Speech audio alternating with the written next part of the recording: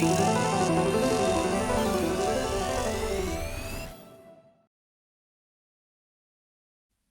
everyone and welcome back to the Rest European Masters, our second weekend of action as we close in on the final qualifier for the Blast Premier Showdown. 10 teams are already sitting ready from the group stage proceedings, and today we will decide the last of the squads that will make it forward from here on. Dwayne, I am very excited to kick off this weekend's proceedings. Yeah, and starting with the group stage, I think every single time we're in for some surprises. Every single time some of the favourite teams don't quite even make the playoffs. And it makes me wonder that today and tomorrow, which of those squads that we look at as favourites aren't going to make the playoffs.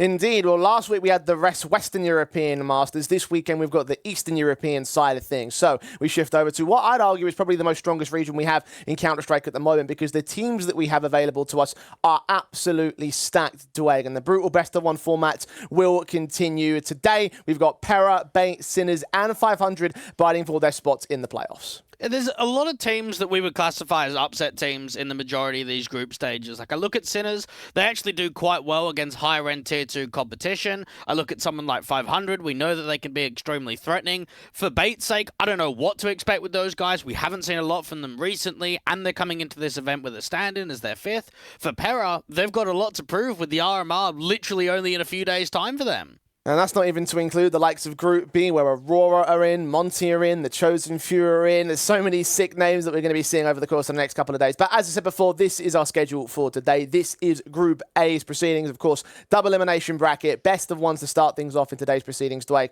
And we've seen as well from last week that things can get very, very messy, and we can have some very surprising results, including even the surprising winners of the tournament itself. And I think that's where some of the favourites, right, have to prove themselves. I mean, Pera have got to look at this entire group stage and say, there's some upsetting squads that could be here, but we are the favourites. We've made it to Pro League. We've made it to the RMR. We should be that next caliber. We should be that team towards a higher end of Tier 2 that's constantly putting up decent qualifications, constantly going deep in these kind of tournaments. They have to look at this entire bracket and say, we should be number one here in Group A.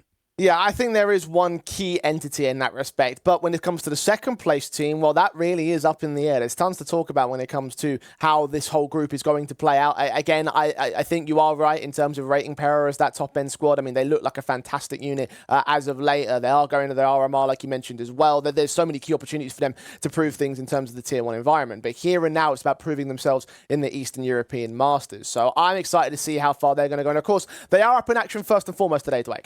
And this is a great opportunity for the Hungarians to kind of show what they've been working on in recent history. It's actually a fairly new roster when you consider the players that we know on this roster. Like, I know the core's been together for about a year or so, but Pera actually only created their roster in November, and we're looking at now February. So it's actually a very new rebuild for them and a very new direction for the organization and the 5 players that are here in server.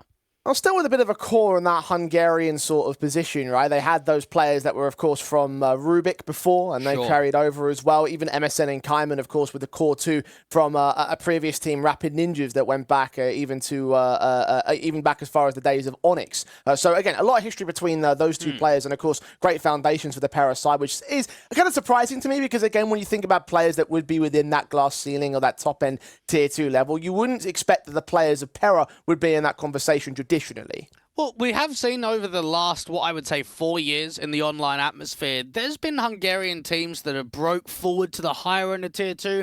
Salamander is one of them. Another one is BP5, but they've never consistently been there. And I think this is what the target has got to be from Pera, to not just be up in a top 40, top 30 position for a few months and drop off like they have done previously. It's to keep getting these qualifications forward, keep getting up there with playing Tier 1 caliber opposition, with keep beating more Tier 2 teams to get those opportunities. And so far, they're on the right track. They just need to be more consistent with it over the next few months. Well, they've got plenty of opportunities to try and do just that. Who's your key player in this lineup?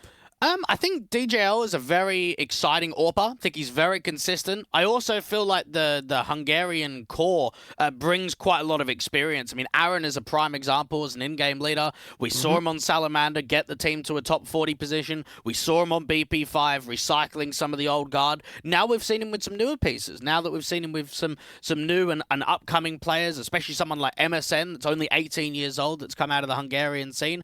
I mean, Porra as well. Remember, he was at an RMR with Savat when he was playing there on AVE. So he's got a lot of experience in the CIS scene. This is a brand new challenge for him to try to work on an English-speaking roster now. Yeah, a lot of encouragement when it comes to this Para side. I don't know if you can say the same thing for Bait, though. And then there's one key thing I want to start by discussing this, right? It's how are we going to say this? Essential? Yeah. I mean, look, I don't know what to expect from this guy, right? He played with them in the Open qualifier.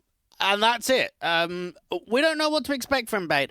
Amster was benched on the 19th of January, so just less than a month ago, and they haven't been playing a massive amount. They haven't been grinding events like they have previously. At least we know that Wrinkle and Captain Kirker has been here for a very long time. We know that Wrinkle's a very strong AWPer, very flashy. The thing is for Bait is I don't know if we can hold them to the same regard as we did last year. I felt like the first few months of 2023 were really successful for them. They got close to qualify to the major. They had a good run at the RMR. But in the last, I want to say 3, 4, 5 months, it feels like we just have not seen a lot from Bait. I would even argue that there's a certain capacity in which after the RMR and after the major qualification, there was going to be some sort of, there were going to be some concerns in terms of their own position because they weren't always in that position of being like a top-end tier 2 team, even despite the RMR itself. So with these additional changes, you are right. Like, there's not really a whole lot in terms of backing for the Bait side to be able to mount up an opportunity to prove them, or to be, at least from the outset, proven to be a significant squad in that respect. I mean, even some of their runs in the qualifiers have basically been the main sort of tournaments that they've been participating in, and they haven't been all that encouraging. So yeah, there's a lot to explore, I think. A lot of question marks about Bait. I mean, even for Bait's sake, they'd love to get some revenge against a team like Para. They got knocked out of the ECL second group from them. Actually had to go back to the relegation to go back and get their spot. If they would have beaten them then, they would have got their spot straight away. So I think for Bait, there's a lot of question marks just because we haven't seen a lot from them. I think if they can surprise a couple of teams, then maybe there's workability. But across the board, they're going to be looked at as probably the weakest team in this competition, especially in this group, I should add. Well, they certainly will have an opportunity to try and prove us wrong, as many teams have done over the course of all the rest tournaments that we've covered. But as well as that, they've also got an extra leg up. I've just been informed as well that there's a last-second substitution from the Para side. Poya is out, Xavi is in for this roster. How does that change the complexion of things? Yeah, I mean, look, it's always going to be difficult when you're not working with your full five. Now, one thing that we do know from Xavi is that he's played on Para before. He was actually, I believe, at the first juncture, he was kind of on trial when the lineup formed, and then about a week and a half later, he actually got benched, and then they brought in DGL. So they've played with him before. They know what he's like in the Hungarian scene. It's going to be at least an easier amount of a player to bring in rather than someone that's completely unknown. But again, it's not the most ideal circumstances here from Para. Well, we'll find out how they'll deal with those circumstances in our best-of-1 matchup. Of course, Vito is about to come up on screen. We have seen the best-of-3 between these two teams before. Ancient Mirage was played. That was the ECL match you referenced earlier. Any chance we'll see either of those two maps here today again? Probably won't see Mirage. Mirage is sanely solid from Para, and I feel like no one's going to give that to them in a best-of-1. Yeah, maybe in a best-of-3, but not in a best-of-1. So probably shouldn't see Mirage. It's too strong for Para, and probably shouldn't see Ancient, because that's also too strong for the Hungarians. It does leave a couple of really key high win rate maps for the Para side, though, because I did notice, taking a look at the stats, that they've got Anubis at 80% win rate, Overpass at 60% win rate. Overpass is lesser played by comparison to those top-end maps in the pools, but if they get those two out, then those are encouraging numbers for the likes of Para. Yeah, I mean, again, I think the Bait side might look to go towards Mirage. They actually play it quite a bit in best-of-1s. I think it would be a mistake. They looked pretty good against 9 Pandas, so I think for Bait, it's an option to go for Mirage, but I feel like they shouldn't float that right towards the end. Yeah, I mean, there's certainly a little bit of overlap in that respect, so let's find out whether or not they will end up taking it into the last phase of the veto process for Mirage. Ancient is taken out, so we won't be seeing that repeat, and Mirage is banned out last out from the Bait side. So Anubis will be the map played out to start off the day. Yeah, Anubis is fairly solid, I want to say, here from Para. It's a map that is fairly consistently played in best-of-3s. Pora is their best player on this map, which is obviously going to be looked at as a slight disregard, knowing that he's not going to be there right now. So they'll have to try and fill the shoes. I think DGL is going to be incredibly impactful. I think it's going to put more pressure on the rifling core of MSN, Aaron, and Camion, just to be able to get some consistency across the board.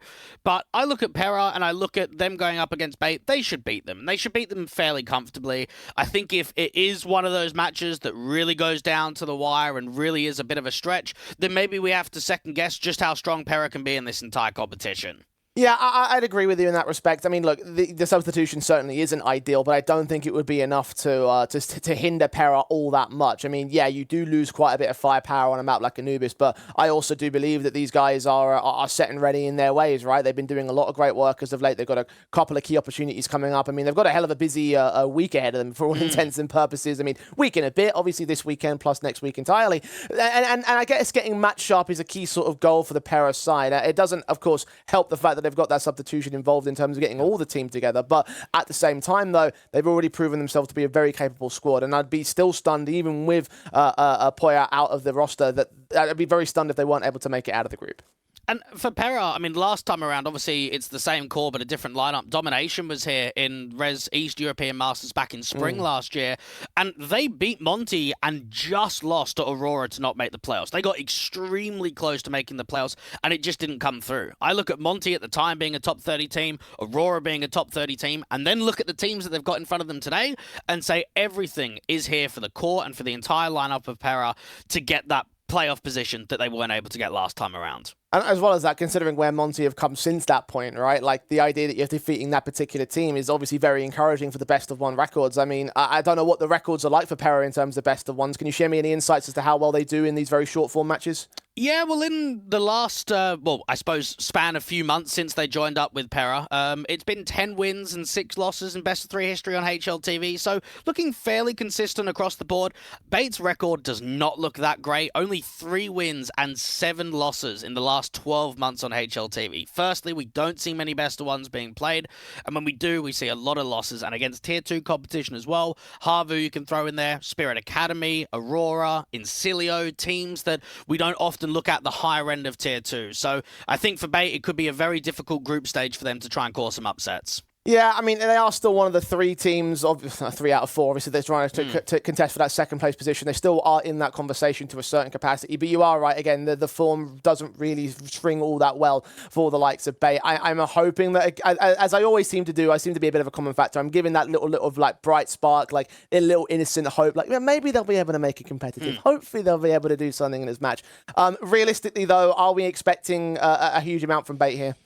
Probably not. I mean, again, you have a look at the Anubis track record that we're getting from Pera. 8 wins, 2 losses in the last 3 months. Some really convincing victories. I mean, 13-5 against Apex, 13-4 against Endpoint. You have a look at even the victories against ICLA, 13-4, another 13-5 against FTW. There's a lot of blowout games that we see from them out on Anubis. So kind of knowing the track record is very unknown for Bait. I think Pera have got a lot going for them, even with the stand-in situation that they face in this opening game. And some of the names as well that you've mentioned, the likes of Apex, for example, is a key victory on this map. That's like, whoa, okay, 13-5 against that team. Yeah, that's a hell of a win to add to the tally in terms of Anubis' position. There's just so much going the way of Pera right here. So I'm pretty convinced that my prediction's going to be with the Pera side. I would be shocked if you're going to disagree with me. So I won't even bother asking the question, unless you want to surprise the whole audience at home and go towards the Bait side. The one thing that I will say is we haven't actually seen them play a HLTV official in 3 weeks. It's been 22 days to the record today that we haven't seen them play an official. Now, we obviously know they've got the RMR that starts on Monday,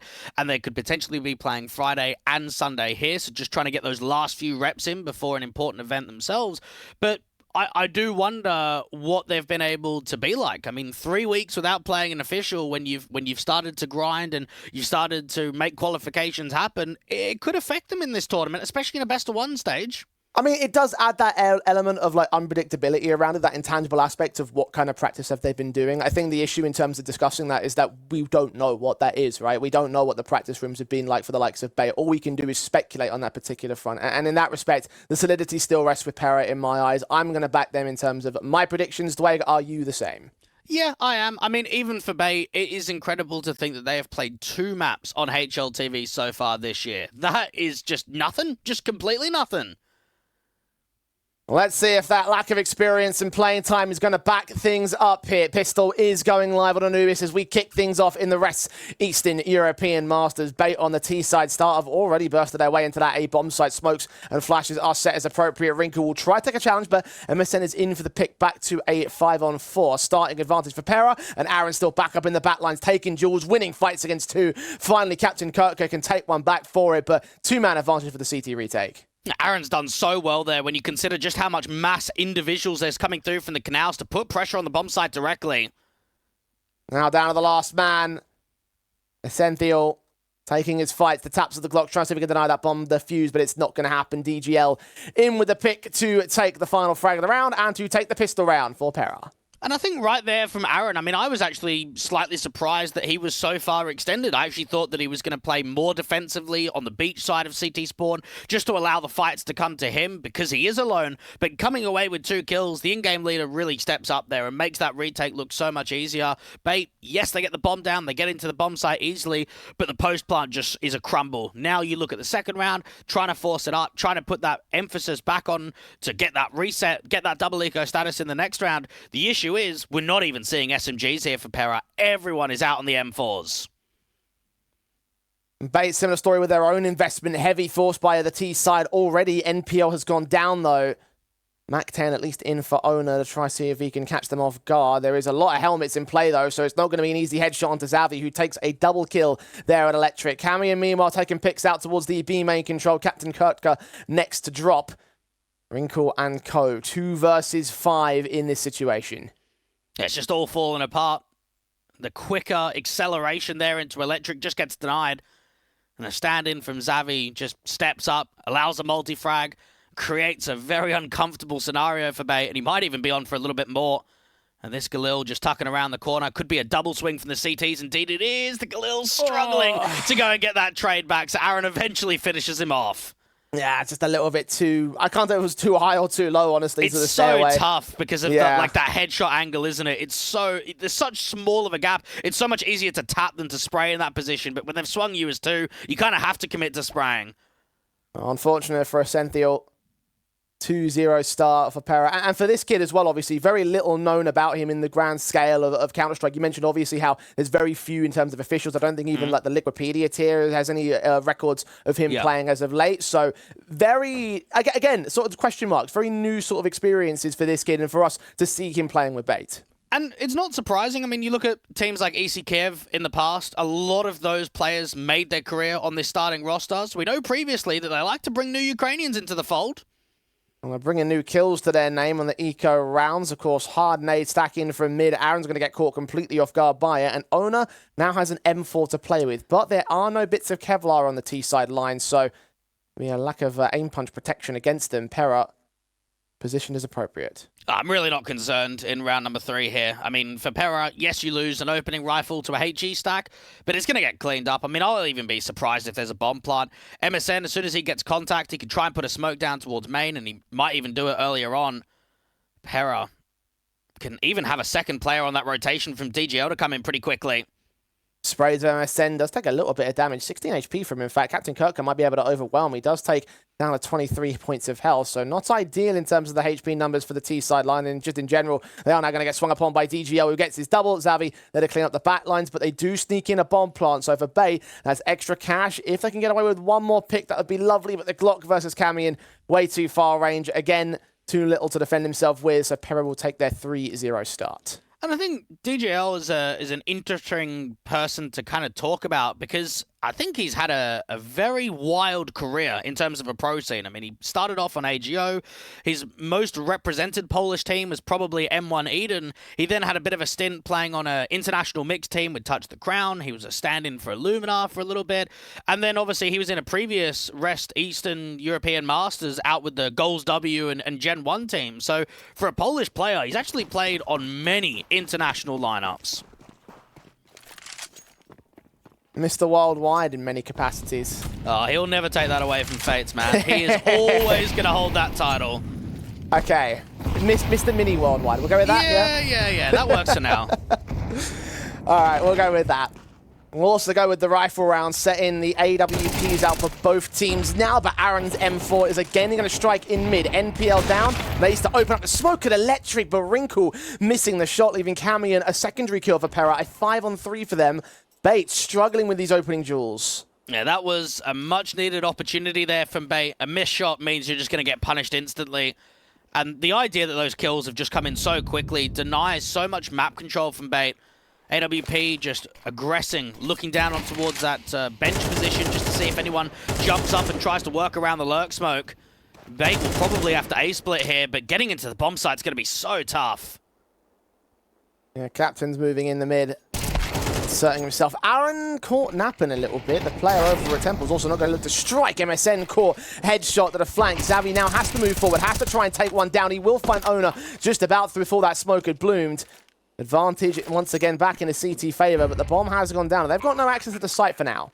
Yeah, they're all coming in from different positions. Going to double up out here to the beach. Captain Kirker could just get swung on by two. GL just looks in, and now it's all on to Essential in this round, in this clutch. Hearing footsteps to his right-hand side. He has to crash out onto two individuals. Oh, he's lined them up. The clutch is back on, boys. Camion now making noise, and the last player knows what to do. Play it slowly. Play for time, try bait him in. Camion giving so much information for the strike and the 3K and the clutch from the new lad. Oh, there we go. Good work coming through from the 17-year-old. That's a fantastic round from him. Very good lineup out there to the beach and then just playing the time on the bomb to tick it further down. Pera looked as if they had everything going for them. The couple of opening picks in the round, the 3v1 on the retake. And look at what that's done to the economy game. Yes, you're going to get rifles out into 3, but it's really hurt the money to be saved up in the last couple of rounds. Bait getting off to their first. Well, might be a bounce back to try and look for evens here. Started with that lineup, looked so awkward in their position. And you are right, the SMG out for MSN. No AWPs in for Pera now. DGL's again going to try and aggress. Flashed in, but catches that one right to the face. Owner, unaffected at all, takes the opening frag. I think just caught with pressure there. Bait trying to see if they can explode off of the back of it. Flash assist actually just completely blinds him. Bait worked that opening aggression out there to mid with the first initial starts, and they're actually going to force an over rotation. You're going to have 3 players defending the A side, 1 out towards mid. This means that Pera has got no one on B right now. The slow rotates will begin. Pera just kind of hoping they can time it right with this swing out of main. MSN is considering it, but he's very tentative. Eventually they will continue their rotations, grab that bomb and start the commitment as the further rotations are called away. Xavi, now the only player that was on rotate angles, now commits wholly to mid. The utility coming in might just indicate a straight save from these 4. It's probably the right idea. Unless Xavi gets a spam kill through this temple line, I don't think they go for this. Didn't find information, didn't see vision, couldn't catch any tags or kills, of course. The CTs are stacking up to those cam on exit positions, and one player acting out towards mid might set up a flank back towards main. But that might be the best that they can get here, those exit frags, which even that seems to be off the table now. 3 players backing away, 1 man sticking around just to ensure that they don't start pushing. They will keep these guns, but Bait will find a second round. It's the right call there from Aaron. You lose your first player out for mid. We've already discussed what the buy looks like. There's a lack of util. You're down to an SMG. You want to force a bit of a gamble. You want to force a heavier stack towards A. You keep a player out towards mid to potentially cut off a lurk, potentially see that camera line in, and if they go out towards B, you attempt the retake. If a spam kill comes through, you commit. If not, you hold. You save. You don't look to buy down onto DGL again, but for Pera, this is still enough weaponry that you can force potentially a 4th round. I mean, if you get an opening pick, if you get yourself into some good circumstances within the first 30 seconds, there's workability with 4 saved rifles. It could be worse. Definitely. Bait. About to receive a decent amount of investment. A couple of players actually buying down to the hundreds of dollars. They will get an SMG in DGL's hands, so extra commitment on top. AWP of Wrinkle, look at how much confidence he's gained off the back of those last 2 rounds. His AWP straight into the doorways. Essential now moving in against MSN. Molotov sent back and forth as they'll try and wrap that corner. Or not just yet, though. The M4 continuing to hold against that smoke a little bit too deep. Further smokes to the T side, leaving a gap there to play with. Yeah, Emerson's going to try and abuse that. In the end, it's going to clear over. The spam comes through with a very good opening pick, though. Look at the mid-walk from MPL, though. They haven't accounted for it. Aaron's dealt with it regardless. No one watching in the mid control, so 5-on-3 eventually found here. Oh, that was a gutsy walk in there from camera. I mean, there is no protection whatsoever. No distraction even being pulled. Xavi might go down here as the smoke comes in. Does barely any damage to Ona. Yeah, Ona saw that smoke, knew what to do. Camion does get the 2 trades back, though, dropping that bomb and leaving Rinko alone in mid. Did pick up Aaron. There's 3 more to find. Upgrading those rifles as well to AKs, the SMG in particular. AWP, though, still unaccounted for here. They are aware he's somewhere in mid. Could have dropped off to Canals. He himself should now be revealed. Yeah, Wrinkle's in a very tough spot here. That Molly might try and force some fights aggressively out towards Electric. MSN actually not even looking to fight from the window, instead set up that backstab at top mid. That'd be the right call to make here. Man's going to have his knife pulled out. Back in towards Spawn to hold on to his weapon, but the hunt could come in very soon, and he might not be fully aware of it. No time to get back into that B-bomb site. Challenge head of MSN. See if he can remove that AWPer from play. Wrinkle's now checking all of his positions, though. Might all come down to timing, and he might even drop after time here. It will hit 0 soon enough. Wrinkle doesn't look the right way. MSN, slow walks, now takes up the pace. Wrinkle will get caught, dead to rights of the AWP, and that will also get picked side. And I think one of the most encouraging things with Pera from a Hungarian perspective is that they haven't just recycled previous players, right? I think we all know the days in Salamander and BP5 where Fleeve is involved there, maybe Badito's there as well, maybe Torzi was still playing there. You're kind of going with the same 5 every now and then. Yeah, you might make a roster change, but then a few months later it's the same variation of the lineup. And I think MSN is certainly one of the newer breeds. I mean, 18 years old, you mentioned out in Onyx, Rapid Ninjas, Domination Rubik's, and been involved in that core between him, Aaron, and Camion for at least a year now. The new gen. I mean, especially when you think about players that have maybe struck interest from outsider regions into the Hungarian scene. Fleeve always looked like that secondary AWPer that was going to make the jump. I mean, Torzi most certainly did. Pera trying to bring Hungarian CS back on the map. Well, if their recent efforts are anything to go off, if they're doing a damn fine job, it's that case of going that step extra, that one further position. Here in Rest, and of course the Blast Show, I don't know if they can make it through this tournament. Bait are trying to bring the fight back to them. Aaron first to fall. Opening pick with aggression. Something that we're seeing quite a lot from Bait is on the T side, the first, 10, 15 seconds, very aggressive maneuvers, whether it be in from mid or out towards A main. Not a huge amount towards Electric and B main, but just gunning for that opening duel. DGL defensively out to the cave, waiting for a bit of a contact to come through from B, but it gets silent and actually going to force another over-rotation, maybe another heavier gamble towards A. Upset, DGL seeing the nade put out on one player. Captain Kirk got caught by a slight gap. Xavi even cracks open a slight gap in the smoke alongside Owner's assistant to dish out some damage and return covering fire. 4-on-4 has been secured though. He even starts for the retake. Oh, AWP breaks open the smoke and the kills still come in. Even that late lurk towards A gets caught off guard. I honestly thought DGL was going down there, but no. Stays in, Owner swings, catches Xavi as MPL gets Camion, and Owner can double up. And in the blink of an eye, the whole Pera retake has collapsed. MSN closes in ever so slowly, has no smoke as a flashbang. The kit's on his pouch, takes that fight, wins it against Owner. Where's MPL though? 1-on-1 against an RV vet, swings upon him, and MPL holds his nerve for the 3K and for the 3rd round. And I think right there from Pera, they maybe get caught getting overly complicated. They're in a 4v2 retake. Now there's only 3 out there towards a cave because they're still trying to rotate in that lurk player in from mid. And rather than just having guns up, they get caught with util out in the open. You can see that first player is trying to throw a flash, and they get caught in an unlucky timing. I mean, Bait starts to double swing out there to cave while players are trying to set up nades. It's just an unfortunate timing, but for Pera, if they had guns up that whole time, I think they win that retake for sure. Now they'll just have the pistols and the SMGs here. Force buy back in money in Ruin. And Bait must smell blood in the water here. Essential's hoping for some overly aggressive plays through the A main smoke, but not to be.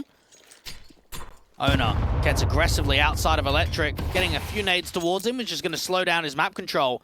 Now, this is where Pera probably need to try and offer up a bit of a pick, whether they go aggressive into canals or aggressive towards B main. When you're working with these kind of weapons, you need to get an opening start. And it's just information and utility prods. No kills found yet. Mollies are sent into that electric position, trying to drive players back out of it. It will be successful on the T-side line, but Pera very fast to put a smoke in the way and block any further progress on the T-side line. A second Molly will also be sent in, indicating there's quite a bit of presence outside of here. Alongside that B split, 3 CTs to try and deal with it. The SMG of Xavi, not sure where to look. Turns around 180 to try and strike. DGL instead with the pick back onto 1. It's a 3-for-1, however, as Bait can swarm that bomb site and take full control. Now, MP9 was in fairly good range there, but unfortunately being looked out towards B main to then swing on the contact to Electric, it was just off ever so slightly. Aaron and MSN, I'm surprised that Aaron is even this aggressively, and knew that that retake was certainly not going to happen. And Bait, while these rounds have been fairly scrappy, it is 4-4, and they're actually giving a decent fight out here on Anubis. Especially with No Man staying alive on Pera, no real hold of any firepower, so the follow-up round is going to have to be a harsher eco. Second stage of loss bonus.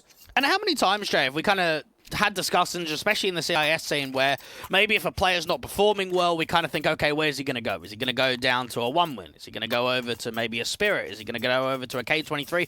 That conversation happens quite frequently. I don't think many people expected MPL to go from Na'Vi to Bait. I mean, that's a massive drop-off, right? Like, you're not going down to the next few teams lower down on the ladder. You are dropping quite a bit to join up with Bait.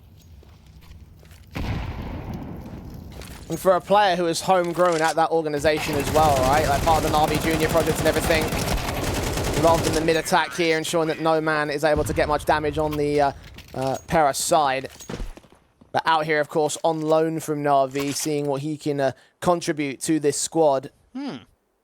How would you rate his performances? I know that obviously, I think he's playing captain at the moment, right? So, yeah, he's the in-game leader, yeah. So how would you rate his impact to this Bait squad so far? I think it's difficult to judge. I mean, he's been here a little while, but there's just such a lack of events, right? I think if we had more events, we'd have more opportunity to definitely have further conversations of what his performance has been like. Has he been able to get his team back to a fighting fit? Because, I mean, you look back at even earlier on last year, I mean, Bait beat both Mouse and VP at the Blast RMR. I mean, they were one best of 3 away from qualifying to the major. No, you're right about that. Again, as we said before, that was a key moment in the team's history and an opportunity that was that really put them on the map in terms of the Bait organization as a name and just the core of the squad as well. Of course, where it's gone from there has, of course, been questionable. As you mentioned before, the last 3 months have not been all that pretty for the Bait side. How much of an impact will, or how much further out of that struggle is the likes of MPL going to be able to lift them out? Because on paper, it could make sense in terms of him as an IGL, right? You've got an experience of playing with not just the Na'Vi Junior squad, but also the main team as well. You're taking over in a senior position in terms of the in-server performance. Like there's a lot that you could rest upon MPL being able to have a bit of a difference when it comes to working with this team. And again, we've got another Ukrainian team out in Group B, the ex-EC Kiev guys. I'm not sure if you saw, but there was actually a Google Slides presentation to try and get the teams get an organization. It was actually quite clean. You know, it had some transitions, it had some great information. I was actually quite impressed. I thought, I haven't seen one of these for quite some time. I haven't seen that yet. I think it's about 16, 17 slides. You know, maybe a little bit too long, but it hit all the hard facts, gave us all the info. Wasn't it Fanbit that you did that for a long time ago, or something similar? Mate, you gotta show off what you can offer. Taking a leaf out of your book, Blake. Orb sent in by Wrinkle, taking a leaf out of the playbook of an aggressive player.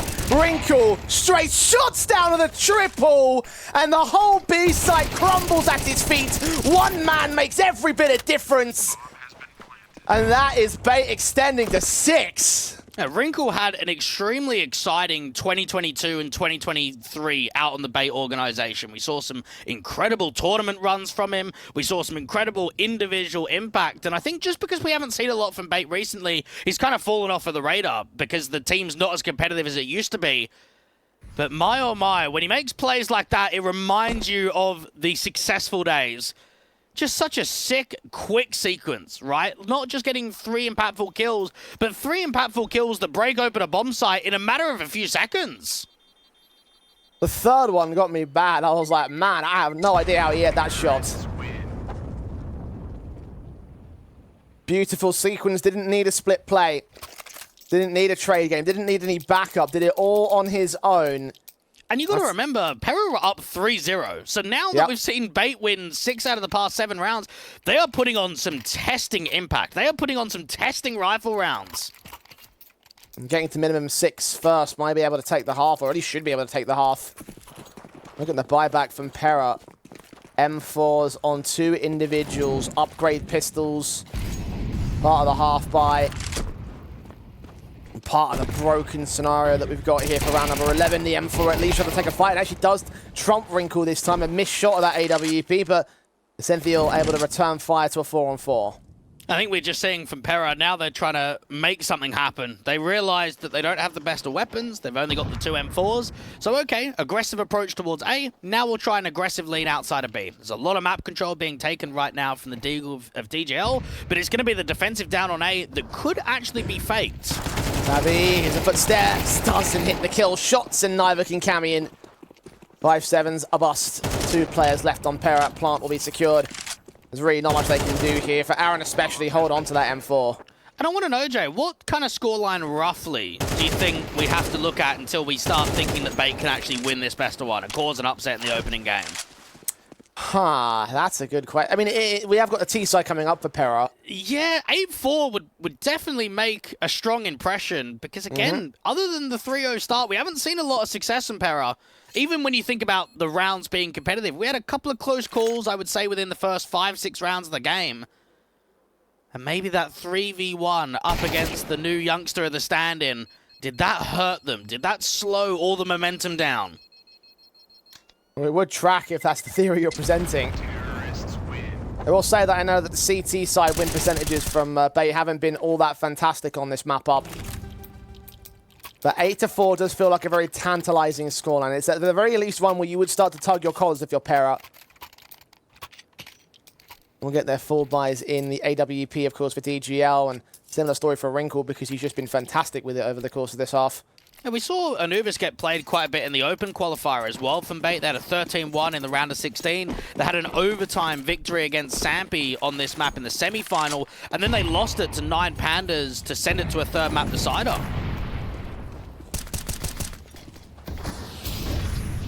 Body block, Smokes revealing Zabby's position. The nade's being sent right towards his feet. 44 HP, still mows down 1.5.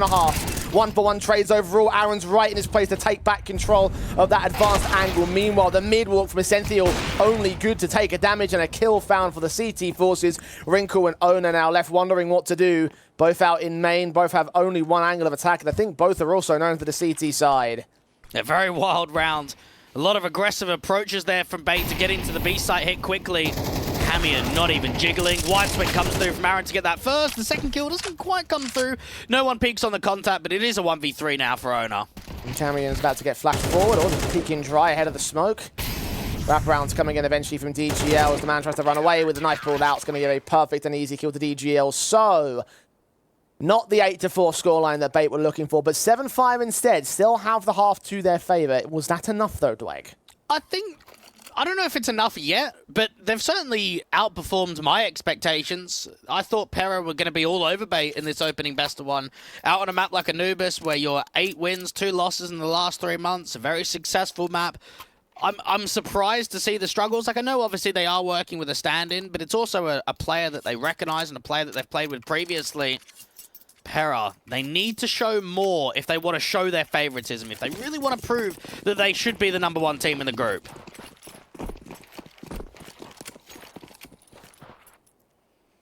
Well, now's their chance to bounce back and try to take control. Pistol win plus the eco conversion would stand us at evens for the rifle round. What Pera need to do in the second half. Their T-side kicking off with sheer aggressive force in the mid control. Smokes down at camera.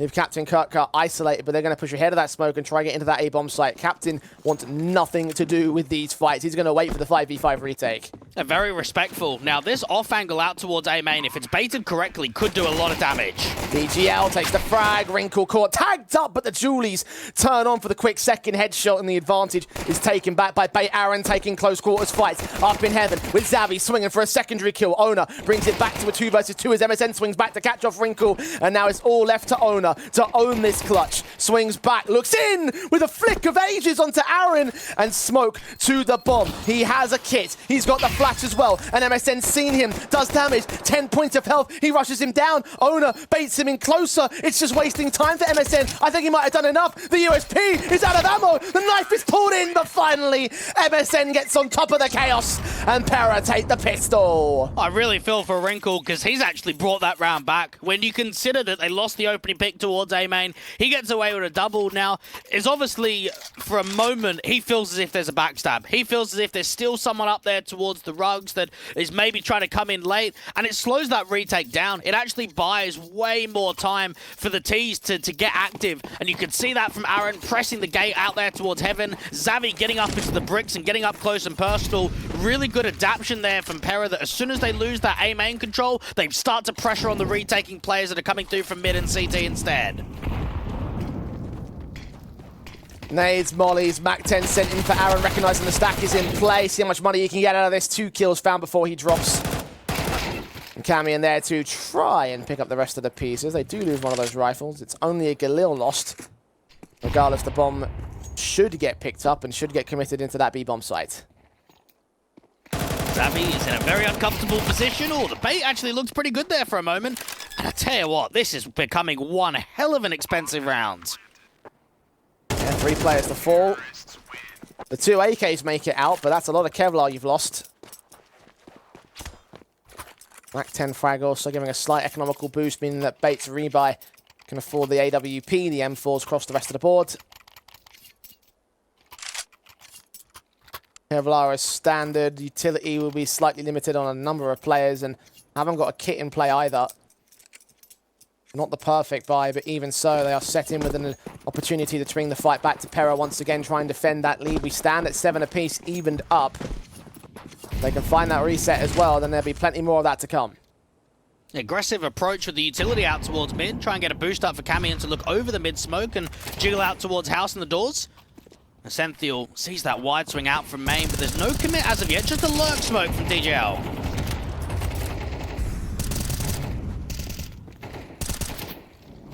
It's taps and bursts.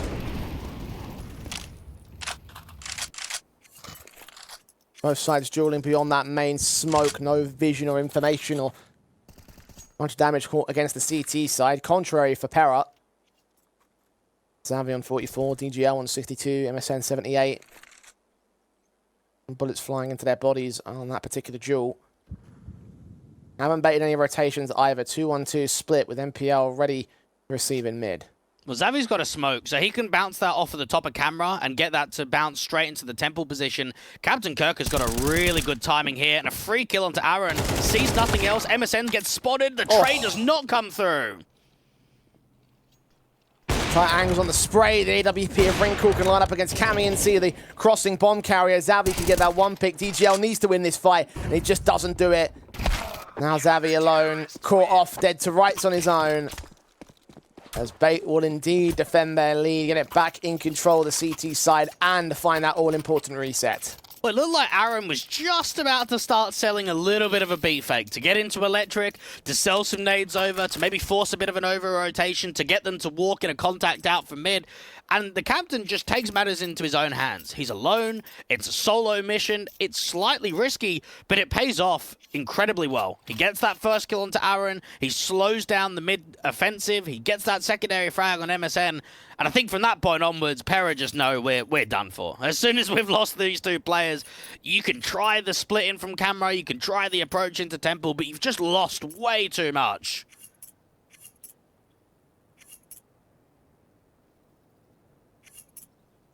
Yeah, Bait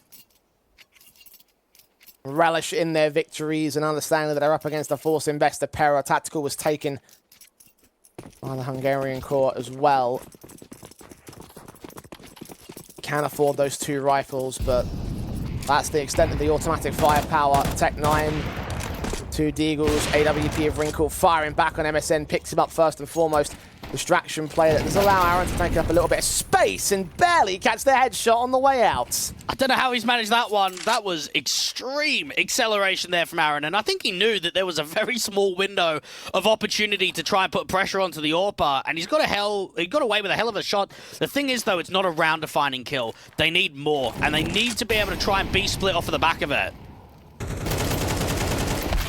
Boost up from the T side. Cammy and somehow gets away with a pick onto a Cynthia. Owner comes up good as well, and Aaron waits for the rotations, expecting a push forward of Water against that one player. Second man still set up and still dropped down. Owner once again left in the clutch. It's incredible to think that the bomb is still outside of T stairs when it looked like they were going to be split. Aaron has brought so much, but Camion still might fall in mid.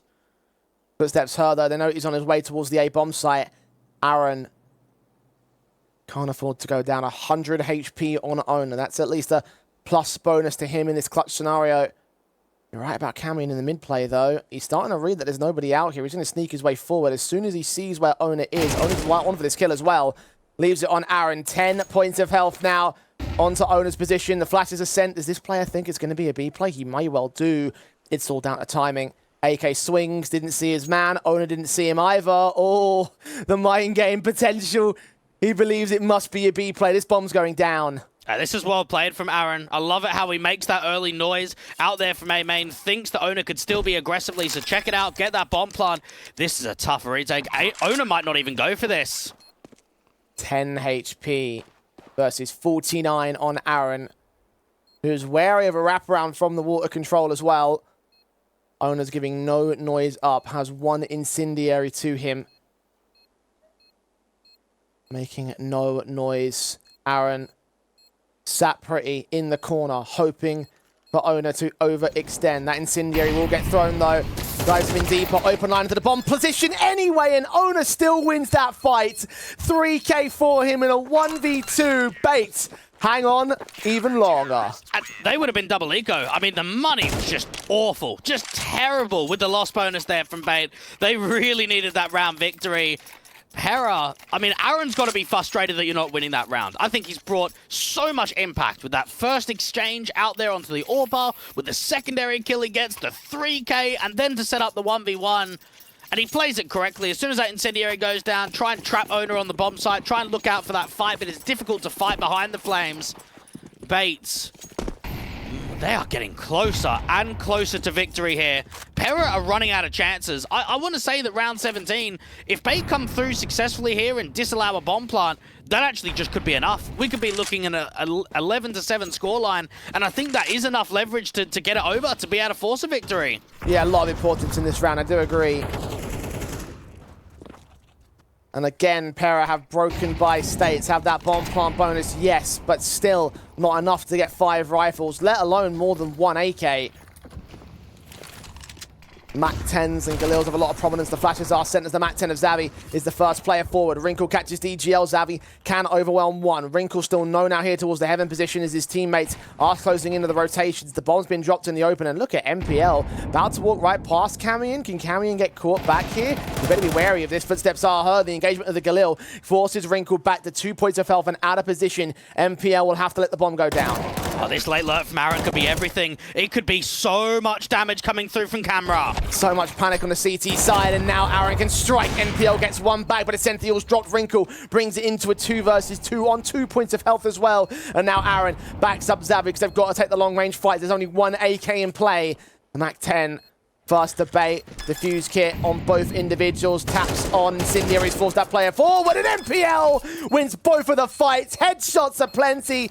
Bait coming up good with so many individual moments as they stack on the 10th round. And that's another frustrating round there if you're Aaron. You've got away with a very important kill out there to camera. You've repositioned to get out to A main quickly. You forced the 2v2. You feel like once again you individually have done enough. And like you mentioned, it's another great individual impact. It was Owner in the previous. It's now MPL. And for Bait, it's another good round. Pera should really be sweating now. Well, Aaron's top fragging. I mean, that shouldn't be happening. This is the in-game leader of the side, the lowest rated player in the last 3 months on Anubis. We should be looking at other guys to create impact. And right now, the in-game leader is leading by example, but not having the support. Para bringing it back to basics, taking the main position. The smokes set in. Captain Kirka playing right behind it.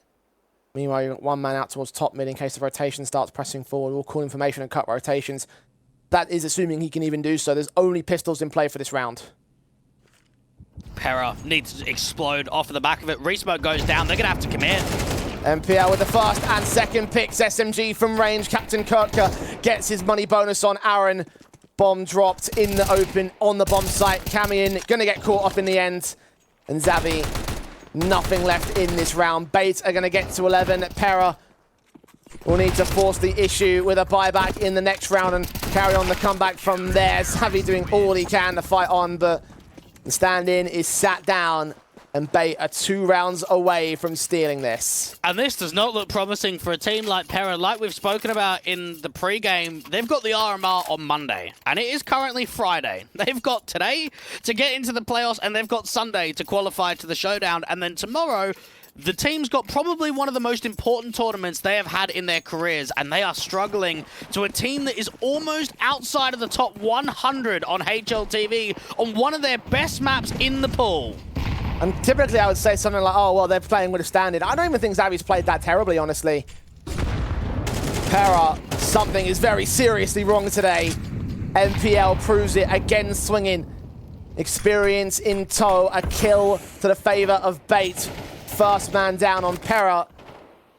How do they adjust? Well, the last 3 or 4 rounds, MPL has just started to get a highlight montage going. He is starting to put multi-frag after multi-frag up onto the board. And now for Bait, it's such a defensive setup towards B. They've got 3 towards A. They've got the sight line of camera being held, so they don't need any mid player. Para have such a lack of util. Not even a molly in sight. It's only smokes and a single flash.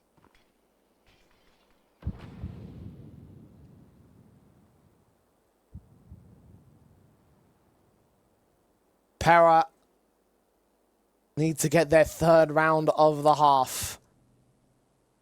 Need to do it right now. Bait.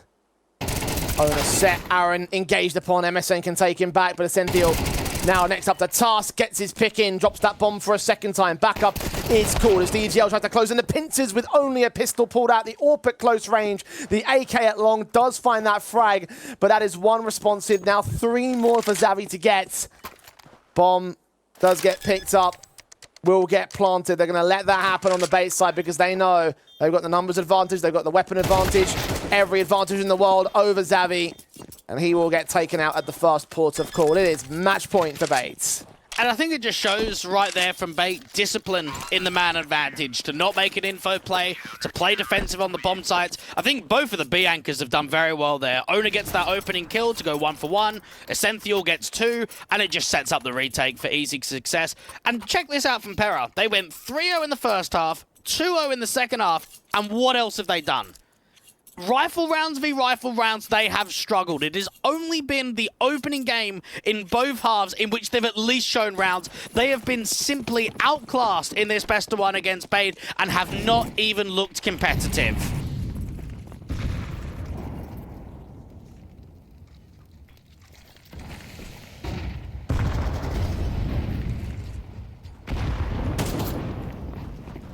Both sets of buys, weapons across the board.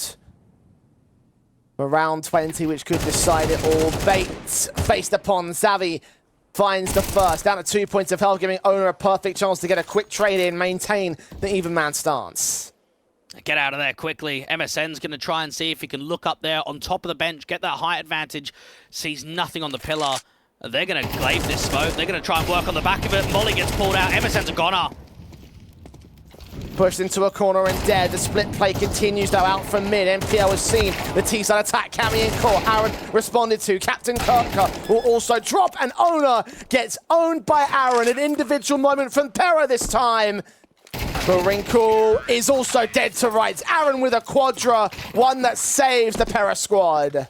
Aaron's played so well over the course of both the first half and the second half. I want to say he's kept them in the game in the majority of rifle rounds that maybe have been close but haven't been successful. That one right there comes away with huge impact. Those A players were all over them for a moment there. Bates. Yes, okay, they maybe give them one round, but they've still got plenty of opportunities to close. Beautiful shots. Accuracy incarnate from Aaron. That's 1 out of 5 required to get to overtime for Pera. Bates. No, they're still playing with the advantages here. The drop downs of the T-side line will not be received yet. It looked like DGL wanted to go with something fancy. Camion, meanwhile, in over at elbow. Caught as the smoke fades. MPL knew exactly where he was. A very good opening kill, and DGL can't even trade off of the back of that. And now aggressive approach outside B. A little bit too early, though. Xavi couldn't connect the shots. Sees the second player. Still looking to fight from range here, but has to be careful not to tempt that M4. Advantage sits with Bait once again. It seems like a B split with a late lurk from MSN out towards A. Aaron to drive the pressure in from Electric. Missed that first chance of dealing with the SMG. Would have loved to bring it back to evens. Responsive's a bit slow from Bait as the rotations will start from Pera's A lurk. Meanwhile, 2 players start pushing in main, so it's not going to be long before the backstab starts getting set up. The execution has got to be perfect. Centhiel caught tagged up heavily. Xavi can pick up that kill. 40 seconds on the clock. Owner backside gets MSN. Aaron takes him back. MPL will get smoked off. 3 on 3. And they continue to close in. Can Aaron step up again in the post plant? He's going to be necessary outside of Electric. So focused on the back lines. DGL is going to get caught. Aaron with a swing. Captain Kirker is taken out once again. They still haven't accounted for the back line of Wrinkle, though. He could still close in and make a difference. The smoke starts to fade as MPL looks towards the plant position. Did not see Aaron's foot. It's just barely poking out. You can see it there, but MPL hasn't been called to. He can't see it himself. Aaron pixels away. Leans in, footsteps heard, swing upon from Xavi, gets that kill, and Wrinkle alone, point blank. Aaron not checking it, footsteps heard, there he is, finally swinging for his 3K. Pera continue to cling on for dear life. I don't know what is happening with Aaron today, but he is playing so well. He is just bringing so much importance in the late round, in those post-plant scenarios. I mean, that's another one there where there's a slight opening opportunity where DGL's repositioning on the bomb side, and Aaron just knows that he has to get that trading kill immediately to Electric. He steps up with yet another crazy triple. And for Pera, I mean, they're grinding back these next couple of rounds. They're really affecting the economy. Realistically speaking, we're going to get a buy round here from Bait in round 23 and potentially an awkward one in round 24 with if weapons are getting saved or how the scenario goes down. But their next good buy is not going to be here. It's going to be the next round.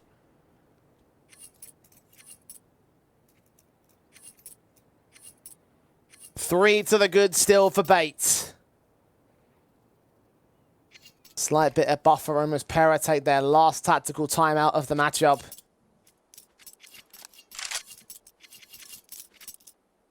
Are they expecting trouble? Are they considering the possibility? Or are they just trying to work out the intricacies of their plays from here on out? Because make no mistake about it, it might be an eco, but one mistake could still throw this whole match down the toilet here for Pera. Bait make the right stack. They're just getting a couple extra headshots. Take down the right players in the right places, convert that rifles into a round victory, and then it will be 13 on the board. And they will move forward to the group upper finals. And Pera, no. Look what happens every time in these events with best of ones. If you're upset in the opening round, if you're a favorite, it's so tough to make the playoffs. So frequently we see teams like a Fnatic, like a Furia, not even making the playoffs because they get upset early. And Pera just know we have to bring this back to overtime. We can't play a team like a 500 or a Sinners in our elimination game, because even that could be a threat. Force forward in mid, Camion and Aaron deal with them. Ensure no threats in round 22. And you are right about that. Fnatic and Fury are just 2 references from last week, and well, this week it could be a similar story. I mean, take Monty. Monty have always been a top 30-ish kind of team in their previous events. They've never made the playoffs. Now they're in the top 10. You would expect them to make the playoffs, but it does happen almost every time. Of course, they're in Group B from tomorrow onwards, so make sure you're tuning in to see whether they can break the habit. Tactical taken by Bait. Second out of 3. Was Perra already taken all 3 of theirs, as mentioned earlier. The buy-ups will be received on the CT basis. Again, limited on slight amounts of utility on a couple of players. And I don't think Bait need to change a lot in the early to mid-round, because they've been very successful with opening man advantages, with good timings on info plays in B main and A main. It's just the late round. It's the retakes that have looked a little bit questionable, and it's mainly been because Aaron's stepping up. Bait, though, they should close here. They've proved to be the much better team in this best of 1 today.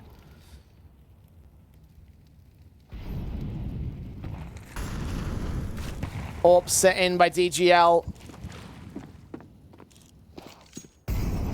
Scope to watch out the canals and the mid-control smokes. Also pressed in, disallowing any vision from the Perra side, who are playing a tentative kind of default. No early fights and no challenges as of yet. Owner just trying to get that HE to bounce off into the corner, try and see if anyone's got out to electric early. TGL is waiting for a jiggle, even just a wide swing, and there's just nothing presenting. Double electric is unknown right now. Defensive A setup too means that Perra can expose this aggressive A main play. As Molly's in a standard counteraction smokes to the CT side over on the B play. It's not going to call any backup though. Bomb still outside of B main. When MSN getting that frag though, will that start to turn the tides? Will that start to make a difference? With Aaron getting a kill on Rinko out towards the B execution, suddenly they're thinned out very heavily, but still 2 players out here ahead of Electric. Aaron and Xavi pick them both up, and MPL can get MSN, but surely he can't get the round. Aaron's done it again. I don't know how he keeps managing it.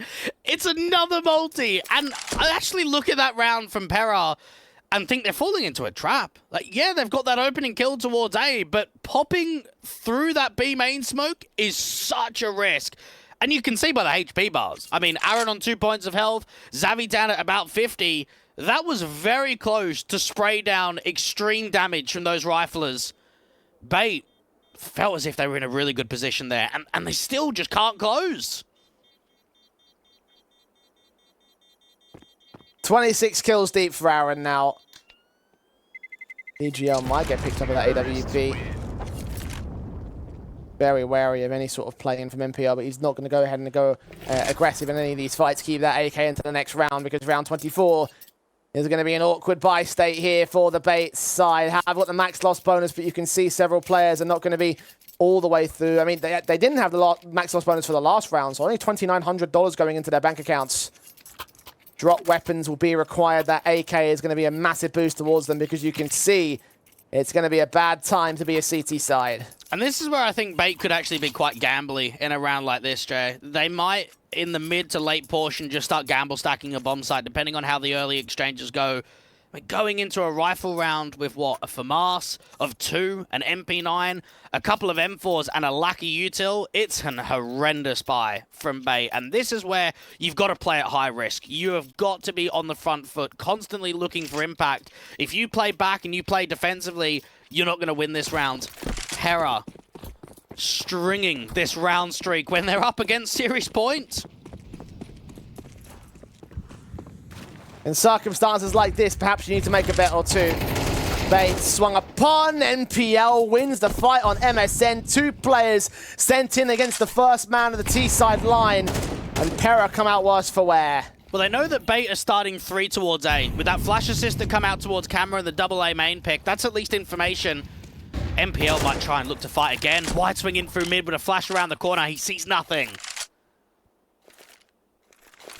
Very little from Perra in general in that position. They will put a smoke out to suppress any further mid force forward, but the A site is currently open, and they're about to discover that.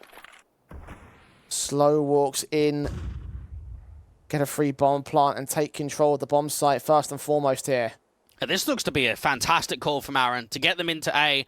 MPL up against Aaron towards mid. They're actually going to go back, but I think they're going to be too late to the marker. Getting into camera, they're already exposed towards A main. Aaron's timed this so well, though. Look at him pressing on from mid right now. Backstab set in for the lurk split play. MPL is keeping his eyes on it. Captain Kirka Alongside him, the two CT defenders, NPL has been seen. Aaron reveals himself, but he goes down. DGL with one pick. Cammy needs to follow it up. His teammates need to get the trades together, but NPL's having none of it. And it looks to be lights out for Pera in the opening game of the Eastern European Masters. Bates will swarm the AWPA, take their 13-11 after a hell of an effort against Pera in the first half. They come out on top, they maintain the lead, and they stacked it all the way to the very end. They move forward to the Group A winners match. I can't believe there was nearly an ace on the cards there right at the end from MPL. He's played very well in that second half. That AK towards the A site was constantly in from impact. And I've got to look at this and Pera and say not good enough. Simply not good enough to win both pistols and to go 3-0 up and 2-0 up in the first half and the second half. You should be beating Bait. Simple as that. Yes, there was a good round streak towards the end there, but they didn't show us half of what we expected. This is a disappointing performance from Pera today. I mean, let's be honest here. The only reason why that round streak came together and the only reason why it was as close as it was in general was because Aaron dropped like 27 or so. Like, he really just absolutely popped off by comparison to everybody else. And it's like, typically I would say someone like Xavier, he's standing in, he might have thrown things off, but he genuinely played very, very well. So if that is the case that the stand-in caused the issues, it's on a much more deeper-rooted team play level. And regardless of what the issue is, you are right, Dwayne. It's not good enough for Pera, who should be the top team in this group. And for Bait, this is a prime opportunity to look at getting a playoff position again. The conversation basically goes in Group A. The second spot is basically up for grabs from anyone. Now, with Bait going down in that elimination, the first spot in the group is very much up for grabs. Well, let's find out who is going to grab it as the day it moves on. However, we also have to move on to our second match of the day. So when we return back, 500 will be in action. So do not go anywhere as we take a look at our second opening game of the group.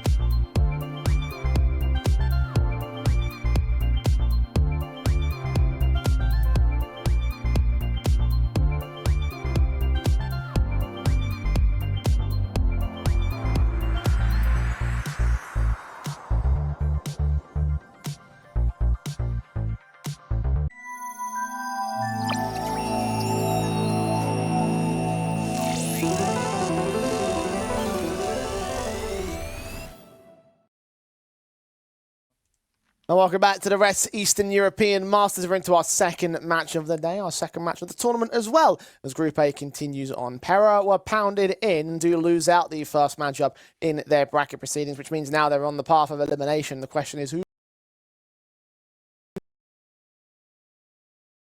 going to join them on it?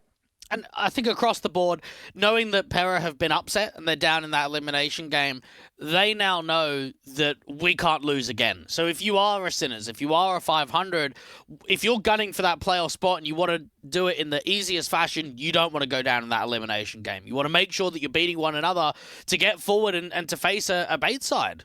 Yeah, and in my eyes, when you compare the two opening games, this is the one that certainly has the more closeness to it to a certain capacity, right? Like 500 and Sinners obviously are two teams that have been at it in so many occasions in the last couple of years, even going back to when 500 were known as Skade. Like the cores of these rosters that have been so historied together. And even though recency hasn't really seen too much between the two teams, you do sort of wonder whether there's a little bit of pride on the line between the two. And there has to be. I think both of these teams, especially the cores, have found a lot of previous success. I look at 2021 in the grand picture from Sinners. They didn't drop outside of the top 30 to 40 on HLTV for an entire year, which is incredible to think. You've got Beastic and Shock that have still been here from the very early days of the lineup. You've got Oscar and Neofrag that are back together again while they parted ways to go off to international projects. And then you've got a new youngster that's played in the local scene for the majority of his career here with Ajat. Yeah, I mean, Ajat's the one I'm sort of focused on the most here because much like the last matchup, we've got one young prospect who may be looking to make a splash or certainly would love to make a splash right here in the Eastern European Masters. So in terms of him, what can we expect or what's his like repertoire as of late? I think, again, just a fairly consistent rifler. I don't think he's going to be looked at as a star player by any stretch of the imagination. I mean, you look over here at the 500 lineup, and it's very scary, similar to Sinners. You've got the core of Denny, Ships, and Rainwaker that's now back together. You've got an exceptional hybrid player of Red Star. You've got an anchor player of Patrick. In paper, and just looking at the potential that this lineup has, I think it has maybe the heights of what 500 have been able to deliver. The issue is the results haven't shown that. And I think it's very similar to Sinners, where the results are definitely better. They're just not to the same capabilities of where both of these lineups found previous success. Yeah, I do find the similarities don't just end with the rivalries and the successes in previous years, but also the fact that they're bringing back older stars now to join the roster. Rainwaker, similar story over the 500 side, and seeing how he's going to fit in with the roster itself. You are right, though. We have seen 500 in a couple of these online cups and various other tournaments, and it hasn't exactly been the most confident affair. Like, I know that we obviously placed a lot of high expectations because of what they've achieved in the past, but you think about the fact they didn't qualify for the RMR, didn't do well in the Chengdu qualifiers. The only real event that they played in was Rest Season 6, which is how they got here to this to the Eastern European Masters. And I mean, no disrespect to the guys in that rest season, but not exactly the kind of caliber of opponents that 500 should on paper be beating. No, definitely. And I think that's why, again, they came out of that entire event fairly comfortably. I mean, going into it, they should be beating everyone. So now coming here into the main event, this is where they've got a little bit more to prove. I think for 500, it's been rough ever since Rainwaker left to go to Liquid. And what was that, middle of the year last year? I think from that point onwards, that's when the results have really started coming into an awkward state. I think even since bringing him back, their results have been very shaky. Rainwaker's been playing well individually, but the team just hasn't clicked. And again, there's reasons why. I mean, Chips is picking up the in-game leadership for the first time since a very long time before Nikki had even joined. And we look back at when they were a part of Skade before they were even 500. They brought Rainwaker back in and he's playing with Red Star for the first time. So it's understandable why it's taking a little while here from 500 to click. I just wonder, is this the event to do so? Because this could very easily be the event where they show us the true colors of what we do expect from the lineup. Well, I've got my reservations, but I guess we'll find out as time goes on. Veto process, Dwayne. Now, obviously, the rivalry is extended back many, many years. There will be a lot of common maps when it comes to head-to-head basis. It's mostly in CSGO more than CS2. So in terms of the pools themselves, though, is there any major overlap? Well, both teams hate Vertigo, which does make me think, does it get floated all the way to the end? Because it's been the permaban of both of these teams for an insanely long amount of time, so I don't imagine that we'll be getting Vertigo in. I look at Ancient being a fairly decent map for both of these teams that has some potential to get floated right towards the end. Well, it depends how many 9 games they want to play here. Vertigo and Ancient will be the 2 ones we're looking out for the most in this one. Mirage and Nuke taken out first and foremost. Mirage, not exactly a great win rate over on the Sinners side, so not too surprised. Ancient is removed in the 3rd ban for the Sinners side. Vertigo thankfully does get taken out by Sinners, so no scrap fest in our matchup. It will actually be Anubis for the 2nd time today. How do we feel about this? I'm very surprised that 500 have allowed Anubis to go through and not to play Overpass. And the reason for that is they are on a massive losing streak right now. 7 losses on Anubis, on HLTV in a row for the 500 side. But it also tells me that they've been working on their Anubis. There's no way you've got a huge losing streak and you have the opportunity of playing Overpass and yet you go to Anubis. It tells me that 500 have been putting some preparation in. They're getting the lineup more comfortable with this map in the scrims. They have to prove it in the server now because you can look at the track record. It's only been played twice in the last 3 months, but Anubis has not been won by 500 in quite some time. Well, I was going to say, you talk about them potentially putting in some practice in the behind the scenes. As I mentioned before, though, that's all just speculation. When you take a look at the actual tangible results... I can't take that. You have to think that if they're not going to be banning it, that they have to put practice in. There's no way, right? Like I've just explained, they've lost it for like the last few months. There's no way that you can tell me we don't know, or they might not be. They have to be. Otherwise, we'd be playing Overpass. Otherwise, I'd go, yeah, we're just going to float that way of the veto. But have those practices led to... Are they going to lead to tangible results is the question from here on out. Because again, as you said before, in the last 2 months, that's the point I'm trying to make. Probably I didn't articulate it that well. But you take a look at the results, the 2 matches in the last 3 months. They only have 2 of them on record. Alternate Attacks and Ecstatic were those oppositions. They lost both of those matches. Yes, there was an overtime push against the likes of Ecstatic, but even so, you take a look at the Sinners side and the fact that they've got this map in the pool, not as exactly like a great map for them, not like one of those high flourishing, high win rate, high play rate sort of maps, but they've got wins on it. They have a decent basis in terms of the actual results that we see on screen. And they've got a lot more of those maps by comparison to a team like 500. Yeah, and again, just to kind of go through the losses, Falcons, Verdant, Alliance, Bait, PG Toro, Ecstatic, and Alternate Attacks, obviously the losing streak that the 500 side have. So last time they won this map was the 15th of October last year. So a seriously long amount of time here from 500.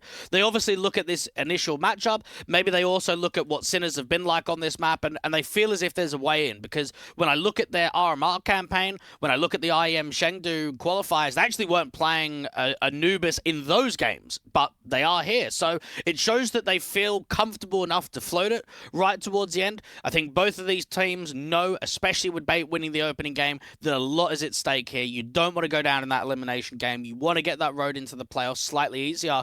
And I actually don't think there's going to be much in this best of one. I think a lot of teams like 500 and Sinners are up in the air. There's a lot of question marks for both of them. Yeah, certainly. I do have to agree. Like, coming into this matchup, I was looking at this saying, yeah, absolutely. Like, this is going to be one of those matches that's going to be down to the wire, regardless of what we see overall. I do feel like Sinners might just edge it out, though, just because we haven't seen enough of 500 on this map on this particular map. If it was an Overpass, I might be singing a bit of a different tune. But here on Anubis, there's just not enough results for me to back 500 and say for certain, yes, they are going to take this series.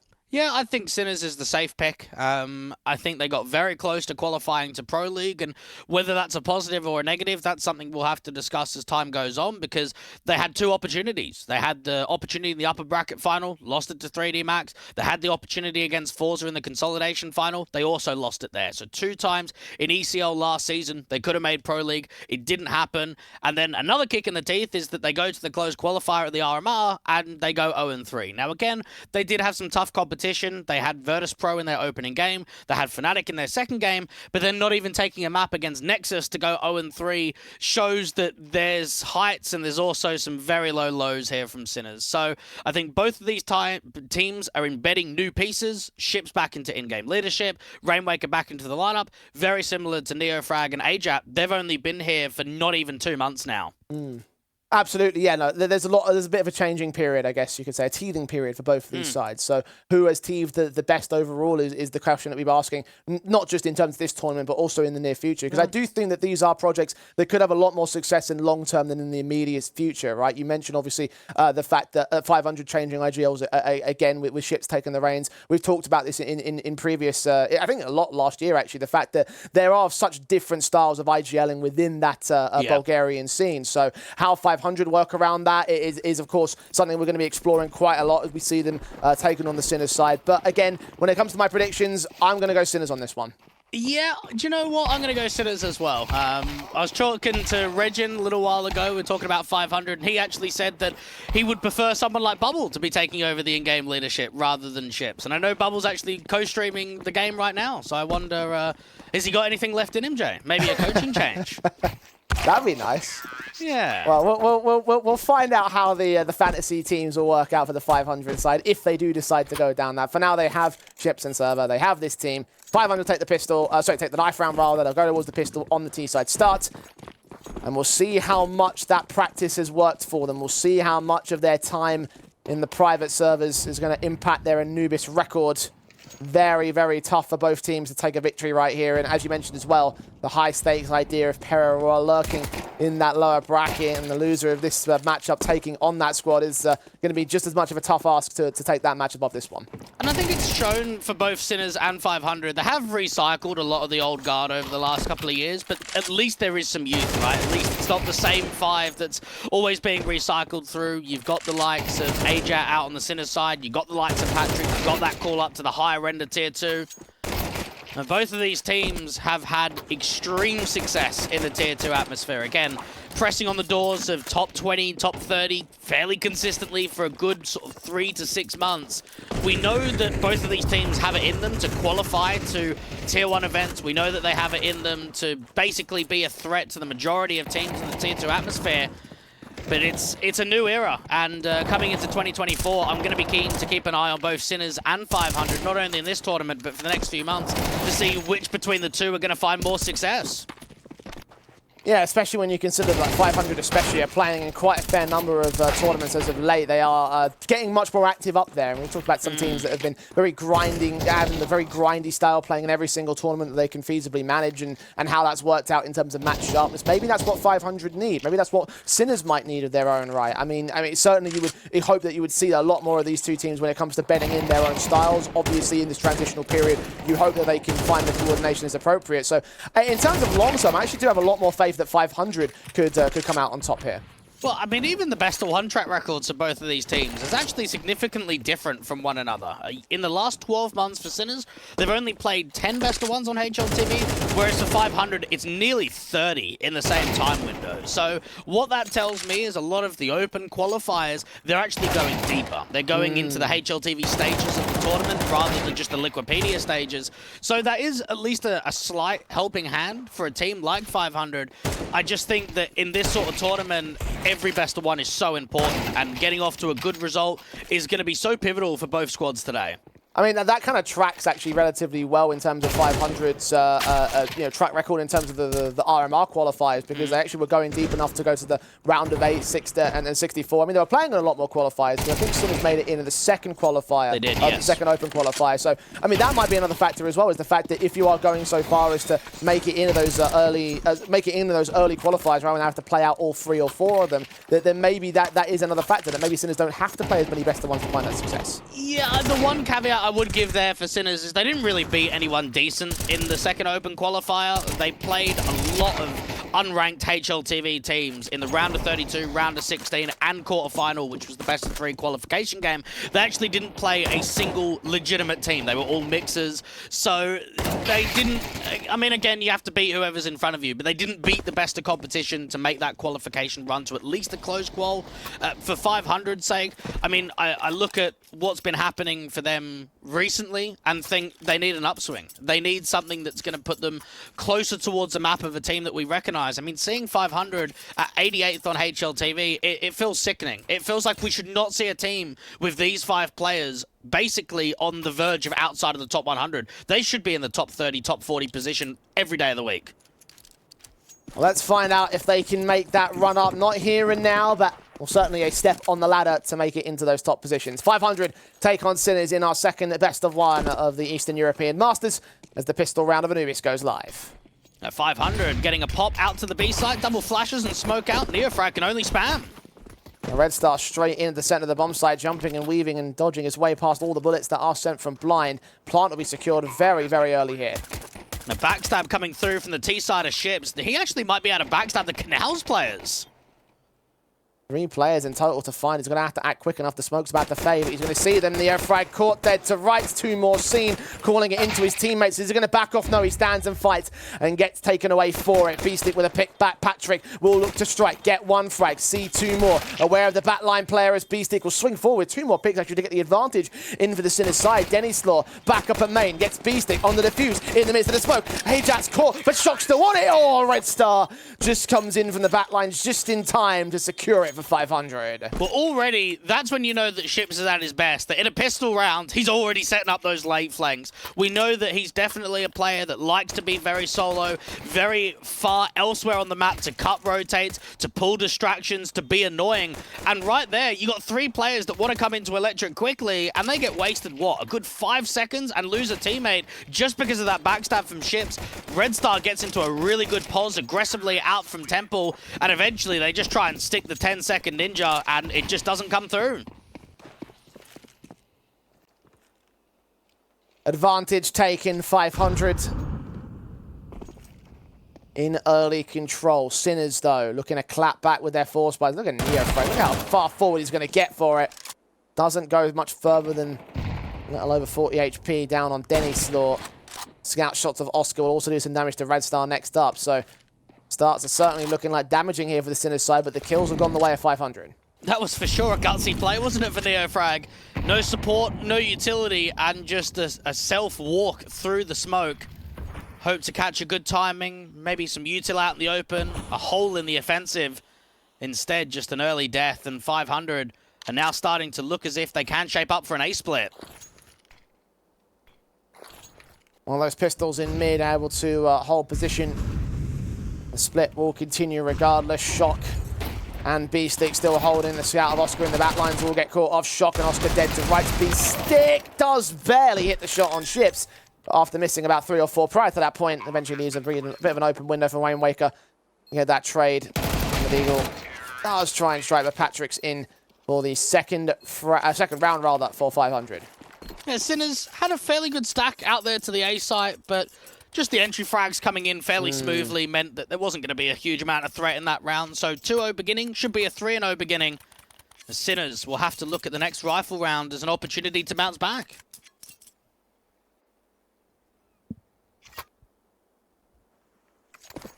Harsher bases this time for Sinners.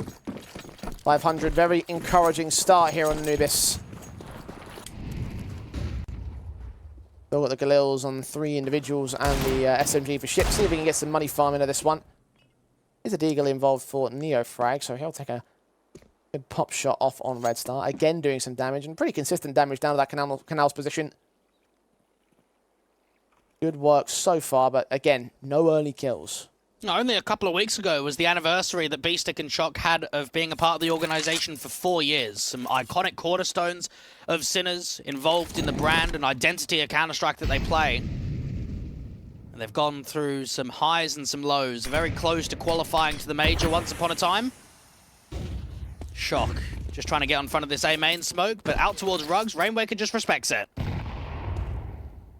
Well, there might be a number of players involved in this. 2 dive down outside of the mid control into Canal. Shock will get caught. If Rainwaker does look to strike forward, protect his teammates. Look for the third bat of Oscar, who cannot quite hit the kill shot on Rainwaker.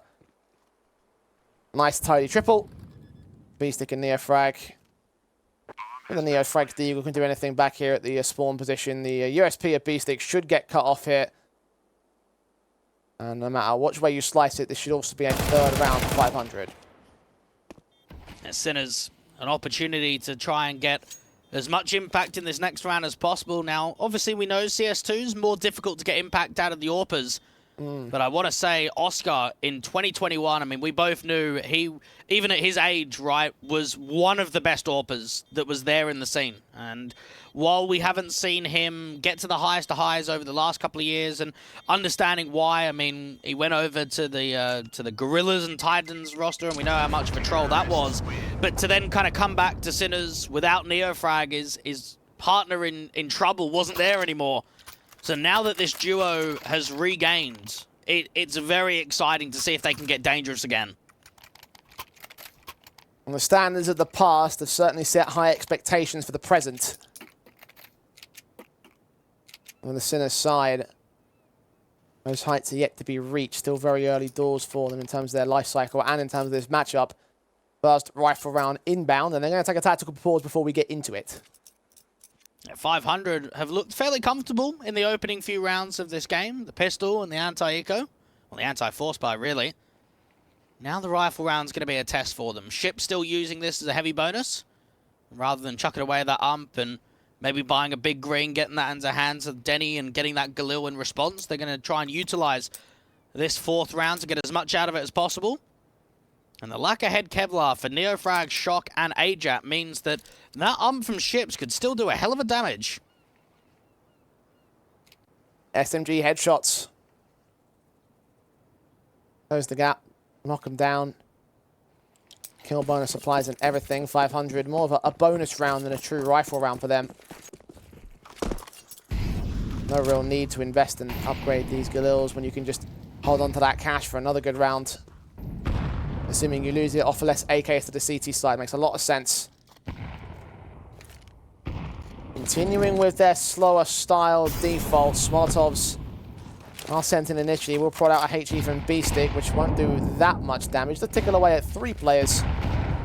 Nothing major early. They will take the mid control and actually start storming very early into the round here. Ships' SMG in particular leading the charge out, but not going so far as to commit to the bomb site. And they actually cancel as soon as that camera smoke goes down. Good flash out there from Rainwaker to try and get them into that A-split. But the cancel comes through, and Sinners actually haven't over-rotated a huge amount because of it. Rainwaker is still waiting to see if there's any aggression from A-main, any aggression towards Canals. Luckily enough for 500, because it was such an aggressive take of mid and to try and get in for the split, they still got so much time on the clock after the cancel. Maybe they'll dismantle that mid player, send it into the B bomb site for a 3-2 split. They've baited so much util. There's hardly anything left for the CT side now. Shot's got to take a fight. Ships at range will get caught off guard. Shot will do damage. B6 there for the trade back, but Patrick overwhelms him, and with that, the A site has fallen. Advantage for 500. I don't think Sinners are in this retake. No, not at all. Very good sight hit there from 500. Very good timing of the jiggles out there in A-main. And Ships is still looking to try and cut a rotate. I wonder if he could even get a late kill. Does he maybe drop down, get into electric, and try and see if he can find out one of these B players? Well, Ajat and Neofrag are the 2 players that remain without helmets. They are kills that will be viable for this UMP. Exit frag positions across the CT line, though. They are not going to allow 500 to, or at least try not to allow 500 any free reign of holding on to all these players. What a bonus round, too. Yeah. Upgrade to 1 M4 on Denny. Ships can get rid of that UMP and take the dropped Galil. Similar story for Red Star as well with his other M4. High firepower weapons.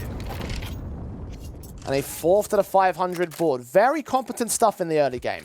And I'm sure the 500 boys feel as if there's a lot of pressure on their back to start getting results now that Rainwaker's back into the roster. Because again, only a couple of years ago, we had 2 Bulgarian teams in the top 30 on HLTV going to RMRs, qualifying to LAN events. And yet now we've really only got 500. I suppose the chosen few, but I don't think they're in the same conversation for me. And just to know that the results haven't been there for a good 6-7 months or so now. That the start of 2024, it's the start of a new season. It's a time to be able to almost regain the trust.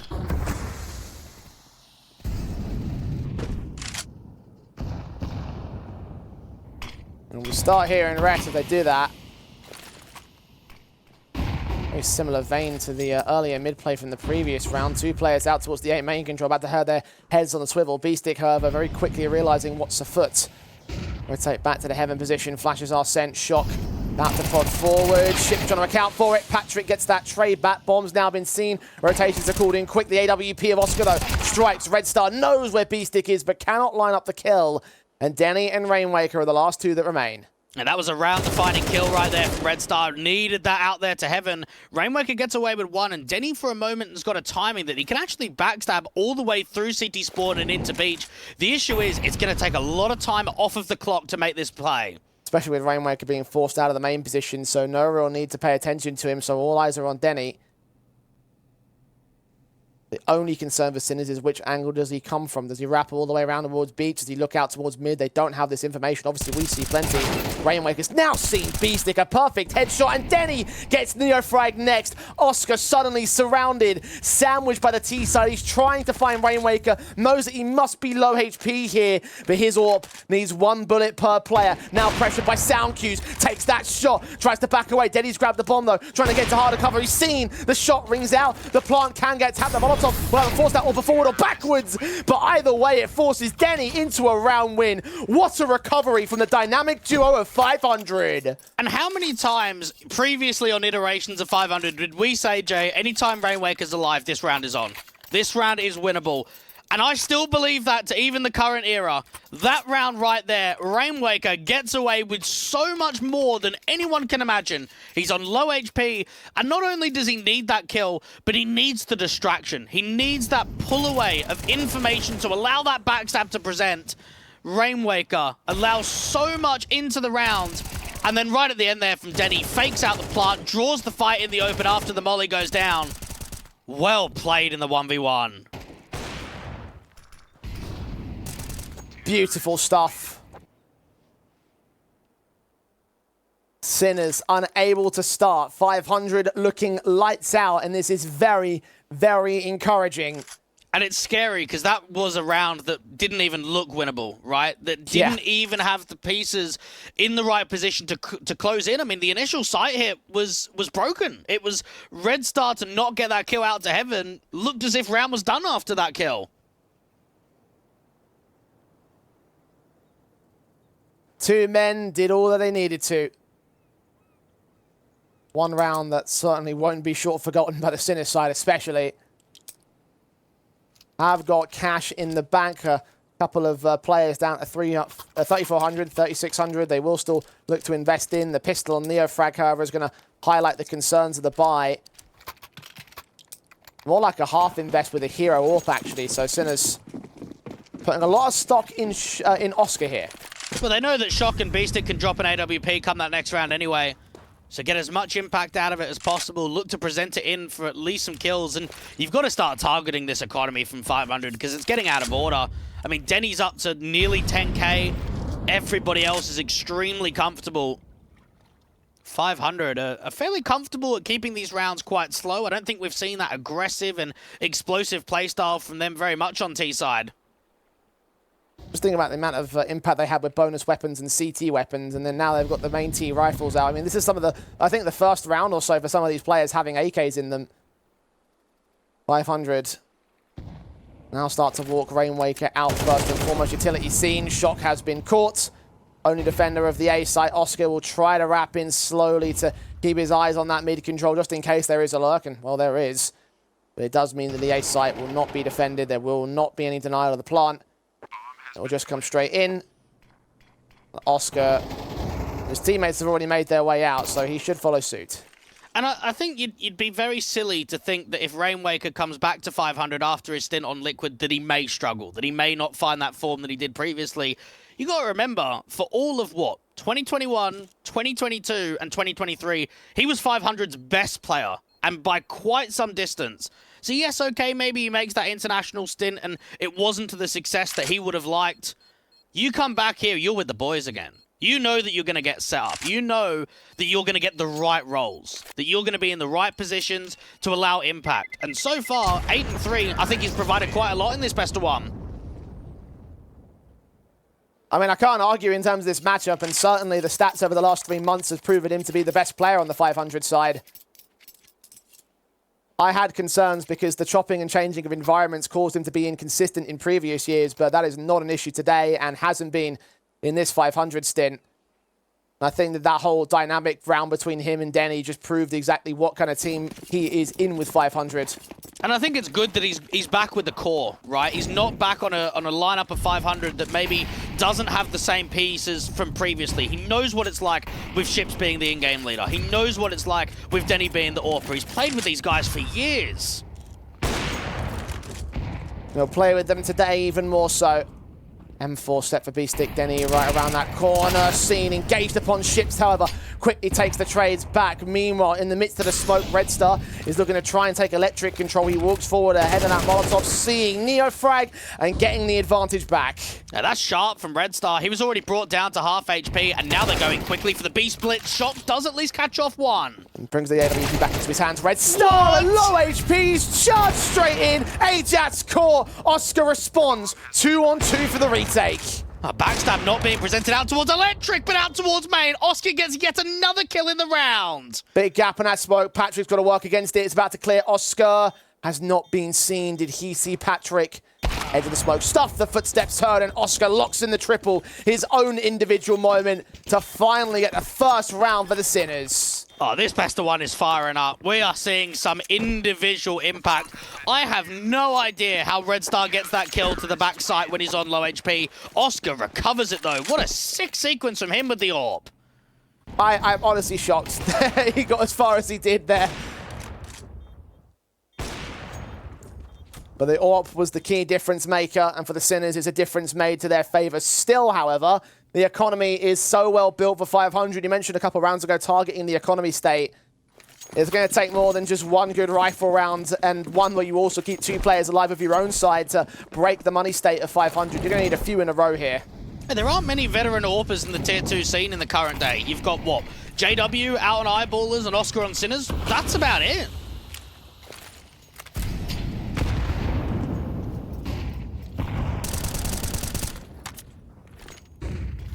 AWPs on both sides this time. A K of ships tries to get involved against B-Stick, but the beast he is holds on to his 16 HP line and an opening frag again for the Sinner side. Oscar, wonder if he gets flashed or just jiggled off of the angle towards A main. This could be a very good chance of getting a pick and just returning back to the bomb site. Waker, gets wallbanged, 2 HP. Molotov needs to force this player right back out. He's not going to survive a tick in that. Very good start for Sinners. Kill found, damage done to a very important piece. All 4 players are grouped up outside of main, though. The re-smoke comes down. I think they have to go through this. They can't cancel. Molly sent nades up, and Rainwaker still gets a kill at low HP. That HE of Oscar can finally take him down. Advantage still with the CT side, but they are on the bomb site. A breaking of the smoke works for that entry and now allows a bomb plant. Red Star's got to be careful he gets overextended. If he gets up here to the bricks and looks to fight Beach, he'll probably be a goner. Meanwhile, Ajax lurking in the back line, slowly creeping in from the canals position. The teams are more focused on the central site defensive. They have got one player that's accounted for. That's Denny, Red Star, and Patrick. Jumps hurt, apparently not. B-Stick's caught. Red Star with a kill, dives right back out of the way. Back into the central site defensive. Neofrag challenged as Patrick does damage, takes some back of his own. 2 flashes sent. The AWPer missing his shot. Ajax opens up the back line. Patrick's been tagged. Red Star's also low, but they're stalling for time. Ajax strikes again, and Oscar will pick up the AWP frag, but has it come in too late? Ajax right on that defuse with the kit and all. And it's far too late. 500 have the half. And what I was so surprised about was, where is Neofrag? It feels like he's so late to that retake, right? I mean, you've got the backstab coming through from Oscar with the AWP towards Beach. You've got Ajax coming through from main, and I don't know if it's just because we saw the POV from Neofrag too late in the round, but he's out towards Temple. Sinners couldn't quite get it all the way in time. At least they can continue the rifle buys. At least they put a slight chink in the economy armor for 500. Even that's not saying much, though. Go Patrick, look how aggressive he wants to get here. Neofrag's ready with those HEs. Will put it down to his position and do quite a lot of damage to both him and ships. I think that was a pretty good cancel. I think straight away it looks like 500 are really trying to accelerate themselves into B. Denny waiting for any aggression to come out from main. Blind. AWP does not find the connection. Takes another nade to the face. Molotovs and all driving them right out of position and actually siphoning them off from the bomb. The CTs don't know that yet, and they won't extend to try and find out either, so 500 should get that back. At least they haven't considered an opening frag so early this time. 60 seconds left to find it.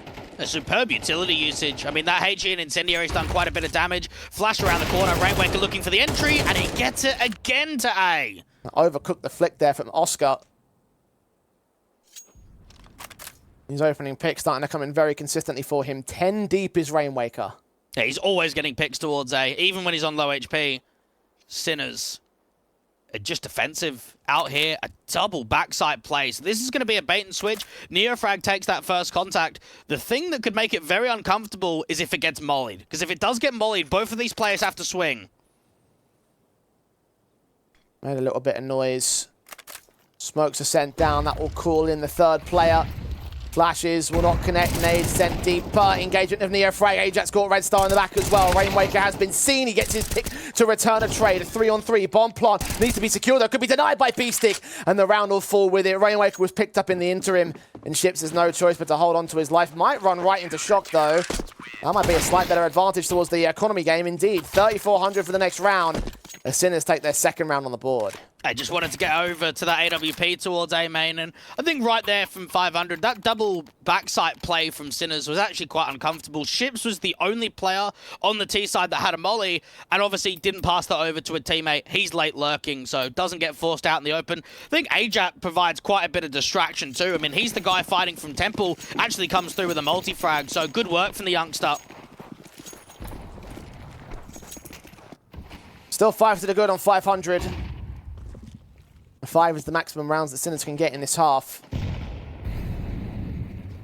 10 still maximum for the T side line. Very fast take of the mid control. Tried this a couple times over the course of the half. This time there's no one there to get the early picks. B-Stick forced down on HP. Look at Shock's walk out. I think he might have heard Rainwaker, but Ships is the bigger concern. B-Stick caught. The AWP of Oscar can also extend towards main. Catch off a 4-on-4. And look at that distraction though. Rainwaker just with util towards Rux has forced both of the A players towards A main and out of the bomb site directly. Might not have the opening picks, but he set up his teammates wonderfully. Can they finish off the job?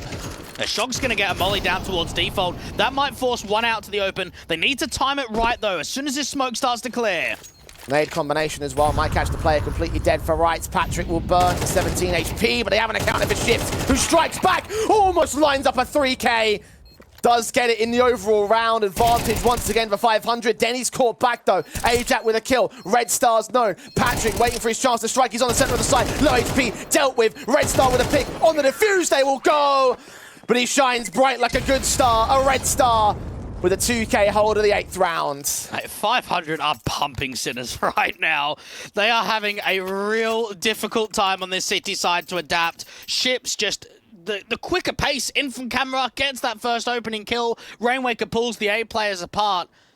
Individually, they're looking on top form, and they're making impact happen with multi-frags. Great sequence there from Ships. Red Star then is in the 1v2. Feels like this round doesn't even need the kill with the time so ticked. 500 are looking proper threatening today. I feel a bit silly for picking Sinners now, Dweg. Yeah, and again, didn't go to Overpass, went to Anubis, haven't won it since October. There's a reason. They've been working hard on it, and I think they're proving it right now on this T side. I mean, they've given barely any opportunities to Sinners in the first 10 rounds of the map.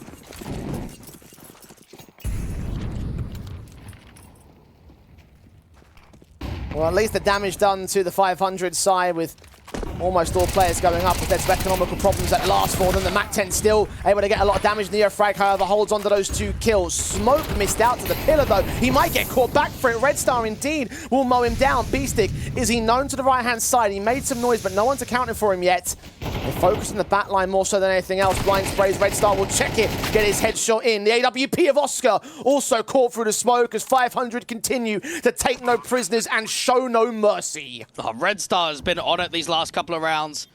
And Neofrag, one mistake of a utils cost them everything in that round. I think if that smoke goes down towards main, it's a different round. It's probably a cancel. It's maybe 500 looking to go back towards mid, slow the clock down. Red Star has been able to work off of the back of that effectively and just put numbers up. You could tell 500 could smell the blood as well. As soon as they heard that smoke bounce, they knew, okay, Neofrag's running for it. He's in the open. We can catch this. Jeez. Exactly what they did. Oh, there was a transfer and everything from Red Star. Oh, nice little kill in the end there. What were those shots? That was silly. And for the last round of the half, 500 guaranteed an advantage. Can they make it to double digits? That's the key question now. Neofrag trying to see if he can work out to the canals for an opening pick. Beastic aggressively in from mid. Does get away with one low HP and actually gets out of there without falling.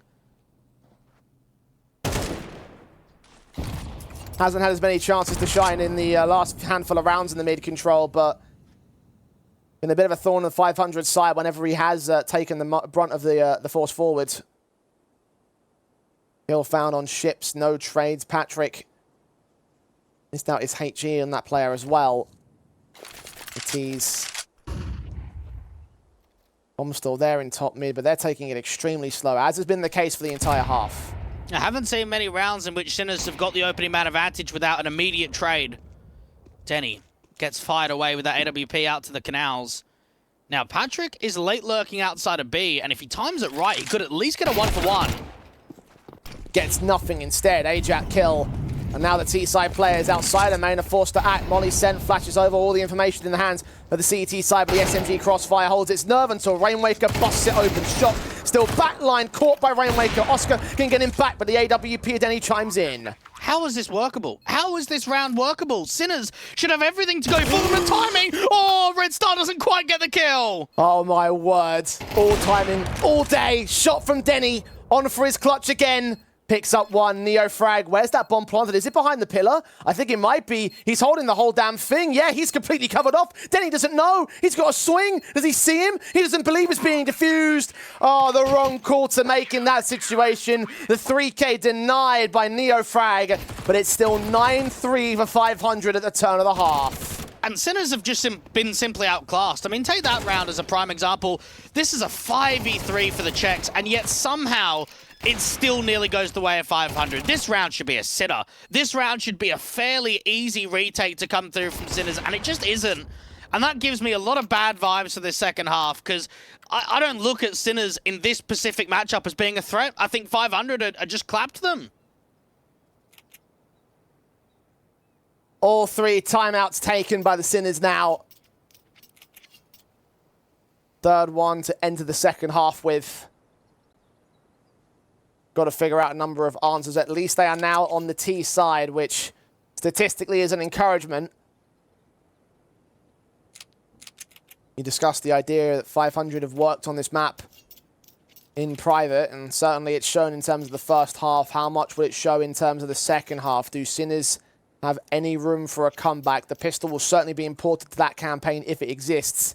I mean, this is definitely a map that they won't be picking in best of threes, I'll tell you that much. But you've also, you've got to remember that Vertigo's their permaban. And in best of threes, if they keep banning Vertigo, teams are going to keep picking Anubis against them. So they know that they need to get this map stronger. They know that come the playoffs, if we get there, teams are going to try and pick this map against us. We need to be working on our Anubis going into 2024.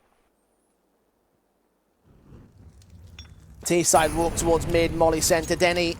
Will not quite connect much as he evades the camera control. Put that smoke up instead, but the T's have already crossed right back out towards Temple. Patrick's trying to fight back, but Ajax draws out first blood in the half. Two more players to find a backside. Ship's caught. Beastic deals with him. So many players to fight Red Star, and he will go down all the same. 5-on-2 with the plant being secure. There's no retake for 500 here. A very good split there from Sinners. Looks as if it's going to be an A split, ends up being a B split. We actually almost never see B splits out on Anubis. It's a very rare strat that comes through. And maybe you might have a lurk through Temple, but that's about it. Denny out here at Cave, looking to try and see if he can keep this round a little bit more expensive to the tail end. Now, double save of the armor if they can probably tells us that 500 are going to force buy next round.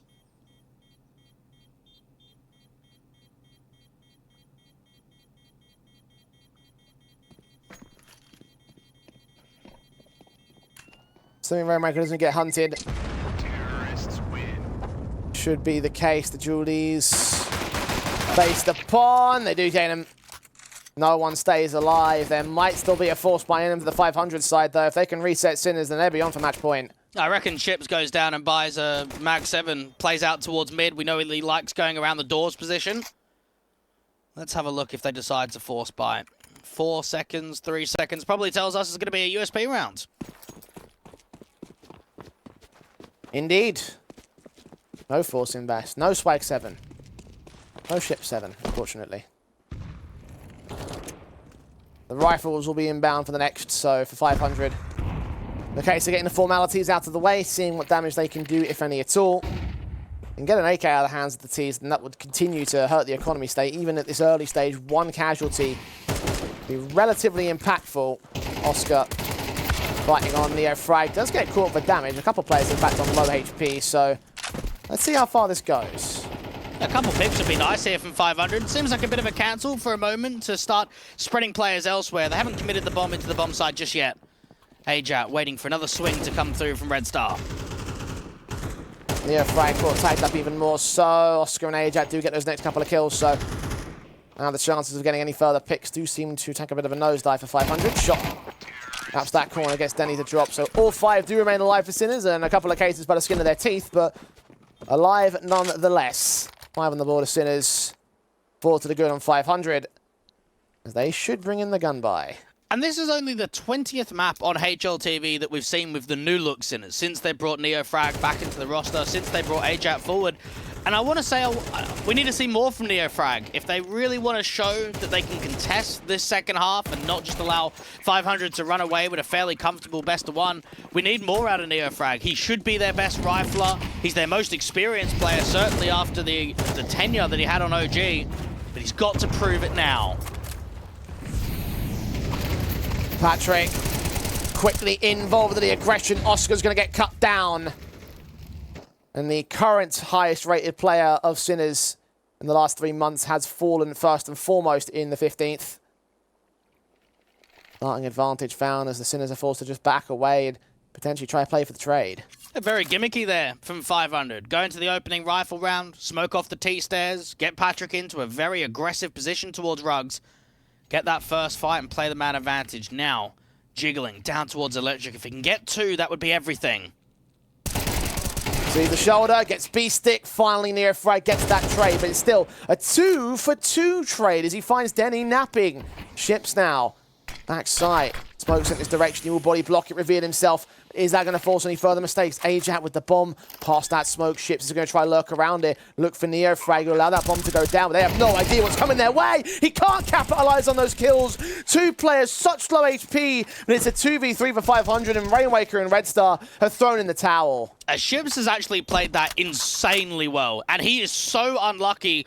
I mean, that's just a classic Ships maneuver, isn't it? To be gimmicky, to try something that's seriously going to catch the opposition off guard, to walk through the jail smoke, to come out on the other side. I think you try that 9 times out of 10, and you're probably getting 2 kills there. I think the timing of just when that player at Batplat got seen, and just when that reposition comes out towards Electric, it was just slightly off, just because of the movements from Sinners. A great idea. So much damage done, but not enough to win the retake. Even a 1-for-1 might have offered something, but you're right, unlucky. Perhaps a bit of a lucky break for Sinners now. 3 on the trot, 3 to make up. And this FAMAS being the only rifle held in from the previous round. Now the buy around it's going to be looking pretty rough. The Eagles, PT-50, 1 SMG for Patrick. Even 1 man without any Kevlar. That's Denny Slot. Certainly not the best of buys. 500. Let this one go down to a 2-round deficit before they can really get back into the matchup. But they're going to have to start scoring some CT rounds soon. Because I would say the Sinners are starting to really get on the comeback. I think the next rifle round's going to prove quite a bit. I mean, we haven't seen much impact from the AWP from Denny across this entire map. This is a great opportunity for him to get an AWP on the CT side and start to show it. Sinners. They've just got to be making sure that they keep mass players alive in this round. There's very little upgrades that are coming through. 500 need to try and see if they can steal a couple of picks away. The one positive about the starts in this half by comparison to the 500s, so much money was held in the first 3 or 4 rounds. The economy was so well built. Took a good 3 or 4 rounds for Sinners to truly break it on that CT half. Now 500 have got to do the same, but they've got a little bit more of a bonus. Shock on $300, $1,600 for B-Stick. Any casualties here would be lovely. B-Stick was seen. The ship's not quite accurate. Couldn't get a tag, let alone a kill. And now coming into the A-split, camera players are up close. Spamming away, but many more bullets to put out by their AKs. Rifles reign supreme as Ships is forced to back off. Red Star might throw himself at this and try to get an exit frag. Again, money will build into the rifles in the next round for 500, but Sinners are going to take their 7th round, their 4th in a row in this half. I think it was very surprising that after the likes of Red Star was benched on Monty, that he didn't really find any other offers, or at least accept any other offers. And it's the same conversation for someone like Han, who obviously that duo was out there on Fiend, did incredibly well over the space of 2021, found himself on the Lettuce Cook and Pompa roster, but yet he hasn't found a team either. Have to go back to the Bulgarian scene rather than continue with the international projects for Red Star. Sinners, though, a couple of rounds away from tying up the scoreline. 500 want to make sure that that's not the case. Do lose one player in Neo Frag. Patrick can't get back to that rifle, though. Tried to, but a little bit too late. Age out there with the closing kill. Good effort, not to be, but it doesn't matter. Again, guns are coming in. The AK would have been a nice bonus. They'll have those M4s. Red Star might want to hold on to the FAMAS. He's considering it. Yeah, seems to be the case. Utility kit. AWP up for Denny Storm. Meanwhile, you said you want to see more AWP impact from him, so let's see what he can do. And definitely, if things do get a little bit more awkward and this round streak continues, we might even see double AWPing coming through from 500. Denny going aggressive, could get a HE from a teammate to break open that smoke from Red Star, opts against it.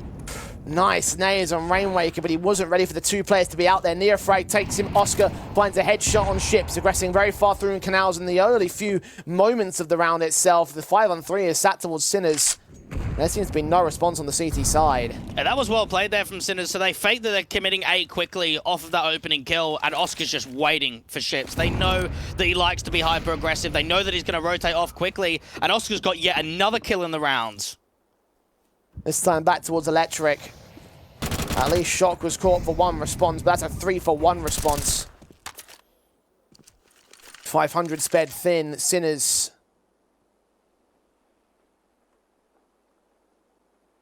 One's in the driver's seat. Both players splitting either bomb site. It's basically a 1-on-4 scenario for the defense. If he goes down, you wonder if the second player is even going to want to try their hand at any sort of retake if possible. The rotation was called from Red Star at the worst possible timing. Backed up towards the beach entrance.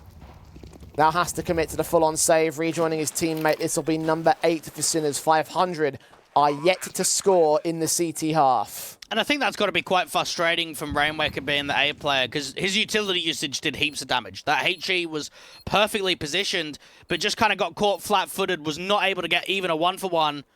And then Oscar, of course, is the man that does the majority of the damage. Patrick recovering that AWP up against Oscar. Another pick goes his way. Now Red Star stands alone. M4. Backside aware that there's at least that AWP out there. Not sure if he saw that second player. Either way, he's going to get hunted. 500. Face the wrath of the Sinners. It seems like they just held back, actually. I mean, I'm surprised they didn't go hunting with the amount of cash they have in their bank accounts. It looks like a complete polar opposite to the to the first half. Tactical taken by 500 because they themselves have hit a brick wall, and that's given Sinners all the time in the world to catch up to them. And I think, again, for 500, even though they had a 9-3 half, it's still going to be testing in the second. Just because they don't play this map very often, they haven't been able to play it in a lot of officials recently. I mean, only 2 to the record in the last 3 months is one of the most least played maps in the pool for them.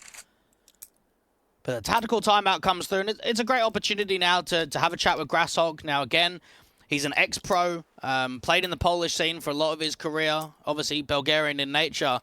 Played on 500 in the last roster move because before, I should say, Rainwaker came back into the roster. So knows what it's like to play with them on a personal level. Was also the head coach beforehand. So this is an opportunity to get some insight from him and even a double tack. I mean, we don't often see a lot of those, especially in the CS2 meta where you only get 3. They know that changes are necessary. They have not been able to read the game to the same extent. I don't even think the majority of these rounds have been all that winnable. They've actually been fairly comfortable for the Sinners side. Now 500.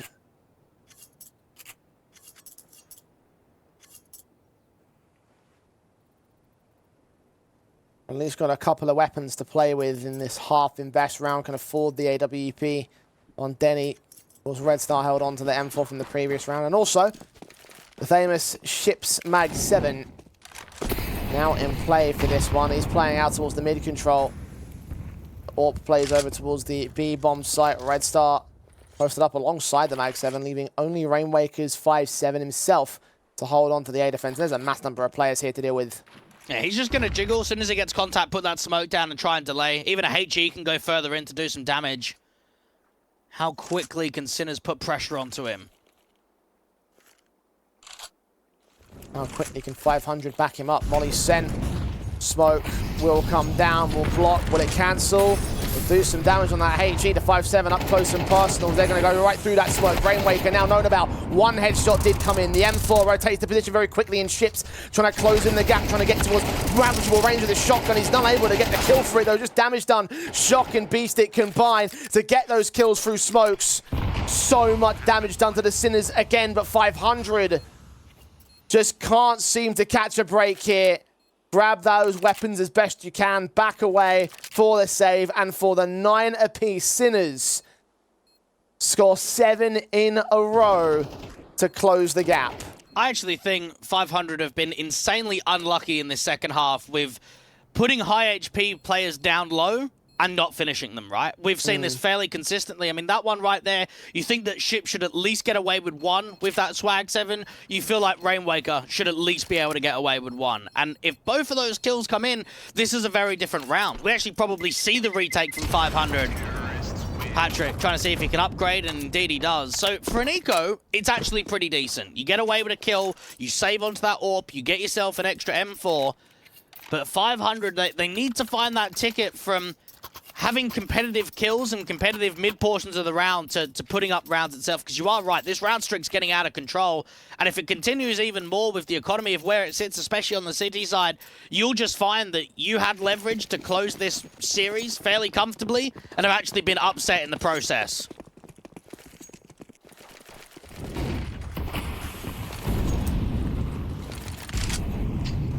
Damage sustained so early on the 500 board. I'm assuming there's a HG's placed towards Denny and Ships. Rainwaker caught a bit of that too. Neofrag had to walk right past Patrick. Incendiary's thrown deeper past that smoke. Neofrag just going to sit pretty and wait. No player can see each other. Neofrag does get caught as Patrick sees him as the smoke fades. The kill to start things off on the CT side. Oh, Ships gets another with that span through the main smoke, and this is the best chance yet for 500. Breaking that smoke, looking to try and see if they can peer in for slight more. Sinners, I mean, Oscar has gone down, and I think when Neofrag goes down as well, that's your 2 star men out of the equation. And the kill count still evens up on B-Stick and Ajat, so let's see whether those 2 guys can have any impact here. Shock certainly can't. Patrick Frag found, and now it leaves it only onto those 2 players versus 5 of the 500 side. And even if they are stellar stars, even if they do manage to find a surgence in a round like this, a hard ask. Get rid of that AWP. That's the right call to make there. And they need to still put damage on the bomb site. The money situation is still very good here for Sinners. So try and get a contact in. Try and break this crossfire apart if you can. Smoke, flash, swing. Ajat will see the Incendiary going right past him. Needs to win that fight on Patrick, but B-Stick just gets that trade, that double ups there as well. The Ships through the smoke can close out with his own 2K, and 500 will barely stave off the Sinners, get control back at the 10th round. But the Sinners will be right back on them here. They've got so much money. And that's an impressive round there from Patrick. And again, he's one of those players where I think if you look at the stats, is very underwhelming when you consider who else is on the roster. But it's moments like this where I think he shows his quality. Just allows so much impact to end that losing streak, to come off with a multi-frag yourself. Can 500 keep the lead, or will it go to a tied-up scoreline again?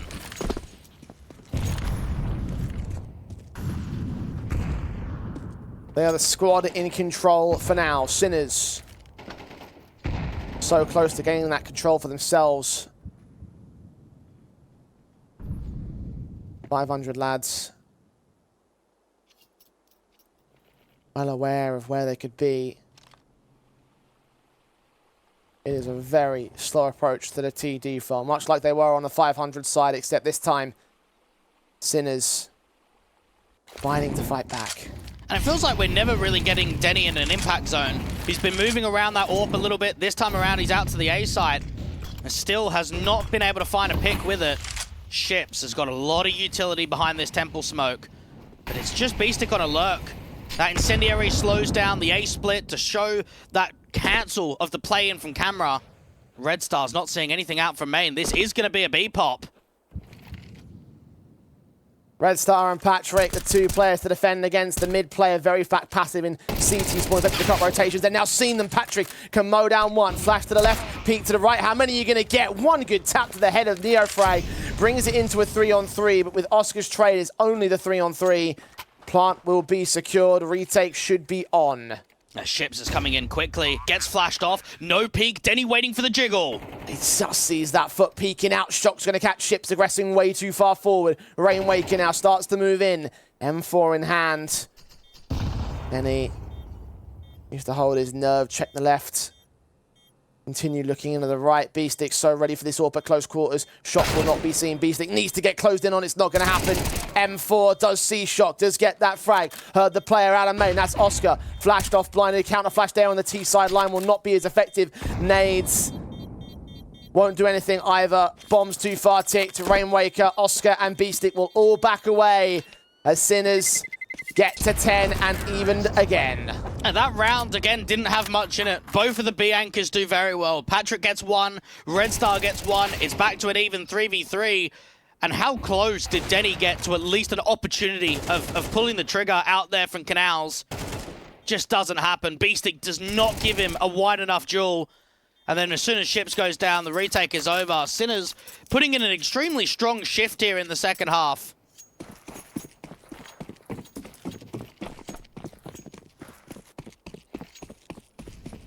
They are all the way back. Now they need to search forward. Or shots to miss from Denny Slaw as he's placed towards mid, finally getting a crack at an opening frag, but without success. 5-on-5 and not a lot of damage being done.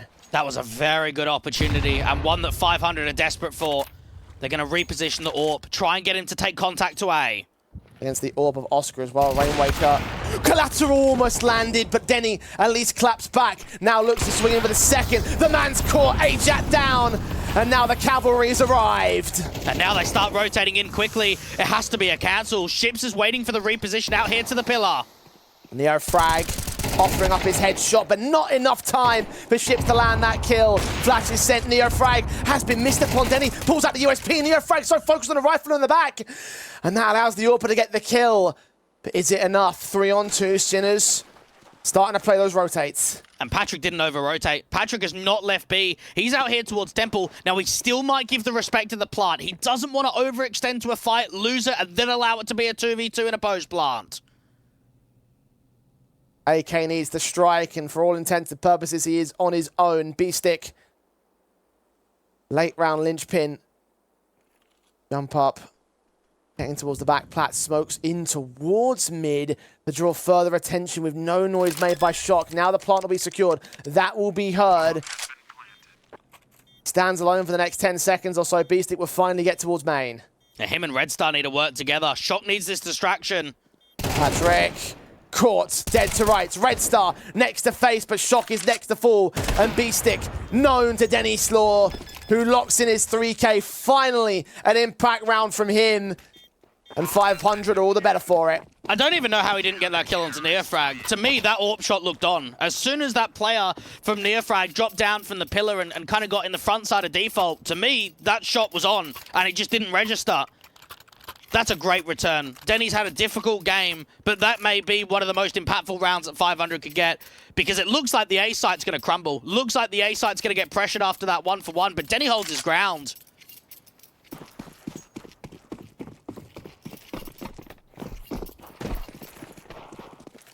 And 500, one away from the match point. Dive into Canal. Ships caught blinded, but both players tagged up. Oscar misses a shot. Perfect chance to trade, wasted by the man. And it's a 2-for-0 for the CT side. Oh, that Ships at his very best. What's going on there? Why is he aggressed? Why in such an important key round has he just extended the line? Oh, that's so gimmicky.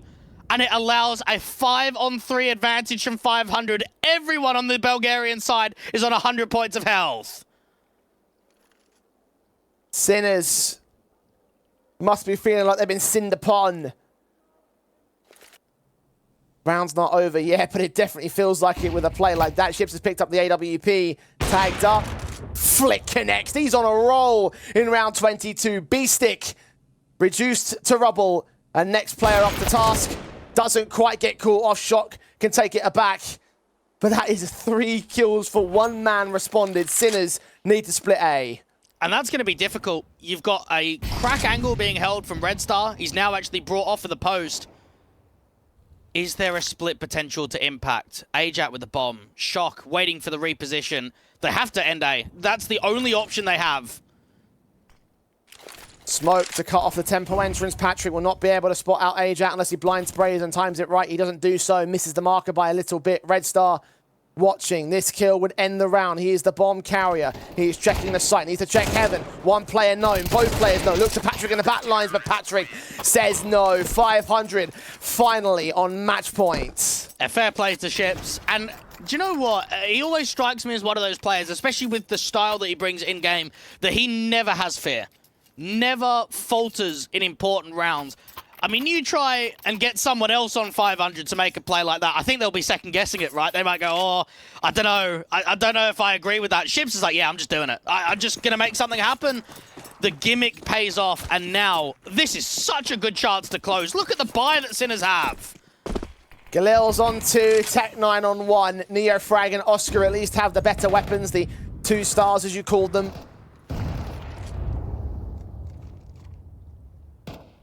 Two difference makers here in round 23, the ones that would keep it extended at least until round 24. Serious chance to try to take the match up back to overtime for them. 500 though. Just want their 1 round victory, just want to secure that 13th and move forward to the upper match against Bates. Patrick has just barely been seen at the edge of the pillar. Nades out, Neofrag known. Denny catches his backline. Oscar caught. Denny somehow doesn't get away with that kill. Patrick's also been tagged low. And there's no HE to try and force him off of the angle either. B-Stick is just waiting for Ships to make that move, to make that contact in from mid. They've tried the B split. They've still got a late lurk. Ships in an off angle in mid. M4 sees B-Stick, gets him. Ajat drops. His is the Ships that navigates the murky waters of sins. Shock and Neofrag. Nothing they can do now as Ships continues to press on, does get dealt with. But this is a very unworkable round. And Rainwaker can actually give the respect of a plant, or when he does hear it go down, that's when he can swing. He doesn't need to fight here at all. He can wait for that reposition from Denny to flash. AWP, considering the swing of it, he's got that utility in hand. Shock seen. Tech9 gets up close and personal and deals with Rainwaker. Denny does not seek to deny the bomb plant. Sees Shock. Flick missed. Pistol pulled and backup has arrived. Incendiary to come through from Red Star in from camera. They could all fight together. Flash forward, up checking. Shock still unknown, playing close quarters. Patrick's low and domed in. Denny's caught by Neofrag. And Red Star needs to burn bright again, but he cannot get it done. A triple for Neo. And the Sinners will take us the whole distance, but can they take us to overtime? Oh, I think they've trolled that round a little bit. Oh, that's a 4v2 advantage. That round should have been done. That round should have very much been over. And now Sinners can actually bring this to overtime, crumbling from 500. Very good shot there from Shock with the Tech9 up there at heaven. Oh my, I can't believe Sinners are still fighting. This is unbelievable scenes. Genuinely thought it was wrapped up at the turn of the half. I remind everyone at home, 9-3 is where 500 stood at the turn of their T side.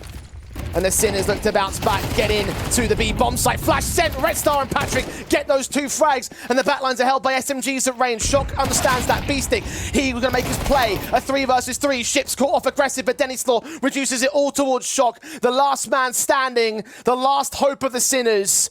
The bomb is on his back. He has an exit strategy towards Canals, but he's looking to fight on. Rainwake at 100 HP needs the headshot against him. Shock reduced to 4. Surely not, Dweg. And Shock is just going straight in towards the A side, or is he? He's actually come back. He's going to go Temple to B. Denny's got his pistol pulled out. He knows his player is low. The mind game's perfect. Shock. Safer plant. I don't think he can be seen. Denny's been heard and he backs away. He knows. Flash sent. Get back to position. The AWP doesn't know where to look. Left and right, one bullet makes the difference in both cases, but Shock needs his headshot. Then he needs to hit anything at all. Seen him! Oh, it's a shocker of a round and a shocker of a comeback. A quadra from Shock himself as Sinners take us all the way. What is going on? Oh my goodness, it's another round that is unthinkable that they're going to bring that back. The B anchors do so much damage. The MP9s get away with a massive amount. The AWP catches off the lurk kill.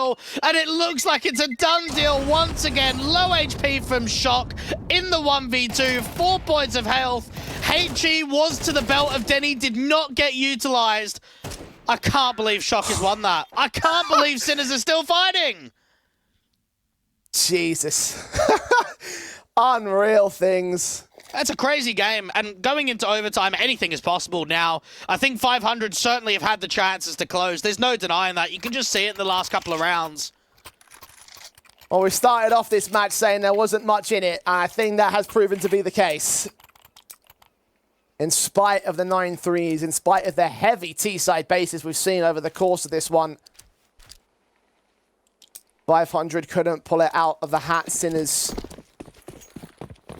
couldn't usurp them in regulation. They could well do so here in overtime, though. Standard rule set as we set ourselves in and buckle up for the long haul. Double HE's out to the stairs, the returning one onto Neofrag. Sinners have got Shock aggressively to watch A main. Denny on the other side. Sinners have not been able to capitalize on a huge amount of space yet. They're quite happy to slow it down. Orp positioned appropriate. Patrick. Molotov sent in ahead of his smoke set. Damage has been done to the man, and Denny has also been tagged slightly alongside Ships. I think those were the HEs that we put out towards the window control on the T side. Either way, it's just minimal HP damage. No early kills here. Neofrag getting on the other side of the electric smoke as it starts to clear. Incendiary will drive him away. Red Star has not capitalized on trying to wide swing just yet, though. Very well timed there on that smoke of Red Star. Molotov of Neofrag will keep him away from electric control directly, but that smoke is going to last a little bit longer, so he can move in. 3 on B. This is a good call. 500 are in a strong position right now because this is going to be a B split. And they hold on to the defense, though. Smoke set. Backline and temple entrance. Patrick so focused on Canals, expecting a B split, which is right to assume so. Flash turned away from shot court. Ships. Patrick can mow down one. Second player is still in there for B-Stick as he doubles up and removes all elements from that entryway.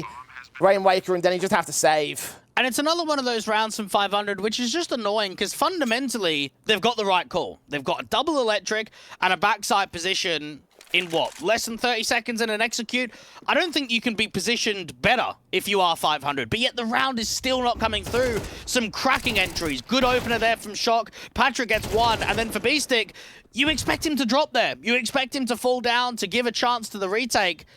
Sinners, it's felt like one of these games, especially in the last handful of rounds, where they're winning rounds they shouldn't do. And that's just putting more pressure on 500. It's maybe tilting the players ever more because you know that these rounds should be yours. You know that you're in the right positions. It's just not coming through. It's been a long time coming. The Sinners are now in the lead, something they weren't able to achieve during regulation. They evened up several times. They were never able to push all the way forward, though. Guns are set in as you would expect. The AWP, of course, staying in for Denny. Out for Oscar, the same on the Sinners side. It's incredible to me as well what the kill spread is like on Sinners this deep in this match. 500 I mean, they want to disallow the 3-0, because I feel like the 3-0 is just death here in overtime. Like, I know, obviously, the T-sides have been incredibly strong for both teams, but you don't want to give that leverage, that platform that just one good round in the second half just closes. Now, this is a very aggressive move from Denny to look outside of B, but he's not extending the line. He's not going even further. Making his move. Molly set. Damage being done at the HP of Sinners, tickling away, nothing major. Nades allowing Ship to start prodding. Did see Neo frag. Beastic could try and swing to try and take him down. Those HPs sent deeper down onto Neo frag's 43 HP. Ship starting to extend. Beastic still waiting. And the combined forces of those two AKs start off the round. The HGs finally get the trade back on Red Star. It's a 4-on-4. It's incredible that Neofrag hasn't taken any further HE damage when you think about that being positioned out to house.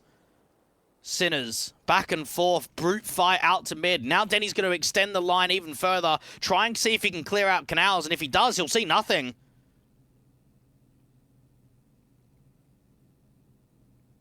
Time's a ticking. Denny. Orb set, 20 seconds. He hears those footsteps and will call it into his teammates. They are inbound. That incendiary couldn't be timed more perfectly. The smoke will come out to try and extinguish it. Get him into the bomb site. Neofrag's been seen. Oscar's been heard. And Rainwaker can play on the bomb site with a 2K, making a triple. And Shock will get cut down by Red Star. 500, equalize again. Well, I think that just shows how important holding util is in the late round. Right there from Red Star, it's an A-split. They're coming through from camera. There's 20-odd seconds on the clock, and he's got an incendiary. That's just going to waste time. It's going to cause panic. It's going to mean that they have to re-smoke it and try and come through on the other side. Red Star providing that assistance, and Rainwaker just capitalizes on the kills. 6 star from the 6-star. 19 deep, not quite top of the server. That might change if he gets his way, though. Ships is going to open things up. Neofrag core, the AWP can't adjust to him. A 2K when the man again, Patrick, will also extend. And the confidence returning from 500 runs over the Sinners here. And it's incredible. It's all been T-sides. It's all been T-side success with 2-9-3 halves. We come into overtime, and 500 are looking to get 2 CT rounds. I mean, how often does that happen? It feels so frequently in overtime that it's a different game. It just changes. It comes down to whoever can make the high-impact maneuvers. We didn't see those aggressive mid-faces and canal challenges all that frequently in regulation. But right here in overtime, it is granted so much. Beastic next to fall. Ajat 1-on-5. And just to put things into perspective as how ridiculous 2 CT rounds in overtime might seem. I know it's 2 out of 3.5. 3 rounds was all both of these teams got on CT side in their respective halves of regulation. 500 have achieved that. Storm ahead of the Sinners once again. A lead regained for the Bulgarians, but can they close it down? Can they get to number 16? Now for Sinners, it's been very small differences for them to close in regulation to push it to overtime. And I wonder how consistent that's going to be come the second half of overtime. 500. This has been a wild game. It probably should have closed a lot earlier. Probably should have been 500 and Bay in that winners matchup to see who makes it into the playoffs. But we're still fighting. And I think for that notion, Sinners can still feel as if they're here in the game. And that they've got an opportunity to close.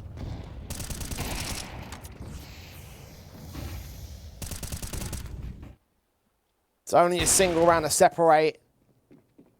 Entirely plausible. As could the vice versa also apply. 500. 2 away from taking this one. And as you say, probably should have been taking it a very long time ago.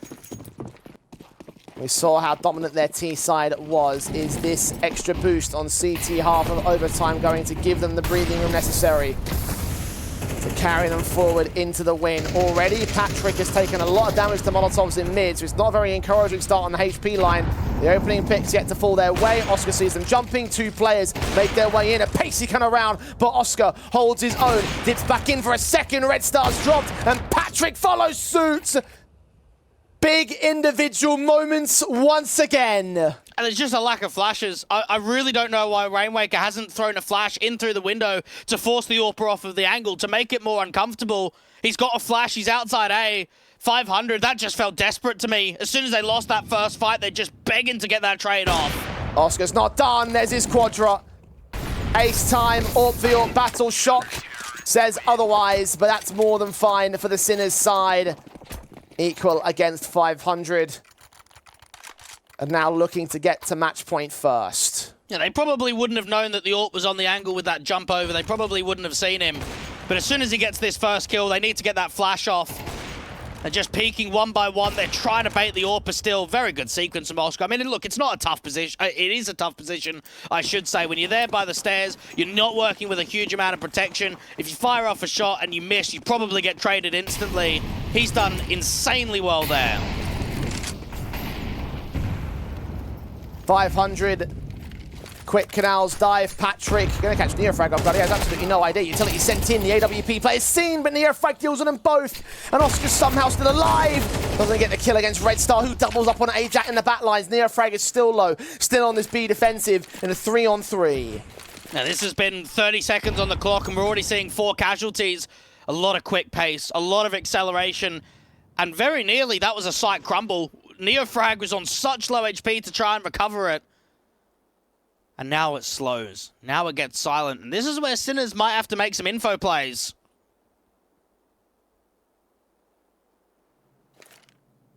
B-Stick backing off. Shock starts to make his move, sees where Rainwaker is. Does that tag damage? Is that indication of an A split? Seems to be, with the contact out of mid and camera. That will cancel it and take those 2 players right back out towards the B site. Neofrag is such low HP and he hears them coming. He knows they're around this corner of cave, but takes that fight aggressive, and Dennyslaw can win it. Advantage for 500. And that was so well played. They know that there's 2 towards A, so just put pressure on B. You know that Neofrag's alone. B-Stick and Shock both grouped up to make their way into retaking positions. Sinners have got to win this to try and deny it. 500. The crossfires are locked on the post plant though. Red Star flashed off position. AK of Denny's caught. B-Stick credited with the kill. Utility sent. Rainwaker still holding back at Electric. Red Star completely flash blinded. They've tapped that bomb once. Shock expectant as Red Star capitalizes. And Rainwaker comes in with a simultaneous frag. Defuse denied. Match point again for 500. I think that was poorly played there from Sinners, and in overtime they can't afford to make mistakes like that happen. As soon as your A player of Ajat spots out the likes of Rainwaker, B-Stick has to tuck on A.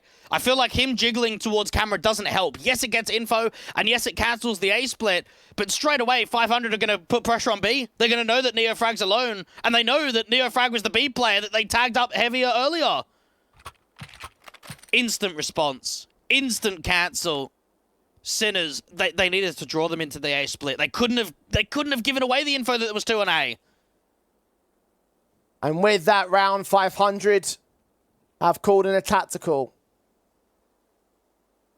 And 1 tack in this overtime. Rassog now imparting words of wisdom to get them past the finish line. That's all it's about for 500 here. They just need to win 1 round. 1 more round, and they will be in the winners series. Sinners. Similar story for them. Just to take us to a second overtime, though. At 500, no. We've had closing rounds before, and we haven't done it. Let's make sure we do it this time around. Let's not give another chance for Sinners in this game. Neofrag. Aggressive play taken out of Ships' book. Denny's set in, flashes a sent. Neofrag gonna get caught. Took Red Star with him though. That's a very good fight. That's not an easy shot whatsoever from Denny. Very defensive from 500. This is probably one of their most passive rounds that we've seen from them in a while. Ships, contact heavy. All 3 players and the bomb with the late lurk of Red Star outside A, looking as if they want to A split. Counteraction smoke there, deeper in main for the CT side, baited out by that initial smoke of 500. Ships Seeing Beaststick Incendiary and try to charge him down, still wins that fight. Patrick takes some damage, but he's ahead of the game. Are they aware of it? No, they're not, but he's caught with a HE in his hand. And the Sinners hold the line. 500 opportunity may have been thrown away. I just caught with Util out in the open, needed guns up there. Rainmaker and Denny, this is such a difficult round to recover. Denny's going to try the AWP battle. If he wins it, it could open up B. Bomb on his back and everything, but the concern is that there's going to be very little backup in Rainmaker. Oscar isn't looking the right way. The AWPer of the T side's the man caught off guard. And with that, the round falls. Rainmaker naded, smoked, suppressed by players coming in with backstabs and everything. Shots ringing out from Oscar, will get isolated. And Ajak, the next man forward, will deal with him all the same. A second overtime on the table for Sinners and 500. And I think my biggest concern right now is that 500 have had 3 rounds to close and they haven't. And oftentimes, if you're not the team that's closing when you had the opportunities, you end up losing out the series. And I feel right here from Sinners, I even look back at regulation and say it probably shouldn't have happened. You think about that shock 1v1 on 4 HP, probably shouldn't have happened. You look back at that last rounds, looked like the A split was going to overwhelm, didn't happen. For Sinners, in their minds, they're thinking, I can't believe we're still here. I can't believe we're still fighting on, but yet we need to use that energy and use that fuel to try and get to series point ourselves, rather than always having 500 on that marker. Even just considering as well, back earlier on during regulation, the 9-3 half, 500 absolutely throttled the Sinners. And from there, we thought that should be it, right? Like, CT statistics be damned. 500 have got such a ridiculous buffer. Win a rifle, reset the economy, call it a night, and move on to the next match. But no, that's not what's happened. And you are right. 500 should start to get very concerned about their lack of ability to close out this match, because the opportunities will keep on coming. If they keep choking it, Sinners are going to continue to stack on the pressure. And they themselves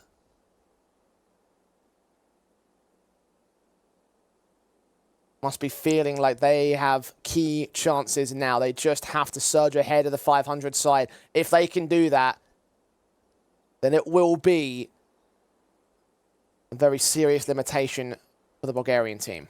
And again, I look at this entire group stage, Group A and Group B, and say realistically, the only proper threat that should be qualifying to the showdown is Monty. I think everyone else isn't to that same capability. So if you are a Sinners, if you are a 500, every game is so vital to get that top seed, to make sure that you're not on the same side of the bracket as Monty until the final, so then you can kind of work your way into that grand final, right? That you can have that first best of 3, you can then work into the grand final, because you come second in the group, you're probably playing Monty in the semis, which no one wants. So it's so vital that you get top seed in the group. It's so vital that you even get to the playoffs. Again, Para down in that elimination game is not going to be an easy team to beat. So this game, when it's gone the way that it has, it's now gone into a double overtime, it's so vital for both teams to win.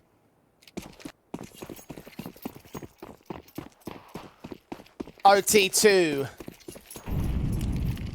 Now to play.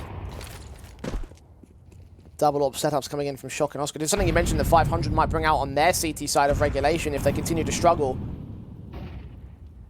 Broken out for Sinners, they try a different strategy, a different chance to break the T side line and start to gain control of this matchup for certainty. It is a very passive approach from the T side line though. Beaststick is also in mid with Oscar, flashed in to try to check that mid control. So many players seen, aware of the two that are up close and personal. The two individuals that are the biggest threats, and Ships will become that threat. Beaststick down. Oh, you'd be fuming. He's had such an unlucky timing to probably get 2, ends up getting nothing. Oscar can re-smoke off camera, but I think they're going to dive through anyway. Third player back to try and join the A site defense. 2 players caught up in mid for a moment. Neofrag was joined by, or Oscar was joined by Neofrag rather. At 500, apply the brakes. Not quite a cancel. That bomb's still there in mid. But actually, no, they are going to start to back away. Well, they've got a lurker, Rainmaker and Patrick outside of B main and A main. They're just waiting for a mistake. And now it's coming in quickly onto Neofrag. Nade, very well timed, but unfortunately it doesn't do much, and even then Patrick just domed him in. Shot of Oscar misses out, and the plant will finally be secured here. Quick change of pace. And quick kills as appropriate. The CTs have to back off. And that's a shame again for Beastic. If that flash comes in, what? 1.5 seconds earlier, he gets 2 kills. Both of those mid players are so blinded. The timing that flash comes through, he peaks, and both of them just get behind the doors, and there's a third player deep mid. It's so uncomfortable. And get caught with Util out in the open. And 500 freeze very nicely there. As soon as Neofrag is presented on the bomb site, that's when Patrick can come out with the wide swing from B main when they're coming in from Electric. Round up and a lead regained for the Bulgarians. Terrorists win.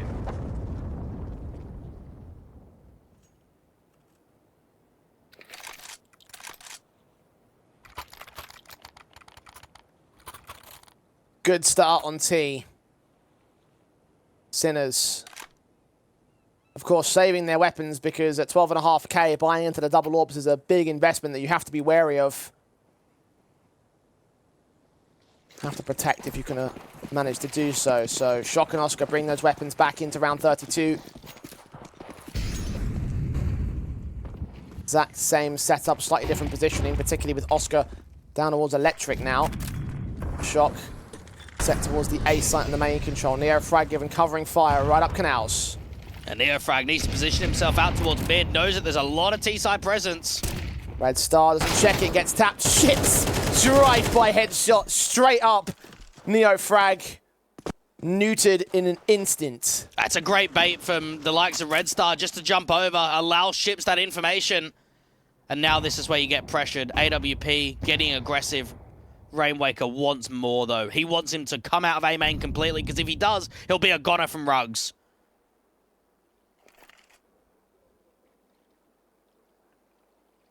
Rainwaker silently creeps his way to position. Shock back to where he didn't see him. Might have to get many more than just the one individual though. Shot up close, Ships caught next. Shock goes in for another big sequence. He only goes so far as the double though. 3-on-3, B-Stick rotating quick. Denny Slaw can hear the other two players inbound. Will call it in. The A site is mostly opened up. Check their positions anyway. The AWP of Oscar also swings, and Denny is cut down in the mid control. Gap in that smoke as Oscar also sets up the crossfire here. 500 don't have direct access anymore. Red Star's got another smoke, so he can get that down towards camera, make it more awkward. No, it's actually a plant smoke. Molotov will try come in. Oscar sees a blind Red Star. Patrick tries to fight back. Nade sent his direction, and Oscar is not missing in this round. His own triple is secured. It's a very AWP-heavy round in general. And Sinners clap back. That's another round, Jay, that I actually don't know how 500 haven't won it. I think Denny's played that perfectly. He's waited for B-Stick to come through from mid. Now, B-Stick didn't see anything in mid. So he comes into camera, and it makes you wonder, why is Oscar even checking house? There was no fight earlier on, so why should there be a fight later on? Denny's played that to the absolute perfection point, and yet it's cost them somehow. It's felt like there's a lot of rounds there from 500 like that.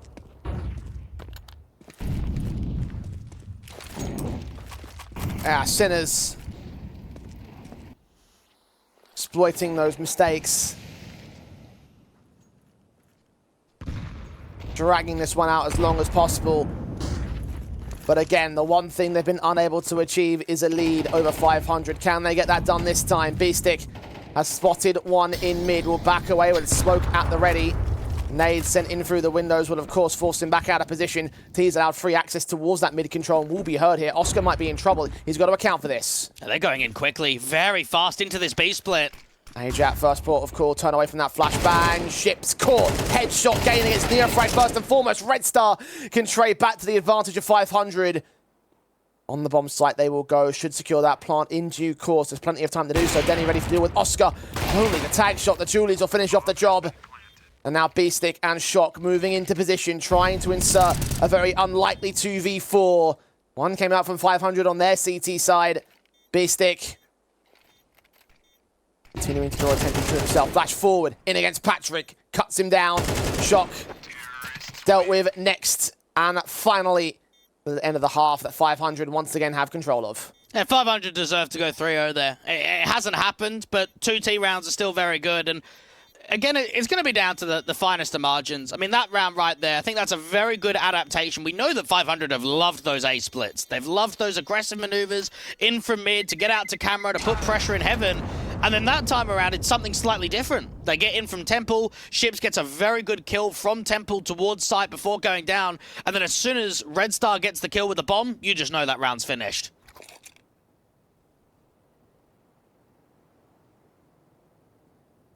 Once again, 500 lead the charge. And they lead that charge right into the match victory. It's the one thing that they haven't been able to close out upon.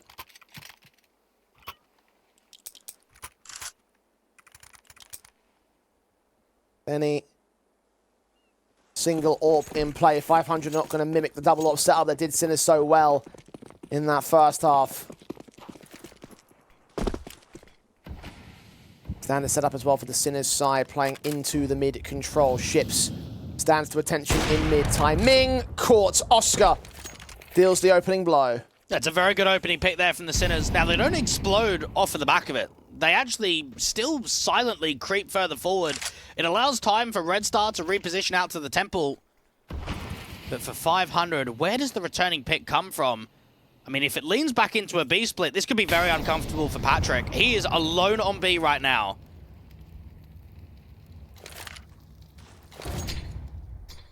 Using what utility he's got to suppress the T side. There's a smoke already towards main. He can put another one down if he needs to. Nades deep, doing a tiny amount of damage. A re-smoke will come down eventually. Stall for extra time as the CT start to slowly rotate out of position, but will it be cut off by the likes of B-Stick is the question. He'll swing forward and realize that he's made a terrible mistake. 2 flashes sent. Patrick will drop the bomb carrier. Aja to fall. Flashes are sent and involved with the T-side line. Shock trying to tap his way to victory and will get Red Star picked up. But a swing back from Patrick. Drops the bomb again. Oscar caught one elsewhere. It's a 2 versus 2, but now he's got to swing forward, grab that bomb and get it down on the site. And for a moment, they actually think they're getting out of the bomb site. This is a very good backstab to come through from Denny. It's going to take a while to get set up, but this could be very dangerous.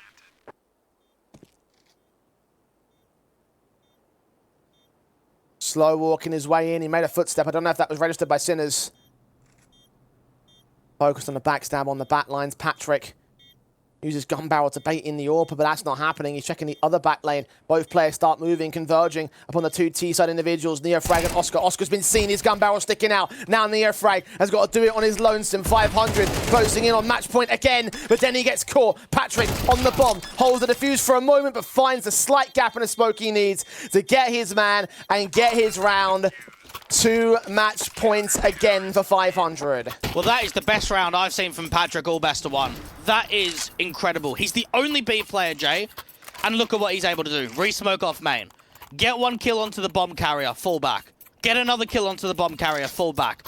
Stay alive, end the round in a 1v1. That's everything. That is absolutely everything that 500 need. They've had 3 chances to close on series point. Now they've got 2 more. Total of 5. And you are right, Patrick played that to perfection. Rightfully one of the 2 top fraggers for his team as a result of that round. Sinners lagging behind by a single round as Ships his blind spray through the smoke, catches Neofrag's head. Advantage 500. And we saw last round, Oscar got that pick with the boost up on the AWP onto Ships. This time around, it's a spam from Ships to allow him to get the opening pick. 500 could not ask for a better opportunity. Series point, opening pick. Patrick out to Electric with the smoke starting to clear.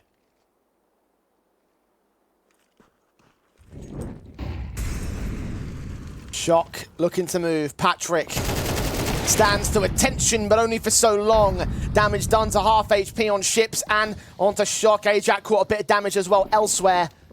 Split play seems to be in. Molotovs will send Red Star back out to the backside. Oscar will understand his position as Ships also tries to get involved in this. The nades are sending players out of position. 3 now on the bomb site defense. Red Star gets 1. B-Stick responds and now looks for the player in the back lines. The plant should be secured soon as the backstab also inbound. The AK player has been seen. Ships given up. But still, Denny starts walking his way back. Rainwaker's going to get caught as Oscar takes damage and takes the kill, and Rainwaker has got to run for his safety. Once again, 500 cannot finish the job. I don't know, again, how that's happened. How is Shock getting so many kills on low HP? It's incredible, especially on the T side. It's felt like so many scenarios he's on red points of health, and yet he's still coming through with impact. I don't get it either. Rainwaker does manage to get 2 picks for it. Oh my god, he's done it! Out of nowhere! Swinging straight in at a bomb site. He's made the 3K happen, and 500 has stolen it from the Sinners. Just when we counted them out, that Starman steps up again and secures him a spot in the winners game. I can't believe he's actually won that. Again, what is happening with some of these rounds to allow Rainwaker? I mean, it's very good to tap that bomb and to instantly look for that swing out to Temple, but that round just looks done. That round just looks like Shock's closed it. 3v1 on the post plant. We're going another overtime. And finally, I want to say 500 have won a round they shouldn't have. I felt like Sinners in that game, especially towards the end of regulation and in overtime, won rounds that they shouldn't do. Now 500's been able to get the reverse of that. Mate, I was not expecting that 1v3 at all. I fully was like looking, check my notes, see if there's anything I could talk about in this little post matchup, because like, okay, right, that just came out of nowhere. So credit to him for pulling it off, because it is the kind of round, you mentioned it, it shouldn't have been one, it was one, and it was the one that gets them forward to that winners game against Bait, which I think for 500 ultimately was well deserved, all things considered. They put in quite a shift, especially on that T side. It was still a close affair though, and it was very T heavy though. So in terms of their own position now in the group, how do we weigh that up? I think they played better than Sinners, and I mean, I actually think they played maybe not so much better, but they played considerably better than what the scoreline says. I think Sinners got away with some rounds that really shouldn't have been workable, some 2v4s, some 2v5s, rounds that just look done that end up coming through. And I feel like for 500, you can say they got unlucky so many times, right, until you start looking like a fool. But to me, 500 had way more opportunities. They didn't quite capitalize on all of them, but across the board, they had more opportunities. And I felt like they should have won the game in reg. It didn't happen. They come through, and it's the result they're after in the end. It's the W that was needed. And no rest is for the Wicked, and the Wicked in this case is 500. They move on to the upper match, which we will be seeing next on stream as they take on Bait. So do not go anywhere. When we come back, we'll see the first team through to the playoffs.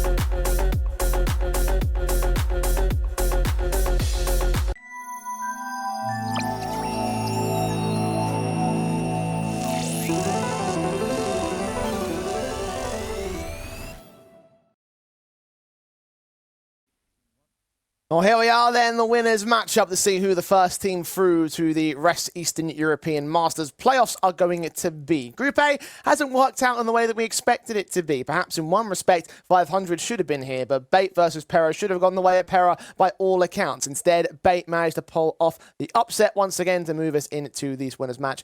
That does indicate for me that 500 probably should be the favourites by default here, but honestly, I don't know if that realistically is going to be the case.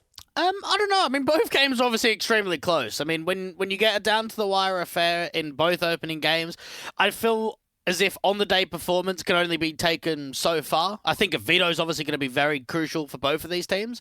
But, I mean, across the board for Bait, they proved a lot in their opening game. And if they can prove a lot again, then we might have to look at the conversation differently from Bait in the playoffs.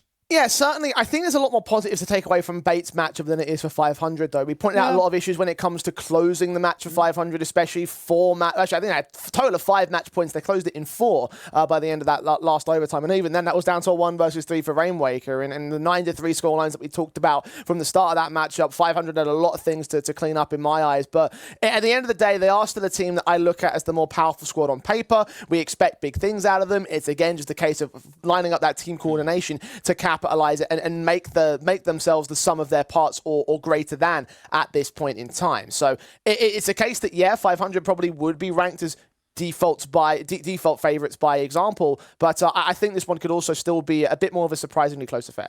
I think the issue with Bait is that even though they beat Pera, I still haven't seen enough from them. I would even say this entire tournament as an example, right? Let's just say they go through the groups, they get into the playoffs, whether they qualify or not, doesn't really matter. It's still not enough for us to judge Bait. This is now, their 4th map that they're going to be playing on HLTV this year. This is the 17th map that they're playing in the last 3 months. We just haven't seen enough from them. We really have not seen enough results to get a tangible idea of just how competitive Bait are going to be in the Tier 2 atmosphere. Well, in terms of competitiveness against the 500 lads, I do have a little bit more encouragement in terms of recency, and we have had one best-of-3 head-to-head between these two teams, and those map-ups actually were won by Bait in 13-4 scenarios. So they actually had a couple of very good affairs against this team. This was before Rainwaker was introduced back into the roster, so that's going to be a key difference to keep an eye on in terms of how well he does and how much he impacts things, especially if we see an Ancient or Anubis, which were the 2 maps played in that previous best-of-3. Now, it was a fair amount of time ago as well, back in November, so consider that as well when taking into account how this whole thing plays together. But considering how well Bait have done so far, considering the concerns we have for 500, again, I have a little bit more faith. And you are right, by the way. Like, in terms of weighing them up in general, there is very little to go off of. But what little we have at least shows a bright spark in my eyes. Yeah, and again, they'll be very satisfied with their opening game. I think MPL was a great player to close out on Anubis. He brought a lot of great rounds with the AK, in particular on the city side, towards that A side of the map. We also saw that Aaron was basically clawing the likes of Pera out to at least an overtime. I feel like if Aaron had half of the game that he had, it probably would have been even more one-sided. Again, we saw Pera go 3-0 up, 2-0 up, and in the rifle rounds, they didn't really prove a lot. It was only when they were, 7-12 down that they at least started to get a bit of a round streak going. Again, some positives for the Bait side. Can they carry those positives into the winners match now? Vetoes, Dweg. I mentioned before, Ancient and Anubis were those 2 map-ups that we saw in that best-of-3. What are the chances of those coming out in this best-of-1?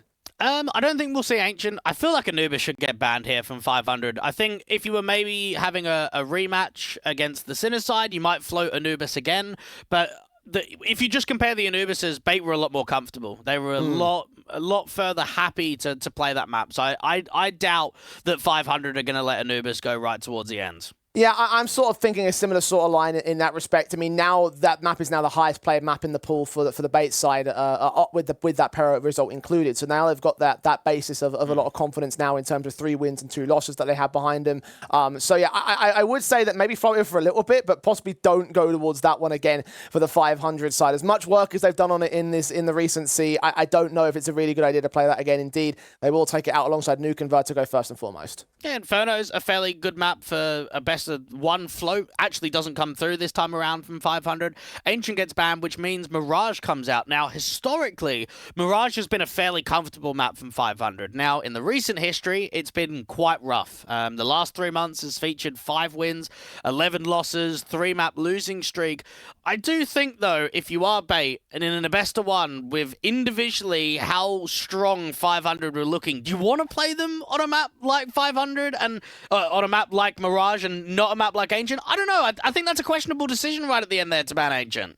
Well, they've got some positive notes towards their name in terms of this map up, because I mentioned before that Anubis is now the highest played map in the pool, but before this Para game, it was tied with Mirage and Ancient as the as the 3 maps that they had as the highest played in their pool so far. So there are some concerns when it comes to the level of competition that they played on this map up, which might be a concern over for the Bait side. And you are right as well. There is some decent firepower when it comes to the way that the Bulgarian teams like to play it. And obviously, throughout history as well, going back multiple years, it's always been a very Bulgarian-based map. I do have concerns on the 500 side, though, because you mentioned that win rate isn't as fantastic as it used to be in 2021, 2022 or so. Yeah, very true. For Bait, I mean, I even look at their last results on Mirage and think, I don't even care. I don't even know. Like, I don't want to look because they don't mean anything, right? They're not playing any decent teams. So you can have a look at 3 wins, 1 loss in the last 3 months on HLTV. It don't mean anything. So coming into this matchup, I think for 500, they're going to have to obviously deliver to a very high degree. I think Bait played incredibly well in their opening game, and they caught Para off guard. I mean, there's no denying that Para going into that game were a heavy favorite, and they outclassed them. They made that series look easy. Certainly did, but can they make it look easy in this particular proceeding? 500 have a lot of things to clean up over the course of their opening match in this one. With them taking the knife round the way, do you see a prediction of an upset here? I think that 500 have more of a threatening chance in this game and across the entire bracket, but I think Bait have played better. So for that reason, I'm going to back the Ukrainians to get this one under their belt. I was very happy with the way they played against Para. Yeah, I mean, I'm going to go 500, if for no other reason than just for the sake of being a contrarian in this little duo. But, like, I also see the idea that obviously the argument goes towards their favor of them having a bit more firepower, and that, like, Mirage being a little bit more well-bedded in when it comes to the level of competition that they're playing. They don't have that highest level, of course, in previous competitions themselves. I think it'll still be a comfortable setting for both teams, but I can see an argument for both sides, honestly. Like, this one could still be a much closer affair than people might look at on the surface. And I think, again, anytime you get a game that goes, 24 rounds in the opening game and then a double overtime out in the second, you know that it's going to be a day where there's not a lot in these matches. You know that all 4 teams are just striving for the playoff positions. I think you could create a story for all 4 of them to say how impactful getting to the showdown would really be, and that it would elevate the tier 2 teams that we have in Group A. So every win is going to be vital, every playoff position is going to be vital, and right here from 500 and from Bait, this is an excellent chance to get top seed in the group and to get leverage going into the semi-final. We talked about these 2 teams as being part of the trio that will be battling out for second place in this group. One of them will take first place in the group. Let's see which one it's going to be. 500 take on Bait in the winners match of Group A. Pistol round live now on Mirage. Red Star straight in with the aggression. Has ships right behind him. 2 players out on short that could also provide support as Captain Kirker takes first contact. Owner takes ships and the players in mid run out of ammo. Rainwaker's forced to take a couple of kills. In fact, a triple being held at the headshots. Meanwhile, 1 player acting out of the B-bomb site. Rainwaker raining hell on the Bait side. And Owner, 3 points of HP for a 3K in the clutch. It didn't feel like we saw a lot on the City side from Rainwaker on that game of Anubis. The T side, we saw a hell of a lot. We saw a lot of entries out there to A main. CT side was more lackluster, but look at the way that he closed in that 1v3 to get that retake forward. This excites me from what we're going to see from Rainwaker coming out here to Mirage. Owner will attempt to get the plant down, but there's no way that's ever going to happen. 500 get off to an ace for Rainwaker. Indeed, what a massive moment from him. Continue to encourage himself, because even though he wasn't as active on the CT side of Anubis for 500, he was still one of the higher rated players of that team. I think he actually top fragged, if memory serves me correctly. So adding that to his tally, 500 lead the charge thanks to his star power. Bait. No bomb plant, of course, so no buy in round 2. At 500, good chance for Red Star and for Patrick to try and get some extra cash in there with the SMGs and for ships. With that XM out to the apartments, could potentially do some damage if they go in for a B lane.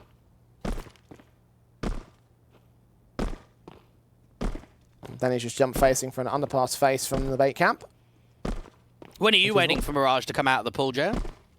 I've been waiting for a long time. Have you? Yeah, I'd like to see. I do wonder if... I mean, we're expecting in CS2, right, that at some point there's got to be a map change. We most recently had Anubis. I feel like the most obvious one has got to be Mirage to come out to allow a new map in. Yeah, I mean, I wonder what map's going to replace it, though. I think that's the key, the big key question. Well, it might just be a brand new one, like Anubis. It could well be. I mean, it could well be a remaster. Well, remaster that mid control on the T side. Red Star's mowed through all three of them.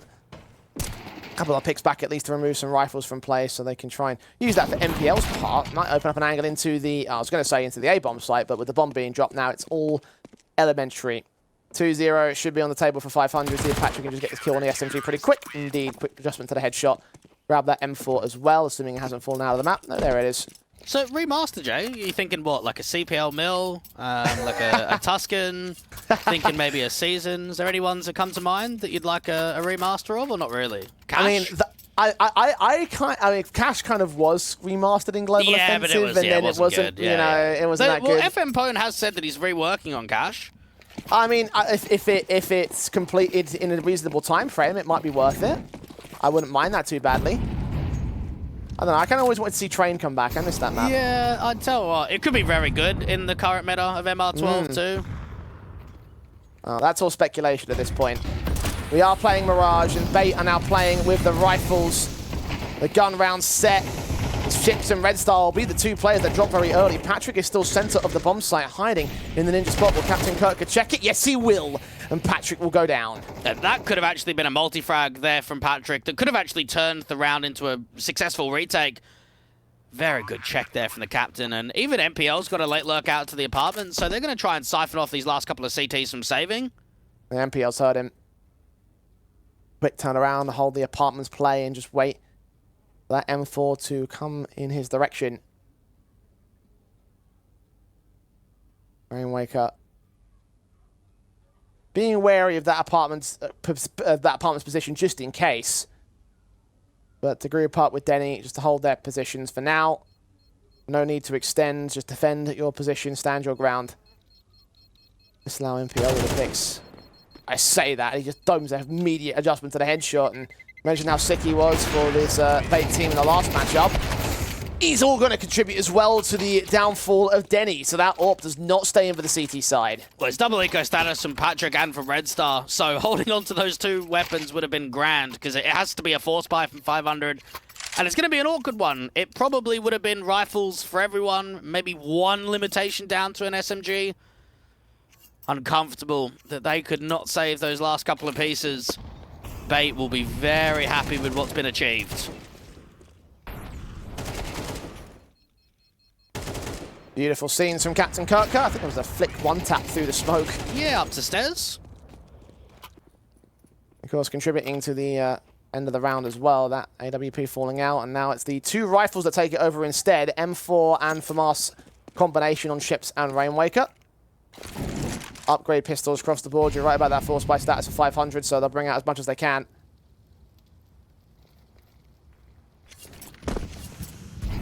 Utility sent the Molotovs down and out. MPL leaning in to try to look for Red Star. Does not see him yet. And this is where, for 500, you are desperate for an opening beginning. Getting an impactful kill, upgrading one of your weapons to an AK.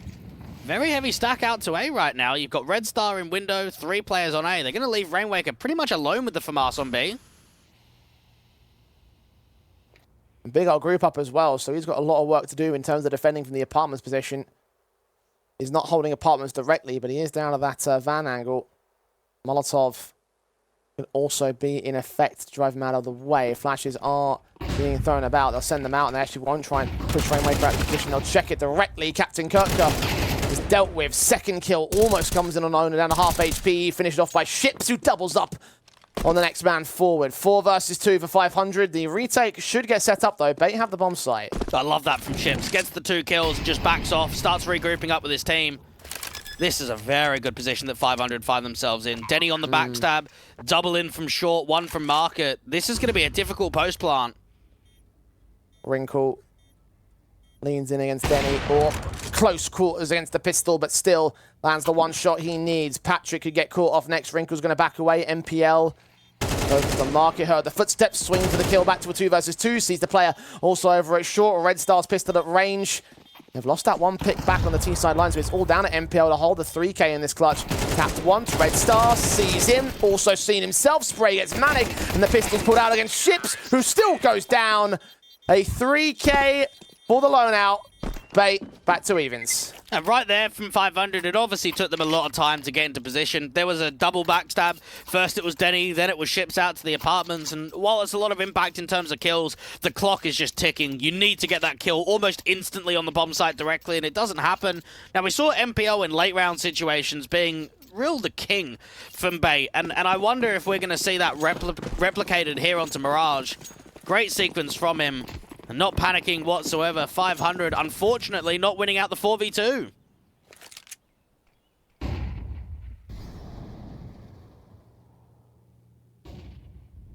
Much harsher pistol bases now for 500.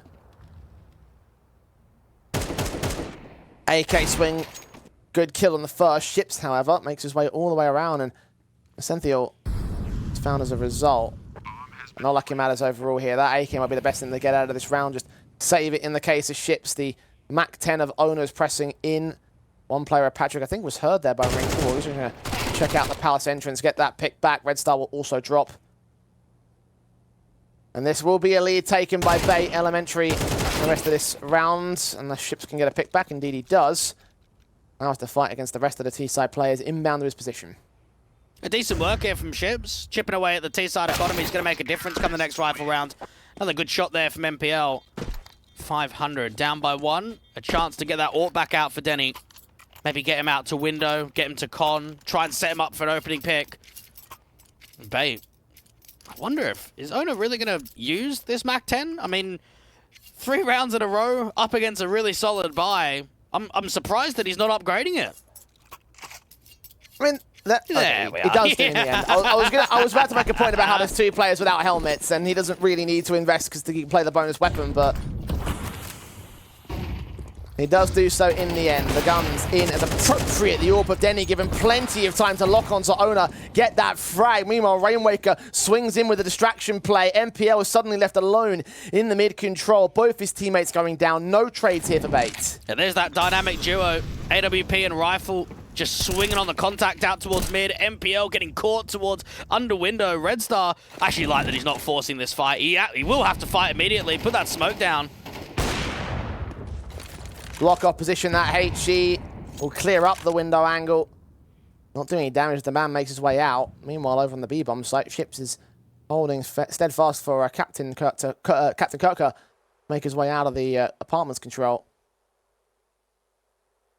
He is not moving. He's waiting for his teammates. Now, this is a good position here from Ships, because if it is a walk contact, then he's pretty much going to get one. And if it is an execution, he could just run forward and hide for cover in front of him. Burst misses. Captain starts to lead his team into the site. Lineup was almost good for the double. MPL down at 8 points of health. Shouldn't fall to the next engagement. Try and plant that bomb first and foremost. Wrinkles AWP has a lot of work to do. He misses that first shot. Second player is seen. That's Denny. His own AWP v AWP battle goes down as Wrinkle turns quick out of the short position, but doesn't line up on Red Star.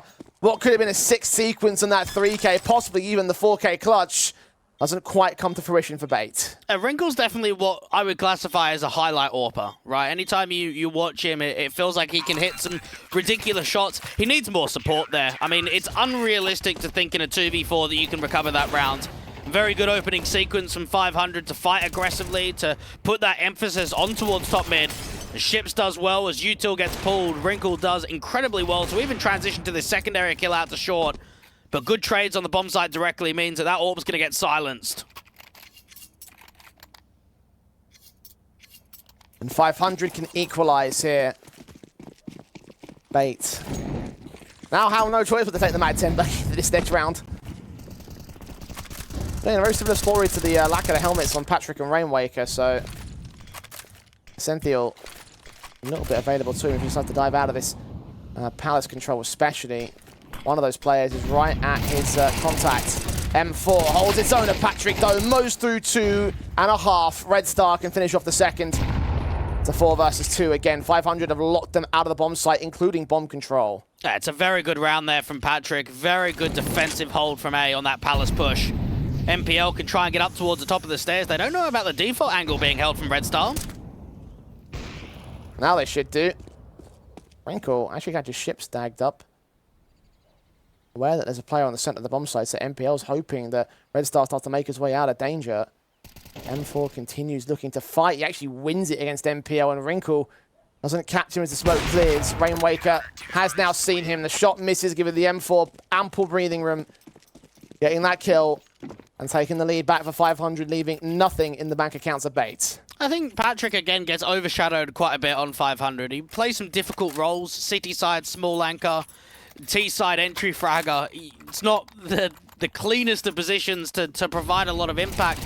But out on Anubis, we saw some great moments from him. We saw some really good site defenses, especially out towards B with multis. And right here, we're seeing it again towards the A site and Mirage. The small side anchor comes through with, what, 2 kills and damage on the 3rd? That's everything that you want out of him.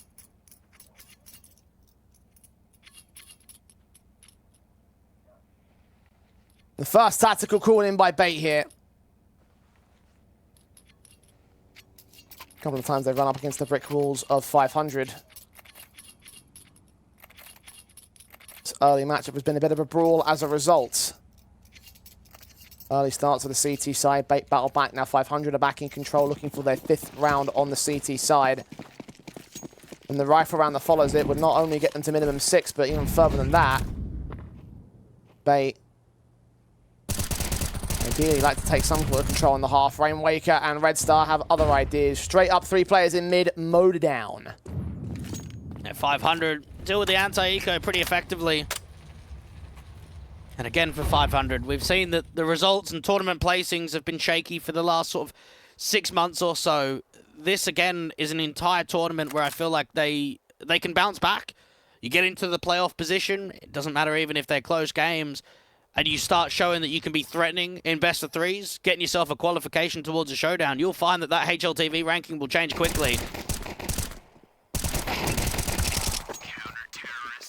Well, nothing changes in this eco round. All 5 alive for the anti-eco players. As Bait don't even get a bomb plant out of that one. They still have the money and the loss bonus stacking up to go in for the rifle investment. Lacking in the AWP department, that should be fine. 5 AKs outside of it. Bait need to find that response in quickly, otherwise this CT economy and the CT round streak can slowly get out of control. The last thing you want to be looking at is a 3-7 deficit. Early anti-rush nades out there towards A main, starting very heavily with double con. And that 3-7 scoreline you mentioned is very, very doable from here. 500 win the rifle, follow up eco.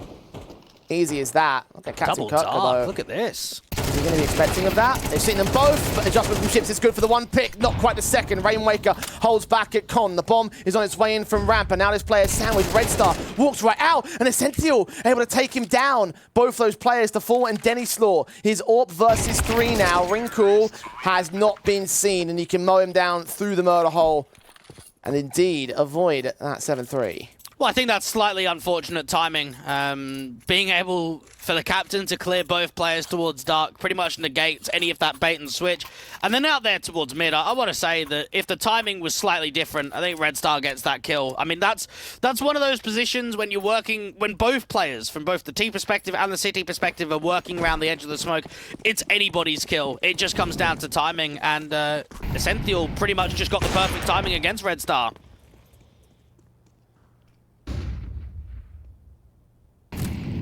500 have the full sets of rifles back in once again. 1 kit in play from Rainwaker might provide a bit of a concern if he goes down or if they're forced into a retake scenario. Shibs has all of apartments right now. He actually smoked himself and got on the other side of it. So that's a huge off angle that could present a late lurk in a mid portion of the round. They start to make their way back into apps. Would he be an element they don't expect much out of? Mid control has been established by the teams. Meanwhile, it's a bit of an off-kilter setup from the 2 CTs that are out there. Wrinkle, meanwhile, slow walking his way in. Ships considering his options. And does he flash his way in? Does he just hold the angle? Looks like he's going to hold the angle. I thought he was swapping to his utility a moment ago. You're going to back away. Wrinkle has the angle post in. I think Ships gets a pretty easy fight here against the AWP. Smoke off towards Rainwaker. This is going to be a B-split. M4 fins the fight against one, not the second, but Denny's AWP chimes in elsewhere, so it's a man advantage, and Rainwaker closes in against the bomb carrier. Captain Kirker dealt with. Wrinkle on 12, Owner. They're to cut rotations until Patrick swings upon the man, and the AWP has no choice but to fall back. All of his teammates crumbled upon by the 500 side, the bomb being dropped in the open. He just has to save. And that looked pretty easy from 500, and again, for Bait, it was a good decision to get the AK first, to at least allow that sort of Bait potential to get the 1-for-1. But it's the playstyle that Ships offers, and it's always so entertaining to watch and to cast, because who smokes themselves off in the apartment and then gets on the other side of it? There's only one player that will do something like that. And it's moments that Ships creates. He allows round opportunities to get one, just by himself, just with the way that he offers certain kills. I mean, right here, 1-for-1 trade with a dink down onto Wrinkle allows Rainwaker to get on the other side of that short smoke. They make that round look simple.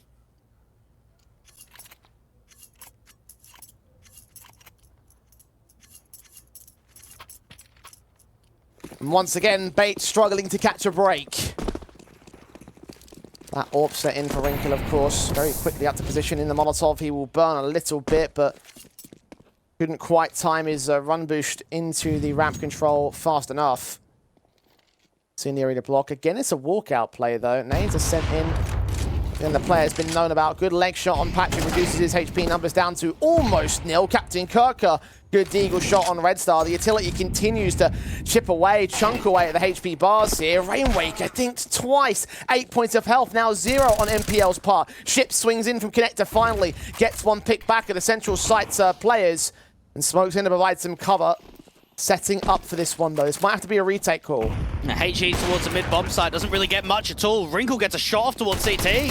Finishing the drop against Patrick. Tech 9 can't quite get him. Ship's allowed a kill, but his teammates are falling around him. 1 point of health now. Or picked up. And needs a clutch of ages. Shot rang in straight through the box, but did not connect. A little bit too far to the right-hand side. Best he can do is look for exit, save onto the big green gun. Because Bates are looking to equalize at the turn of the half. And if I am Ships, I'm a little bit frustrated with my team. I mean, I'm the B anchor. I've got 2 kills, and yet we've just been ecoed. We've just been rushed out towards A. We shouldn't be losing rounds like that. Poor protocol there from 500. Some good connections from Bait, but across the board, rounds like that shouldn't happen. And I think in a different universe, right, we probably could have seen Ships being an international player and at the tier 1 level. I mean, think about when he was out there on Crazy. Everyone remembers that, when you had Esperanto out there and Nexa and Hunter, some extremely strong pieces on that lineup. It basically just kind of folded, right? A couple of players left, and that team just died basically overnight when it went over to Contact. Remember them having a number of great placements in DreamHack Open events at the time. Yeah, did well on LAN and online. Kept it around top 20 on HLTV. Bit of a shame. I would have loved to see what that roster was able to do in the long term.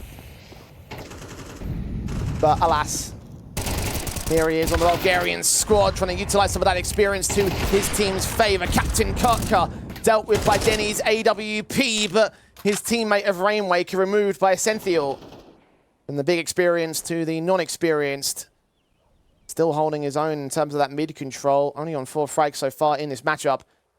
Bates, with his trade game, able to sustain a 3-on-3. That's a very good shot up there in top mid from Essential, just to be able to recover that round ever so slightly.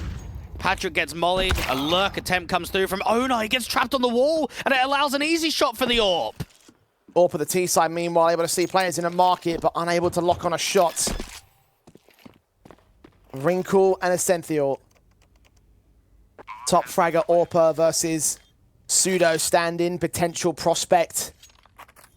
Man trying to prove what he can do at this kind of level.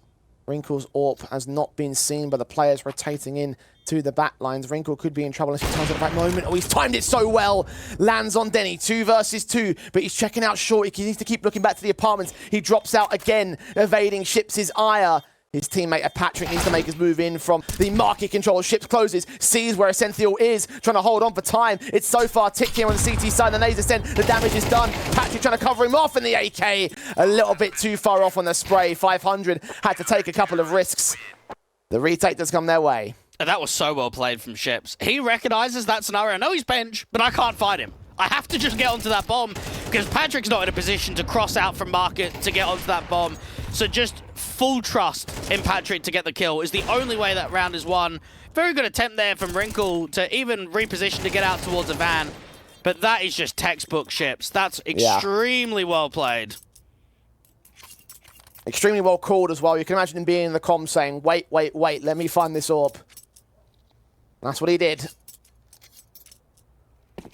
The 500 is beneficial to their CT side. 2 rounds up at the turn of the half. Bait now switch to the defensive side. 500 now to enable themselves the T half that all these players are familiar with in terms of their success rates. Time to make it happen. Bait. And what is statistically their stronger half on this map as well, but driven out of the A-bomb site very early in the pistol.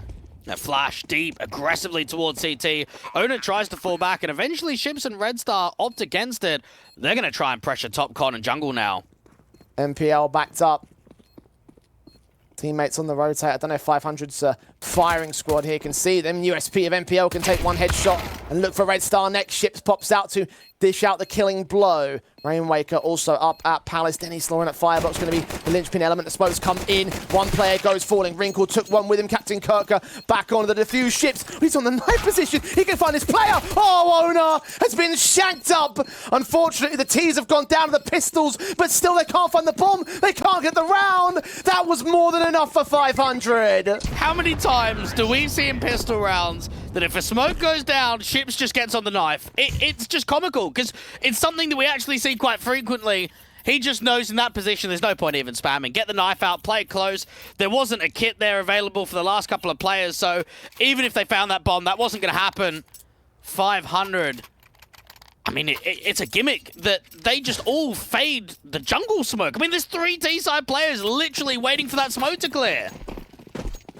Not the first time his gimmicks have been on display today as well.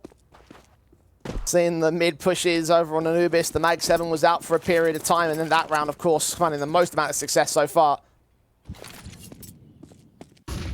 Plenty of cash, of course, available for him, the $1,500 kill bonus, and now the T's deal with the very fast and aggressive full eco mid push. Don't quite deal with it as effectively as they like to. A couple of players do go down, and Denny almost joined them. But still, 4 casualties on the CT side. MPL, a lot of work to try and do. Maybe see if we can isolate Denny. USP, try fight from range, but ultimately so much damage lined up, but not enough to get any further kills. 500 now on 9 rounds. Bait, trail by 4, but have a bye. And when you look at Mirage across the last 3 months, the win rate from 500, again, 3 wins, 4 losses, 3 losses in a row. Normally it's Red Star and Rainwaker that put up the majority of numbers, put up the majority of impact. We're seeing, obviously, a very good performance to come through from Ships. It makes you wonder, though, who's going to be helping out Wrinkle on this bait side? Because it's felt like he's been the man of the hour in a lot of rounds, but hasn't necessarily been able to get a lot of support.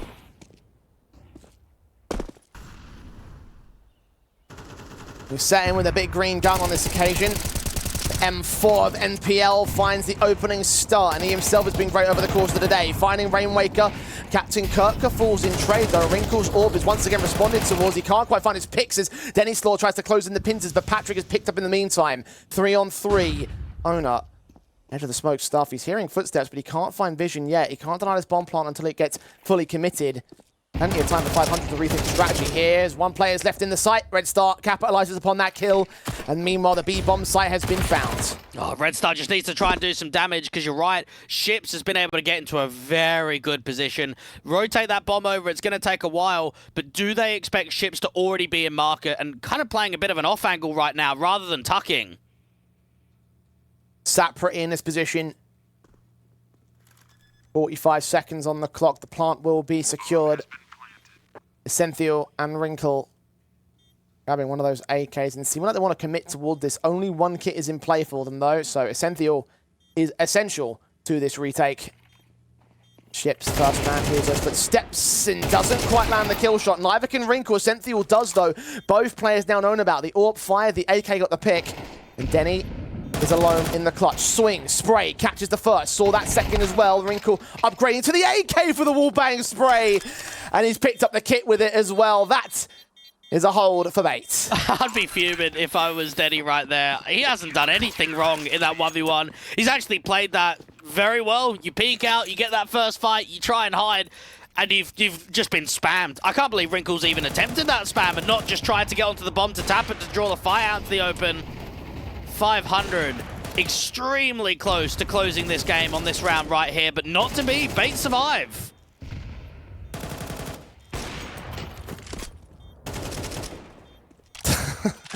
Just pure prediction game. Well, I mean, educated prediction game, of course, but predicted correctly regardless with the wallbang sprays, and 500 not given a chance to build their economy state. Now down to the pistols and Mac 10 on a couple of players. 2 AKs in play for Denny and Red Star. And back to basics with a straight execution. 3 smokes thrown. Connect to jungle stairs. CT cross locked out. Red Star checking dark. They've been flushed out of the bomb site on the CT side, but they are very quickly in position for the retake. And Wrinkle straight through the smoke lands on Rainwaker. Anticipating a boost on the trash can, doesn't come through. Red Star's got to get some impact. He's the one here with the AK in a powerful position. Denny trying to go for a big old flank. However, it's a case of how long they stall for time and how long Bait take to get into the site. They haven't got kits, so they haven't got one kit on Wrinkle. Essential and Owner get those frags on the SMGs, and the bomb's not even planted for this mid flank either. So Denny, the best he can do is hope and pray as they hold on to the whole defuse here. Can at least grab that one man. Wrinkle will get caught, but defuse will be stuck in hell. There's nothing they can do about it. Hold on to these guns. Take MPL with him as well, but give Bait the 7th round. And 500 might try and force again. I mean, this is where you start getting to some awkward territory if you do want to try and buy down. Because money's not ideal, but at the same time, you know the reset's there. And 2 players save. Ship's only out of dig, so he's going to go down to an AK. Yeah, they are going to force it. And for 500, I mean, this is a risk, but it's also one of those rounds where you put pressure immediately back on your opposition if you're able to close. Swing round and a half, and the early frag swings the way of MPL. Ships swung out from the top of the stack, but got nothing done for it. Not even that much damage overall. It's in the areas for Essential, ready to receive the T-side players who will go charging down this B bomb site. The man is forced right back into market. The bomb should commit and get planted. Now, 3 rifles for the post plant. Looks fairly solid here from 500, but they need some picks. They've got to try and slow this round down. They've got another couple of smokes to at least pull out towards market. Now Rainwaker's turning attention towards the apartments, which is where that backstab's coming in from. He has to take a duel, and MPL just deals with him as appropriate. One of those 3 rifles has now been dropped. 2 more in Denny and Red Star. Red Star seen in jail. Matt Patrick gets up close and personal. Only gets through 1. 2 more picks come out for the CT side, and Denny Slaw can only do so much in the 1-on-4. Overwhelmed by the CT forces, and in the second half, 500 are starting to struggle. And this is where 500 might look to try and force buy again. I mean, the reset chances are getting less and less just because it's 3 players staying alive and no less than that. But they might still feel as if this is an opportunity to buy up, to just protect themselves of allowing the City side to run away with it. It would be a questionable call and another high-risk play for 500, but the chance is there. Do they just go down on a hero AK to maybe Ships? They're going to take a tactical to discuss things. Very strong retake from Bait, and it obviously helps out that the apartments backstab came in so quickly with impact. I think it is good that 500 have taken a tactical here, because it could be an opportunity to force buy. It could be an opportunity to get the hero rifle out. We'll at least see that on Rainwaker's part, but will his teammates follow suit? It's incredible to think that the first rifle round of the game came down to, what, a 1v1 clutch for Wrinkle? If that goes differently, we're probably looking at an 11-5 scoreline and a fairly easy scoreline potential for 500 to close. Now, with that clutch that's come through and retakes that keep coming through for Bait, they've actually drawn it back into a competitive game. Pistol conversion and then a streak from the opposition. Where have I heard that before, 500? Tech 9s, fast plays in from these rifle players. Essential's been seen by Rainwaker, but that one tap's not quite good enough to get the kill. Utility at the ready. As soon as he sees contact, I think he's got an incendiary in his hands. Quick force forward of Rainwaker. Incendiary goes down towards the lower ground floor, unable to stifle off the players in the apartments. The spray gets not much done against Captain Kirker. Wrinkles overwhelmed as the Tech 9 able to strike from Patrick. Denny Slaw also gets involved to a 2 versus 2. Bombs drop back in apartments. They haven't picked it up yet, and now the pistol player gets overwhelmed. Denny has got to hold on to the clutch. Above that smoke, the nades will at least open up a little bit of vision. It's blocked off by a market counter smoke, though. And Denny has got that bomb, can get it down. He needs to get the cash bonus, so this is a very good decision to prioritize the plant. And now from this point onwards, this is where you try and work the 1v2. In the market window, doesn't get past MPL though. Good effort from Denny, and as you're right about that cash bonus, it will come in, so they'll stack upon with, I think, the max loss bonus here for 500. They will have a buy in the next round. Bait continue to hold on to these rounds, but starting to get by the skin of their teeth stuff. I mean, with the buy incoming, I don't think the economy is going to be all that fantastic for the CT forces. But can 500 get the reset? That's a very good round from 500 when you consider the investment. Right there, it looked as if the timing was going to pressure the likes of Sentinel just to go down, right? I mean, he was getting tailed by Rainwaker up to the top of the van, but just didn't come in. 500 feel as if they are knocking on the door of that reset. 9-9, Wrinkle starts the NWP up to the window position to molly out top mid.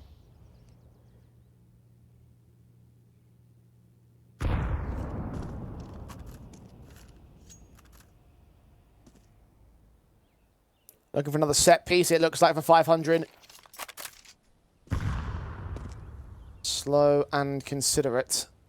When they're ready, they'll put those smokes out once again. 2 of them to connect the jungle and stairs. CT's open, and Owner finds the only crack angle before the smoke blooms to find Red Star. NPL, I think that stairs smoke actually missed out because NPL complete overwatch of the bomb site. Owner finds Patrick, and NPL is going to get overwhelmed. But Wrinkle looks for that or pick, and straight through the smoke catches ships all the same. Rainwaker, not much left for him. Beta raining on his parade. He'll get that first kill and that second, but not that third. Captain Kirker maintains control, and Bait have the lead. Jeez, that's another round that even towards the end there, individual fights being given up towards Rainwaker. You feel like you shouldn't be doing that. It nearly cost them a 1v1 scenario right at the end there. These rounds are super close. These rounds are almost round-defying kills is basically the difference. 1 kill here, 1 kill there, and it's a different round. 500, they've got to feel as if they've been playing well on T-side. They haven't quite been able to break it. I mean, even here, it's another force buy because they know that the economy's on the ropes of their opposition. They know that even though they're down to Galils for a couple and a Mac 10, that there's so much more on offer.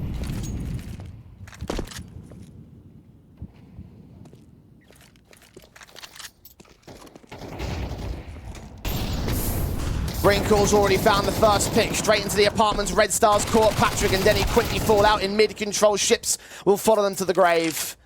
And Rainwaker once again left in a 1 versus 4, this time with a lot more breathing room out to the apartments, but Wrinkle, we fast to try and take it away. Does get swung upon, does get domed in. At least there's a bomb plant here. It helps out the cash bonus come that next round. How much more can Rainwaker find? They're desperate for round victories at this point. 1 man's been seen, that made sense towards market. 2 to swing out from short, can only go so far as the damage on Captain Kirker, not the kill against him or MPL. Diffuse will be put together. Bait now on 11 rounds. This is starting to look like a match victory for them. 500 still unable to find the answers. Bait are playing very well, and I think Wrinkle's playing very well. We've seen him involved in clutches. We've seen him get quite a lot of impact with that big green. I mean, up to 24 frags. I would say that he's been involved in the majority rounds on the city side on this comeback. And 500. Unfortunately, we actually haven't seen a good buy from them in a while. And that's because they've been chasing the reset. And it can go both ways, right? You force that reset, it's like, thank goodness, right? We finally managed what we've been trying to do. But if you keep chasing the reset and it doesn't come, you're just offering yourself up these shaky buys where we're not even getting Denny on the AWP. That's a major concern. Bait will start to feel that pressure. They're mounting up against the 500 side. Slow, careful positions. The 500 camp, of course, got their rifles in as standard. Patrick and his Galil out. Good taps on ships. Can catch Captain Kirk. That's how quickly MPL gets that trade, and Wrinkle finds the follow-up on the apartments player. The AUG of Essential can come in with a little bit of a follow-up as his own right. Rainwaker and Patrick do get those two players to drop.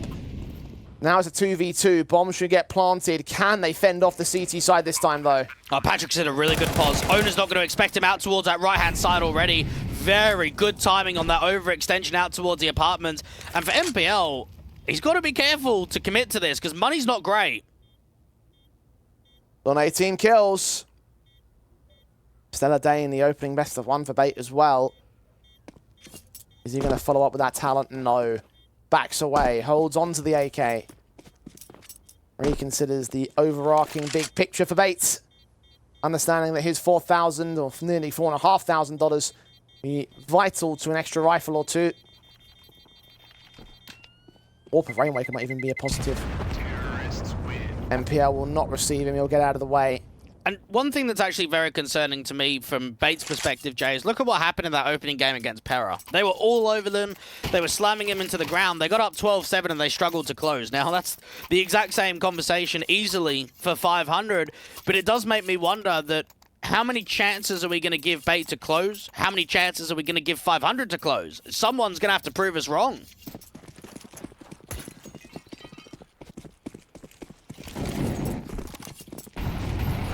One round to the goods, 1 round to the match point. 2 to the lead and 2 to the actual match victory. Patrick, however, involved in his opening kill, and MPL no more than that. Wrinkle and Owner so quick to take back control for the Bait side. 500. Just when you thought they were going to come out with a linchpin play at an aggressive moment that would have caught the CTs off guard, just no. Well, it looked like they were trying to force the over-rotation out to the A site for a quick commit, but the B players don't move a massive amount. Wrinkle's been very successful with the AWP out to B. This time, extremely defensive in market. Works for him, though. Red start to fall. The AWP of Denny posted in that window, hoping a reface can come through. But smokes and nades, driving him away from any sort of backline of the bomb site. The AK of ships so late to take that shot. Plant secured. Retake once again on for the Bait side. 500 need to fend them off. The two players up on the CT forces. And at point blank, Denny misses a sitter of a shot. Now ships with it all to do. And Captain Kirka steers the ships into a shipwreck. 12-10 Baits on group point. And this could probably be the biggest surprise out of the entire group, is that the team that on paper is the weakest out of the entire group does exactly what Sprout did last week and top the group to come out all the way and get yourself straight into the playoffs. 92nd on HLTV. Do not see many officials with them in the recent history. The debut as well for their stand-in on HLTV. Only had 1 map to his record beforehand in his entire career on HLTV. And yet they're about to beat Pera and 500 back-to-back. Pera was a difficult thing to swallow, I think, for them.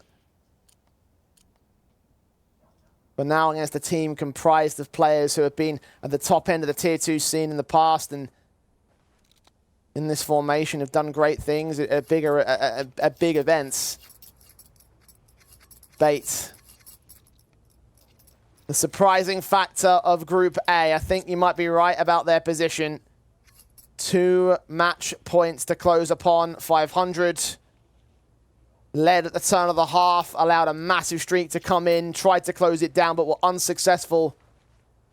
Now they're the ones that have to play for overtime. And Denny might get a boost up for a teammate, try and look for an opening pick out to A. Wrinkle going to bring the AWP aggressive into the apartments for the first time. Won't work for the immediate entry. However, Rainwaker might feed himself to the ban. AWP is posted. AK needs a perfect headshot.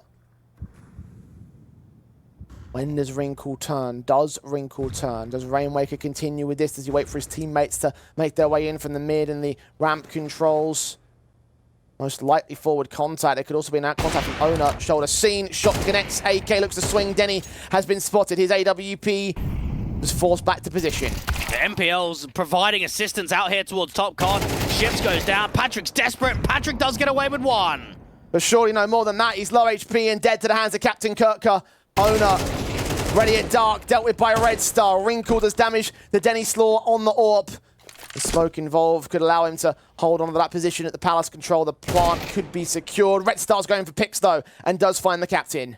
And knows that Wrinkle was out there towards Palace. Doesn't know about that reposition of Ascenthial. They know that he's the B player. Bomb has been planted. 2v2. Both T-side players tagged, both CT players unscathed. And Denny just gets faced upon. Straight headshot from Ascenthial.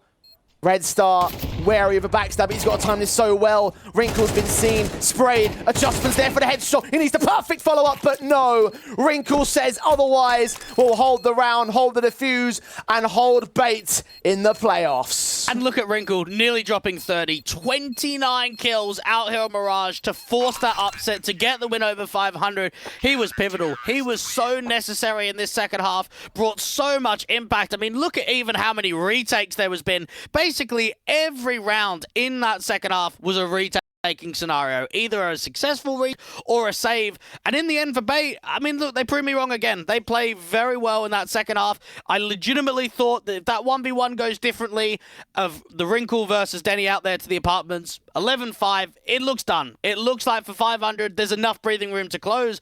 But it just showed how key they were on closing important rounds. And again, very similar story to what we saw in that first best of one from 500 as well. You get that start with the pistol and the conversion, and then suddenly you let a streak to allow the other opposing team right back into control. It happened with Sinners to a more extreme extent, admittedly, but it's a similar story here for the Bait side, enabling them the comeback factor to enable themselves, and of course bring Rink up to the numbers where he was looking absolutely lights out. Like it just felt like that's another key issue to the 500 side. I don't mean to take anything away from the Bait side, but just another thing that 500 might have to focus on when it comes to the decider game. I don't know about that. Again, I feel like, I don't want to harp on it too many times, but they did get unlucky in very, I would say multiple rounds in both series, right? And that's going to at least affect the mental. Like, it certainly is, because you feel like in both games, you should be closing in fairly one-sided fashion. Look at the game against Sinners. First half was comfortable. Couple of uncomfortable rounds in the second half pushes it all the way to overtime. And again, out here on Mirage, a few rounds go differently, and Bait just get swamped. Bait just get absolutely smashed on the scoreline. And it just shows for 500 if they can be consistent enough today to not let that affect them in the entirety of the group. We'll find out whether it will affect them during the decider matchup. Before we get to that, though, we have to decide who's going to be facing them. Of course, Sinners and Pera lost their opening best of ones in Group A, and now they take each other on for the last place elimination game. Let's find out who will take on 500 after the break.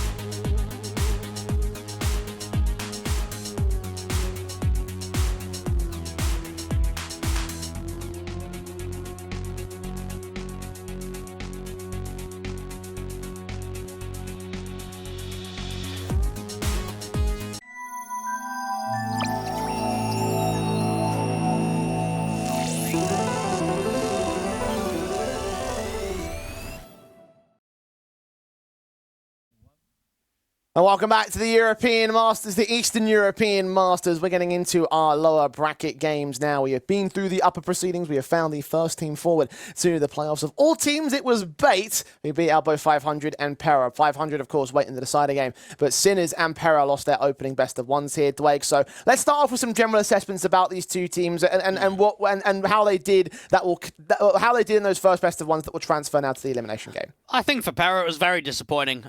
They didn't show a massive amount at all in their best of one, even though their scoreline was quite close. I think Aaron got them out of some really uncomfortable situations by just pure individual impact, and actually felt as if he could have pushed them all the way to overtime. Now, that didn't happen in the end, but from Pera, it just felt like they were off their game in that opening best of one, and this is a great chance to respond now.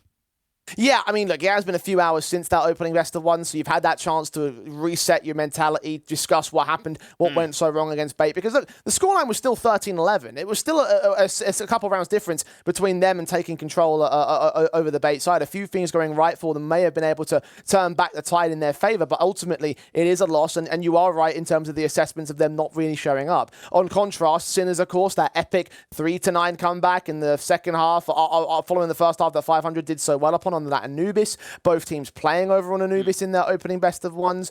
So some very similar sort of ground to reassess where things are going from here. So now to carry that forward against their respective sides, the question at the moment is who is going to be that team that gets eliminated here? Well, you would expect it to be Sinners, but again, I think all games today have proved that there's not a lot in it, that a few key rounds have basically decided who's going to win the game or not, and I don't think this is going to be an easy game for either squad. I think Sinners have a pretty good chance of upsetting. I think Pera have a pretty good chance of going into that decider game. So for both of these teams, it's just going to depend on the day performance, who's going to be showing up. I think Shock played very well for Sinners. He was involved into some just immaculate rounds where it looked like they were completely out of it. He'd somehow recovered it and get them in the game. So I'm going to be looking at Shock as being a pivotal player to come this best of one right now. Yeah, I can't argue against you. He was a very important element, so I'm looking forward to seeing how far he can bring it up against the Pera side. In terms of like another jumping off point to go back to is obviously that these two teams actually do have some priors to their name, mostly going back to when they were known as Rubik over on the Pera side. But regardless, between that best of three and a best of one that was played in January, all three maps on record between these two teams have gone the way of the Sinners side. So they've proven that they certainly can beat out this Pera squad, even in spite of the fact that Pera have made some drastic moves up the scene as of late. Yeah, they have, and I think this is obviously why you don't want to be going out in last place, because it feels like a step back. I mean, they should at least be targeting the grand final. Again, Pera and Monty are the two favorite teams in the tournament, two favorite teams in both of the groups. They should be looking at one another saying, we need to go to the grand final at a minimum. When you qualify to the RMR, when you qualify to Pro League, you want to be qualifying to the showdown as well. And for Pera, they can't afford an exit in groups. It is just, that is the baseline. So they need to come in here. They need to get this victory against Sinners and, again, put the checks on a back-forward approach since bringing Neofrag back into the roster. Yeah, I mean, look, I'm with you in terms of Pera's expectations are very high in this context. Now, Veto phase, Anubis was shared between the two opening best of ones. We're going to see it again, Blake. Ancient or Anubis could actually come through. I think both teams wouldn't mind floating that. Well, Ancient's taken out by Pera on the fourth ban of this one, and Anubis taken immediately out by the Sinners side. So actually, we're going to end up with a little bit of brand new territory. Nuke is our map up to decide who goes out in the elimination game. Yeah, Nuke is one of those maps which is actually pretty strong from the Sinners, and the track record of it from Pera doesn't look fantastic, if I'm going to be real. It's one of their weakest maps in the pool. I'm surprised they've allowed it to come through against this Sinners side. I mean, even the overpass I look at, and I'm surprised that Pera banned that. I mean, it's a map that is normally second ban of the veto in best of three contexts, so it's not the insta ban, but it's the second ban. They don't play a huge amount of it, like from the Sinners' point of view. So I'm actually very surprised that that they didn't lean to overpass right at the end there.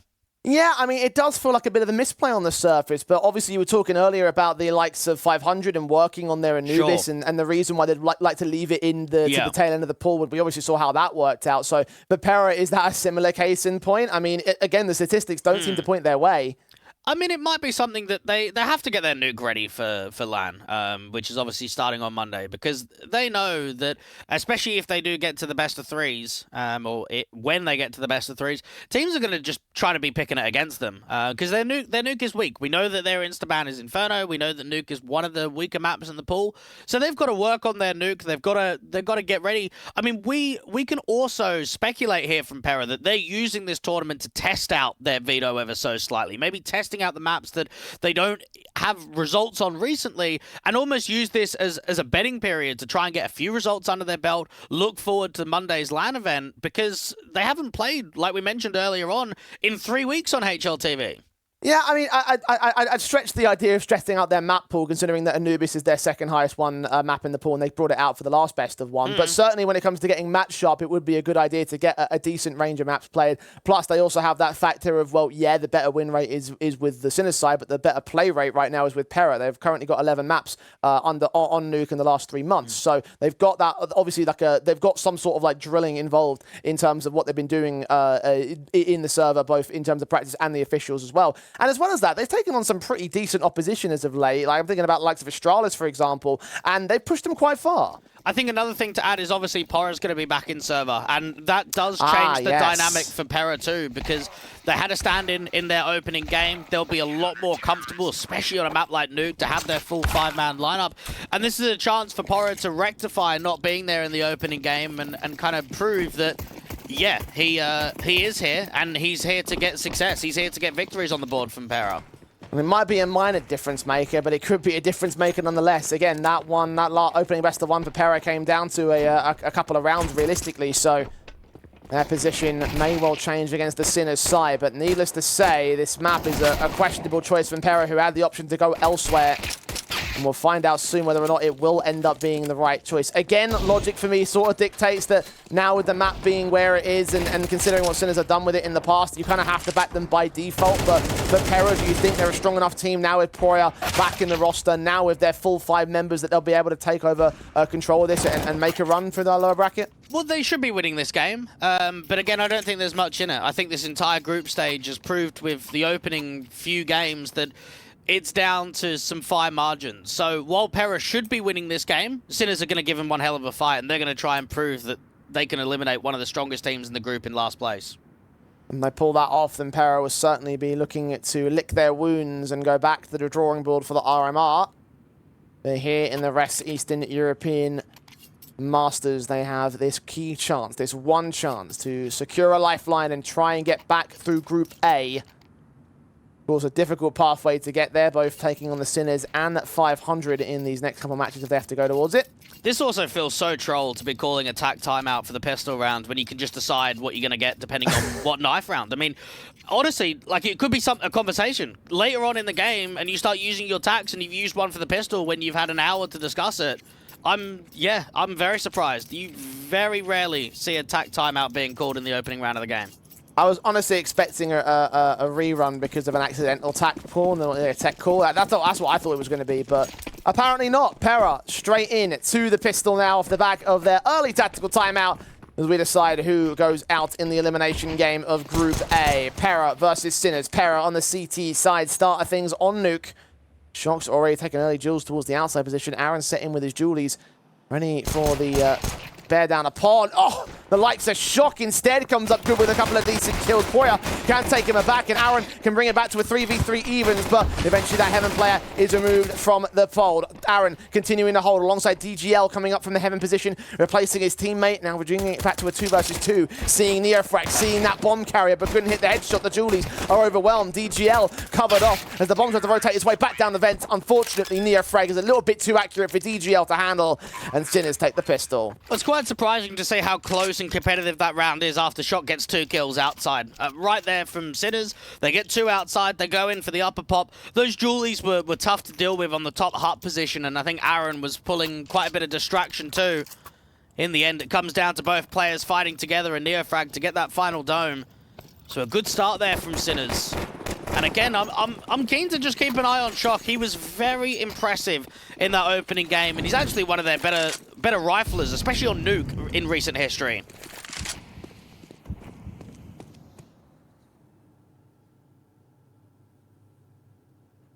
Well, Eco Pistols now for Pera in the follow-up.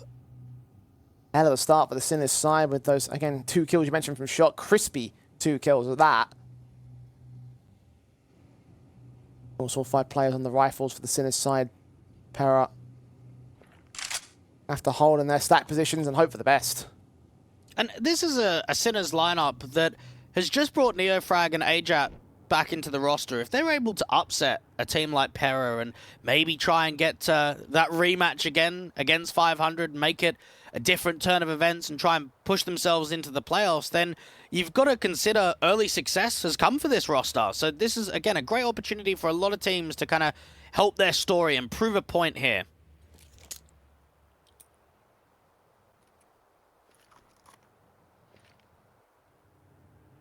And slow approach for this next one for them. They will find them open and free upper bomb site. Oscar should be able to deal with these individuals, of course. No SMGs that can try farming the cash in the case of this AK not falling into CT hands, which it will do for the time being. Neofrag quickly trying to see if they can take it back out of the CT side hands. That very important rifle to concede. Camion will go dropping next up. Neofrag wary of that CT spawn position, wary that Para something else set up in this position, but not to be. That AK held back. Aaron might look for one more exit, but ultimately the round will still go the way of the Sinners, and they will opt to leave that AK in the hands of Poya. I think another thing is that it's fairly surprising that after Neofrag was benched on OG that he didn't go straight back to Sinners immediately. He actually had that stint on Into the Breach. He had the stint on Eklop for a little bit before coming over to Sinners. I mean, normally you'd think, okay, you go away because you've got an international opportunity to go higher up the ranks. If I was Sinners and he gets benched, you'd want to maybe try and get him in straight away, but possibly timings and maybe comfortable with the lineup they had at the moment. But in the end, they decided to bring him back, and for Sinners, they'll be looking at this next rifle round to get as much out of him as possible. TGL on that AWP. Para looking to try and see if they can respond with their first round on CT. Rifle set in. Aaron pulls the outside. Neofrag when they have trying to go beat the T-side. Smokes and nades come up, and DGL and the perfect opportunity to find the opening pick. Aaron put that HE, and the first to fall is Neofrag. It's a pretty good start.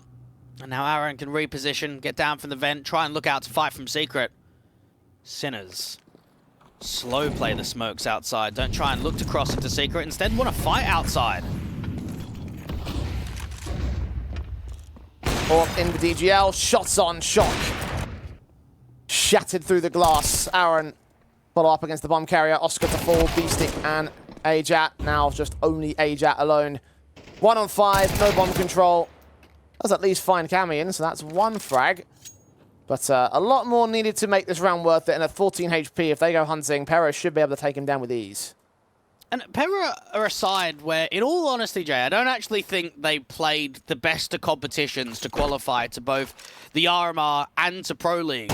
So, for that reason, I think they've got a lot to prove to maybe the community or maybe just people in the Tier 2 scene to say that they can actually do damage at that level. I mean, you take the RMR qualification as an example, came through the second open qual, had to beat Anonymo in the quarterfinals. They get into the closed qual, they beat Eyeballers in a best of 1, they beat Eckler in a best of 1, they lose their best of 3s and they go towards the decider qual, which all they need to do is beat Sync, which is JO and Fate's team, who's outside of the top 80 on HLTV. I mean, even the Pro League qualification, they beat Viperio, who's outside 200 on HLTV, and are out-informed Guild Eagles for the last few months.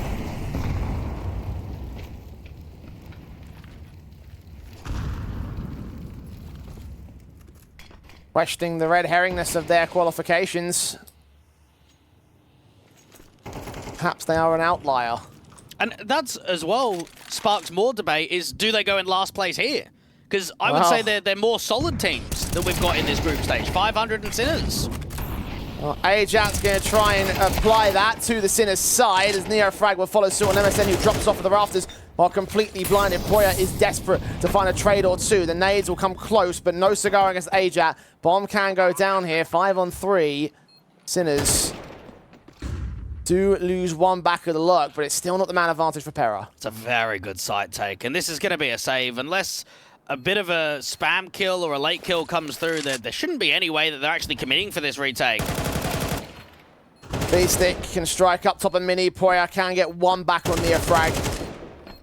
Ajat's just sat back over at Tetris, going to not move at all unless he has to. He has to be challenged. And B-Stick towards the outside, deals with a player over at Heaven. DGL just has to hold on to that AWP all the way back at Secret. Might take another challenge from one more T-side player. But ultimately a third round for the Sinners side. Just one more good shot makes it expensive. Sinners, these topside hits are looking fairly solid right now. And if you are Pera, you want to make sure that you're not allowing the T-side to run away with it. I mean, we're potentially looking at a 5-1 scoreline for Sinners in an elimination best-of-1 on T-side and Nuke. If you get up 5-1, you put serious pressure on your opposition to responding quickly. Otherwise, it feels like the game's just being pulled away from them.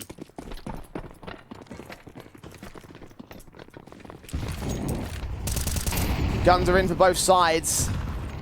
Orb of DGL posted ready for Ajat and for Oscar perhaps to make his way in. Shock is seen first and foremost. The AK swings against the M4 Poya. Very good bait and switch, but Oscar does get the trades, maintains the man advantage of a single player. DGL cannot get it back, and Camion overextends out a hut, so advantage is taken back with a HE follow-up from Oscar. Finally gives up his life to Aaron. MSN chimes in. A wild, wild round, and it's still not over. B-Stick brings it into a one-on-one. There's a huge amount of overfighting right now from Pera, and it's actually brought them down into a 1v1 scenario. Now, this is in-game leader versus in-game leader. The bomb's been recovered. Aaron's repositioned to main. B-Stick is still in lobby. Needed to grab that bomb, that's what he'll do. Where he goes with it is the bigger question. Aaron considering the outside walk, which could still be on the cards for B-Stick, but he's watching directly down the squeaky door. Even then, to go all the way towards outside down a Secret, you'd have to basically run your way to get into the B-bomb site in time. So he's waiting for an extension on Aaron's part here, hoping that he presses, but he just isn't. It's all about time stalling. All about who makes the mistake first. B-Stick is waiting for Aaron to start walking into lobby. It just hasn't come. Smoke involved. Walk out of hut. Aaron having his attention turned towards squeaky door, but holding the smoke anyway to cover off both entryways. Molly sent, now knowing exactly where B-Stick is. Where does he plant for? Safe behind the silos? Seems to be. Smoke involved as a red herring. Both have to beat each other. AK sees the M4 first, but Aaron finds the killing blow first. And Pera will find a second. Now, Aaron's been impressive today. You think about his opening best-of-1, what he was able to do. Nearly dropped 30. Felt like he was going to drop 30 in the end. And get out to that AWP. Get back into the bomb site. Is quite close with the time, but we'll be able to get there. And Sinners not quite closing out that 1v1. Did get Larry for Pera, though. You mentioned the overfighting that they took. So many back and forth trades, nades, and baits and switches. Players pushing too far forward. I mean, unnecessarily down to the wire, but regardless, they are the ones coming out on top. And the money is a little bit crippled here for Sinners. Money is, or the cash bonus, rather, from the bomb plant is going to come into effect, but $1,400... means Mac 10s, Tech 9s, and 1 AK for Neofrag. Probably a topside hit, or at least a vent drop. They've very much enjoyed their upper takes, and in a buy like that, that's normally what you're expecting. Will Pera be expecting it? And we certainly are, with the defaults once again set into the same positions. That's a bad nade. Camion responded to by a counter HE of the T sideline, hoping they try to extend further forward. Flashes will be sent out, a smoke will be involved. The CT sideline, incendiary as well ahead of that ramp entrance. Poya, good for 2 kills, unable to get the third player as he runs out of ammo. Neofrag will provide covering fire and start to cover the entry into the B-bomb site. A top site fake into a ramp take. That's a very good defensive hold from the ramp individual. Getting the bomb down from Neofrag. They want to try and take double doors before the bomb goes down. And Pera have not started the rotation. They will start to do so now. They are grouping up and all moving in the same angle. Oh, this could be very testing. Burst of the SMG. Oscar gets tagged up. Tech 9 trying to hold alongside Ajax. Mac 10 kills. Oh my god, they reduced it to a 2 versus 2. Now it's a 1. The AWP of DGL can't keep up with the pace, and the Sinners have faced the stack with their own stack. Pera forced out to the save call. I cannot believe they just won that round. And if you're Poya, you are so frustrated. You've literally got 2 kills ramp. You've held on to your life. They're down on the lower bomb site. You can retake together. It's not the best of buy scenarios. It feels like a freebie. It feels like a very easy round. And yet it's just crumbled. Did not split up the defense. Did not come in from the vent drop. Out to ramp. Everyone in from secret. And another tactical, because Sinners, I want to say, are in a position right now, especially with the double eco, that if they win round 7, I probably want to say they win this game. Because it will force the reset. It will allow themselves to get up 6-2 on the T side, and from that point onwards, the confidence is up. Pera are struggling. They're feeling frustrated. They're not getting rounds in a row. You've got them on the ropes. You've pressured them massively.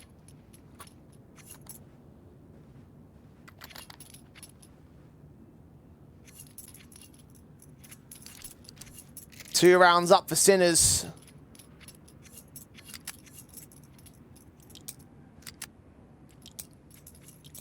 Leaning over our group favourites.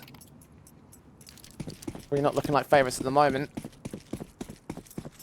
CT side by is looking very, very scrappy. Nova in for MSN.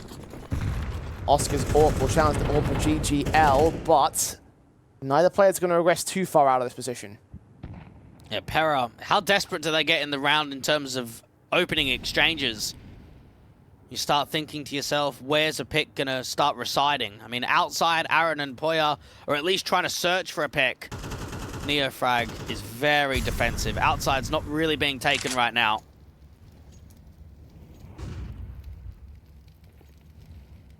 Slow walking of Neofrag. MSN, similar story.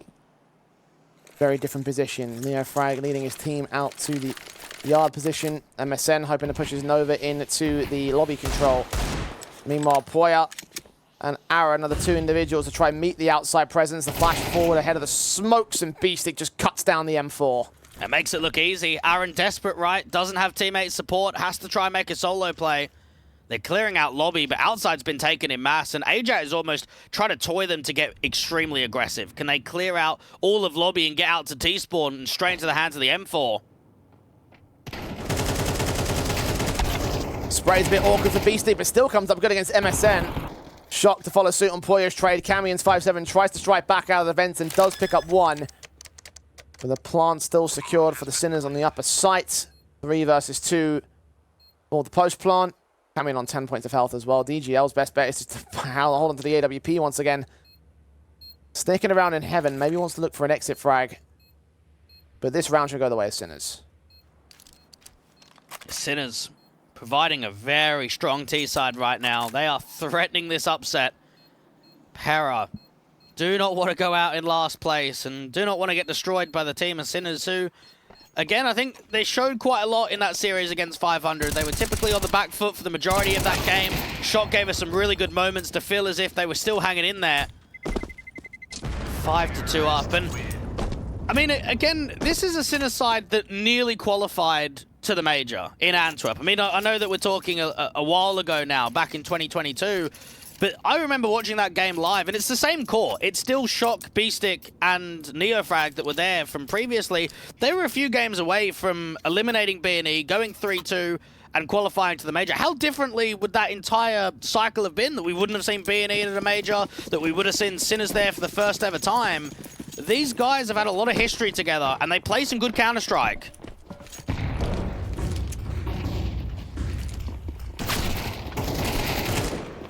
Oh, fast out from the squeak door. Neofrag to get in with a couple of kills.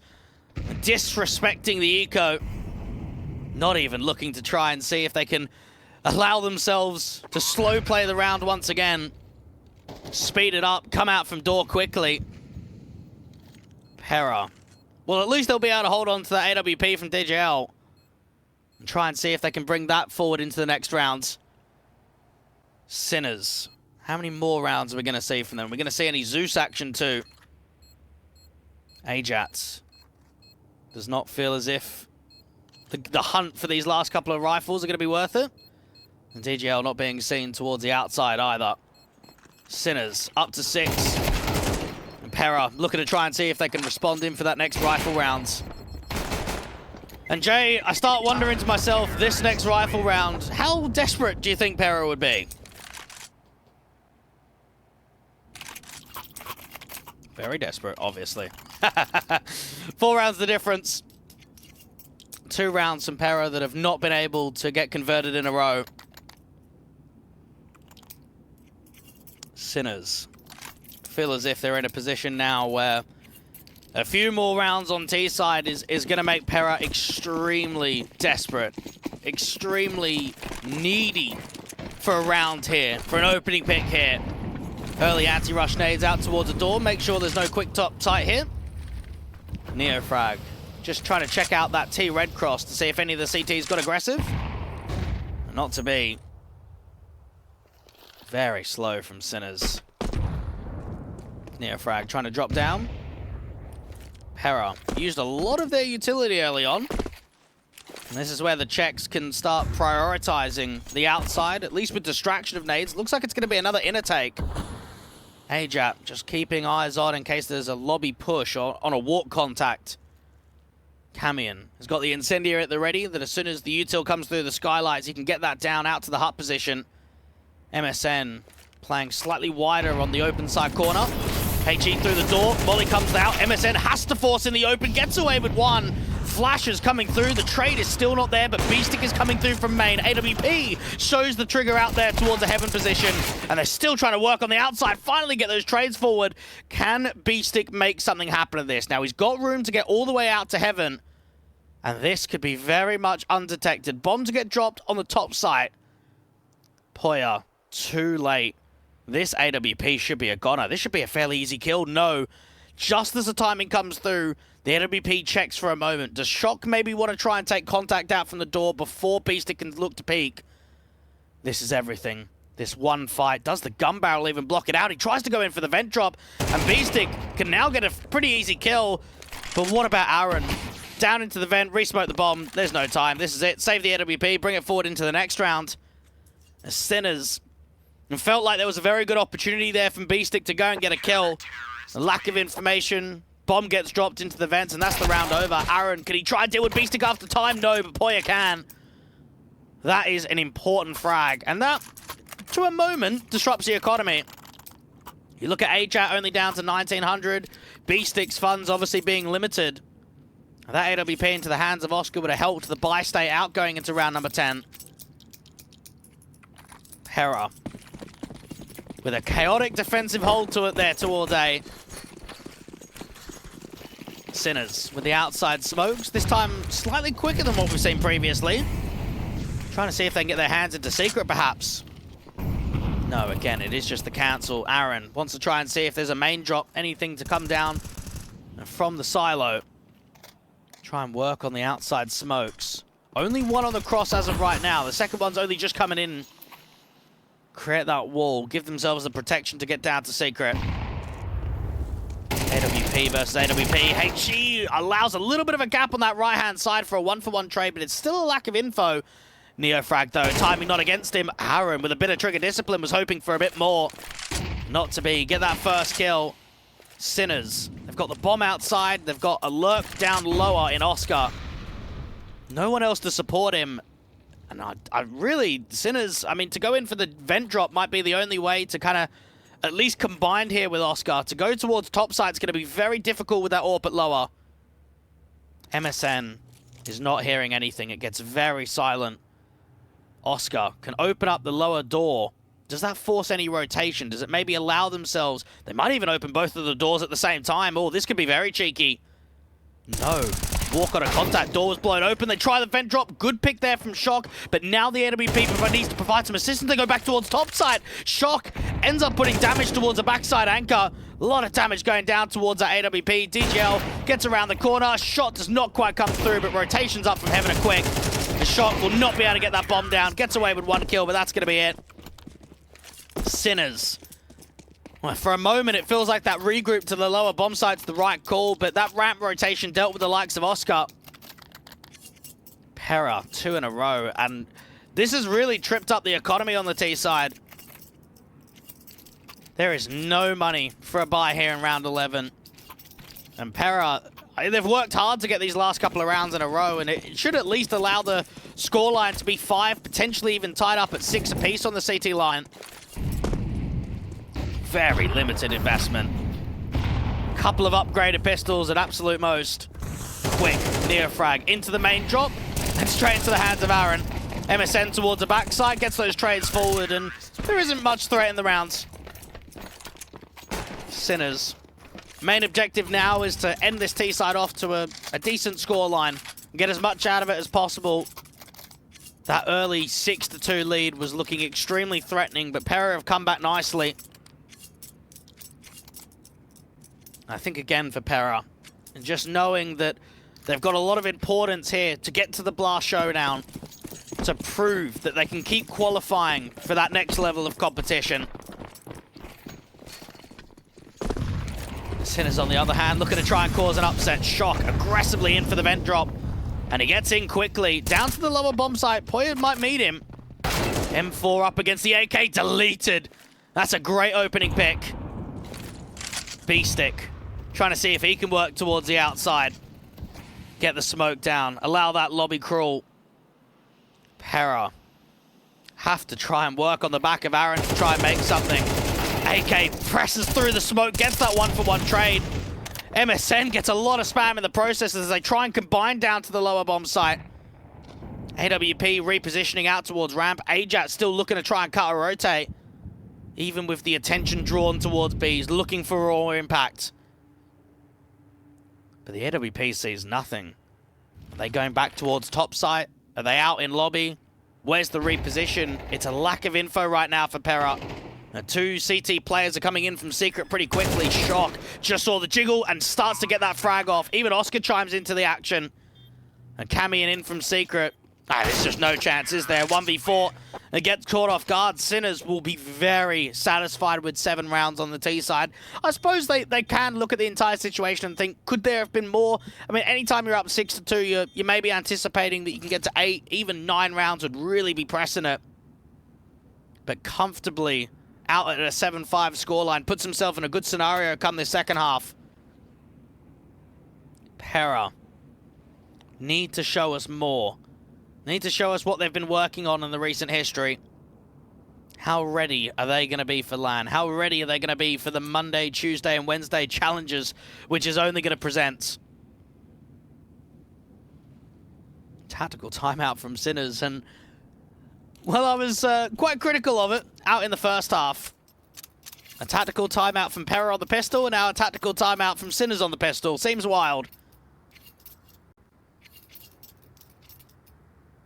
You look at Nuke. 3 wins, 8 losses from Pera in the last 3 months. An uncomfortable map in the pool for them. You take that to the Sinners side, and it looks definitely stronger. 6 wins and 1 loss. And we haven't seen much of it, though, with the newer players in the roster. This is only the 4th time in which Neofrag and Ajat have played the likes of Nuke since joining up onto Sinners. Pera with util in hands for a couple. MSN on the top side, quick. Out of the door with the HE and the smoke to main. Oh, there's a gap in it. That could be abused for a little while, and yes, that's what Oscar's going to try and do. Get on the front side of it. Shocker's got those dualies in from Hut 2. Trying to cancel again the top site hit. Shock gets 1 and makes it a couple. Oscar works on the edge of that main smoke in for 1, and it is all falling apart. Pera can't even get a look into a fight, or potentially even that bomb plant to look to force in that next round. You can't be making mistakes like that. As soon as that smoke misses, as soon as main is not smoked all the way, Oscar knows that he can get on the back of it, knows that he can abuse. Pera falling apart to the jewel. He's out towards Hut 2. Shock just gets 2 annihilating kills. And now for Sinners, pressure builds to their opposition. 3 rounds the difference. The light eco of the Glocks cannot afford to bring any more to the table because their main priority and focus is the rifle round. Sinners haven't shown a huge amount in best of ones over the course of the last year or so. But this could be sweet victory to take down a team that's only 41st on HLTV, quite highly ranked in comparison to their sake. Ajat spamming down, repositioned from the FAMAS out towards Hell 2. The Sinners clean up their 9th, up against the Glocks fairly easily. Yeah, Ajat goes down to 2 points of health, but no one drops. Pera. What are they going to offer in this opening rifle round? You've got to think that this could be last chance. Very similar to what it was like on that 500 versus Bait series at the 9-5 scoreline. That one round from Denny could have made it 11-5 and a very different outcome. Sinners no. Win this rifle round, get up 11-5. Aaron quickly out towards ramp. DGL gets that opening kill. Yeah, Shock tries to get aggressive in from Hut. Aaron keeps eyes on to see if there's any aggression to come through from ramp. A very good start there from Pera. Smoke comes through on a lurk smoke. Don't see that all that often. It does force in the incendiary. When does Sinners try another approach? It just seems to be a top site hit. DGL getting up to the T-roof to try and set up nades. Camion can try and work outside. Defensive smoke outside from the CT line. Oscar, good pick in there from the door. Quick trade comes through from Camion. Oscar needs a little bit more, needs some help on the top side, but no, it's a fake. Ajat, is this his chance for the multi? Hearing the footsteps, tucked in. Bomb gets dropped for the first. The swing out from Hell is unsuccessful as well. A very good reaction there from Pera that as soon as they get that kill out towards ramp, they're anticipating the swing from Hell and they cancel the lower site hit. They can regroup to top site. They've already got Camion out from the door. What a round for Pera. Very well played on T side. Now this just means that Oscar has to save onto that M4 and try and bring that forward into the next round. Look to try and buy around it. Lost bonus obviously on the 1400. Pera with a very strong ramp take. Oscar, can he find an exit? Can he maybe upgrade? Repositioning in from Secret. Trying to get closer towards that T-spawn area. Or city spawn area, I should say. Seems like he actually might have an attempt at this. Now, not to say that he's going to go for the retake all the way, but at least try and see if he can make it more expensive. Out from Heaven, 1v3, low HP. Got an incendiary at the ready. Made some noise out there towards Heaven, and he's just trying to draw them into the bomb site ever so slightly. In the end, nothing presents itself. So it will be a save call and a 6th round gain from Pera. Now, what is the buy state looking like here from Sinners? I mean, Oscar can drop at least one rifle. Probably see for Masters out. If they go for M4 and armor, there's going to be a lack of nades. Maybe even MP9 to get some extra pieces of util forward, or just a half invest is the other option. But then you give the respect. You don't put that pressure on your opposition straight away. It does seem as if it is going to be the safe call, though, from Sinners. Not looking to buy down in round 16. Had a chance of getting close to the double eco status force reset on their opposition. Now, this is still a very important round for Oscar to do damage. And look at how aggressive he's got into lobby. A lot of players from Pera up towards the T-roof. That M4, though, is looking to strike for damage. Try and get it into the hands of one of your teammates. Now, Shock is the only other player with armor. Pera. Seems like they've got the anti-lobby crunch setup coming in. Getting up towards T-roof. Waiting for aggressive approaches. Quite happy to run the clock. It still could be a top site hit. Molly can come through to top hut. Flashes can come out over the top. Very silent from Sinners. No one's giving the info away, especially these pistols and where they're holding out from. MSN out here towards the door. Gets spammed up by quite a lot of those damage of bullets, but still doesn't drop. Down to 10 points of health. Shock feels like he might try and come up the vent. Try and get a good timing. And cancel off the back of it. Neofrag gets nothing out towards Heavens. They will save this M4. Pera get themselves up to 7 now. And that main objective, that main focus is going to be on the next rifle rounds. Oscar gets away with an exit kill, so can at least allow himself to hold on, not allow himself to get hunted.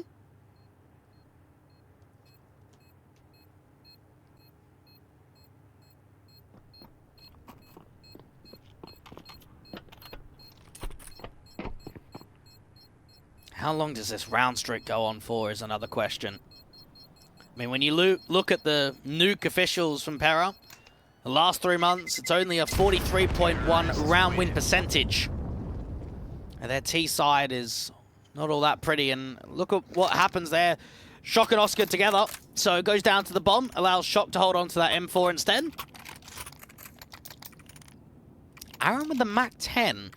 Now this could actually be a buy for accelerated pace. Door explosion, top hut hit, ramp rush.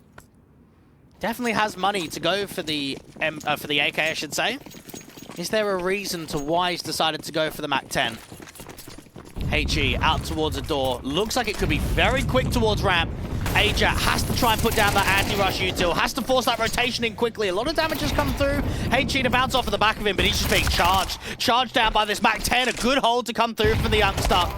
Get that first kill. Rotation from B-Stick out from the single door to strike. Ajak still needs to find some extra damage. It doesn't quite come in. Neofrag can now try and fight out towards the observation window. Player towards his right-hand side. A lot of damage to be done. Actually deals with the other player instead.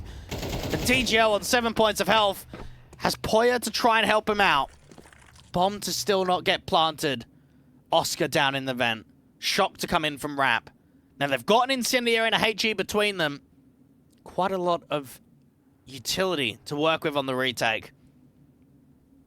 It seems like Shock is even anticipating a slight maneuver up ramp to try and see if the T's are maybe going to commit back towards the top site. Oscar in from the single door. USP pulled. This has got to be the information of just how low that DGL is. Open the door. Look to try and fight straight away.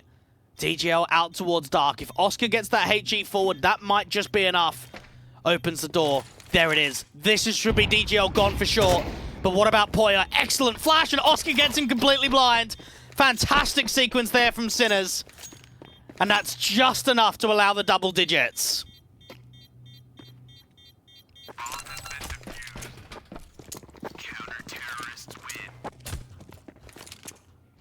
Now, what a round from Sinners. Well done there. Very good utility usage right to the tail end. 10 rounds, 3 more to go. And it does make you wonder here from Pera is, are we only going to see the odd round from them here and there? Very strong defensive from the youngster. Good rotation from B-Stick, and across the board it was Neofrag's impact out from the observation window. That was the real difference maker.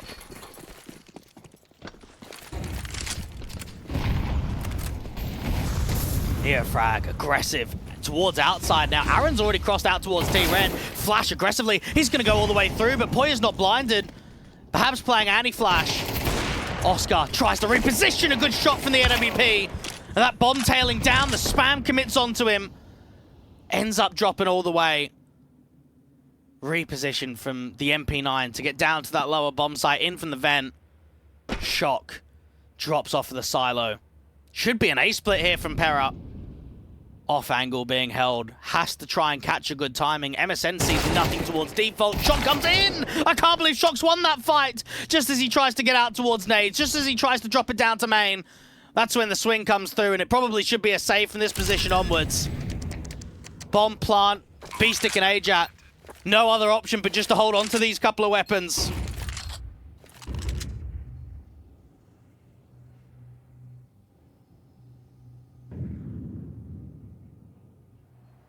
Pera hanging in to this T-side line, Dweg. The Sinners still so close to the end, but have to get past that finish line. And putting such a great effort as well with these weapons. The money might start to become a concern now for the CT forces. These 2 weapons are going to be vital to their campaign, and Ajak might not even stay in with it. Escapes the eye of the T side, who won't continue that hunt down at the secret control. I'm not convinced here with Pera on the T side that they're going to be able to close this out. They haven't shown enough just yet. I think they need to show more in rifle v rifle rounds. Sinners, I mean, I know that it's only been 3 rounds won, and obviously the pistol and the anti-eco, but I think for Pera still being on T side, there's still a lot of pressure against them. I look at this next round, seeing the rebuy coming through from Sinners, and think this could be the one for the Czechs. This is a key round for their taking.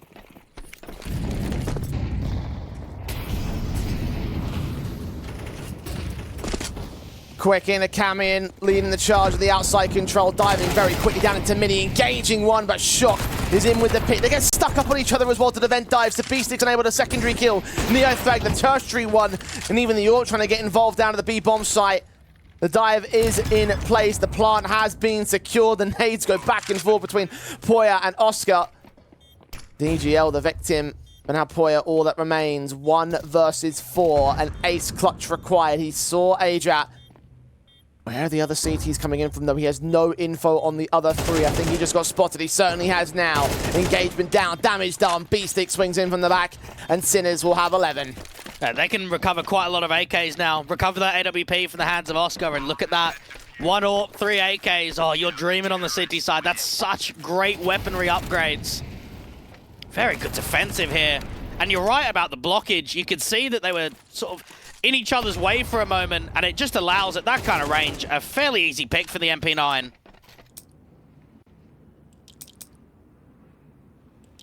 There's 1 more to add to the Sinners tally. Around to try and look to the closing moments of Nuke and to Pera's potential elimination. Would not be a good sign for this team, given how well they've done in qualifications and their chances they're going to have at high-level tournaments in the very near future. Blast may not be one of them, let alone the rest playoffs. AK setting on 3 players at the CT side. So much firepower for Sinners here. And Pera needs to try and find an opener, and it might just be out towards ramp. Now, they got Camion outside, who could be a very good piece in the late round, especially if they go for an A-split. Oscar trying to line up some util, potentially a HE to go in deep.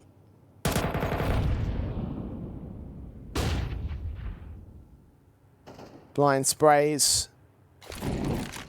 Damage done to both sides. Incendiaries will drive them away from any sort of take of the ramp control. MSN doing a story. Orbs of Shadow.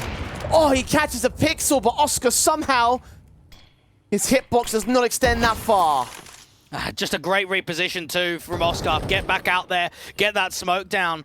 3 players towards A. This is a good read from Sinners. Pera running into a trap.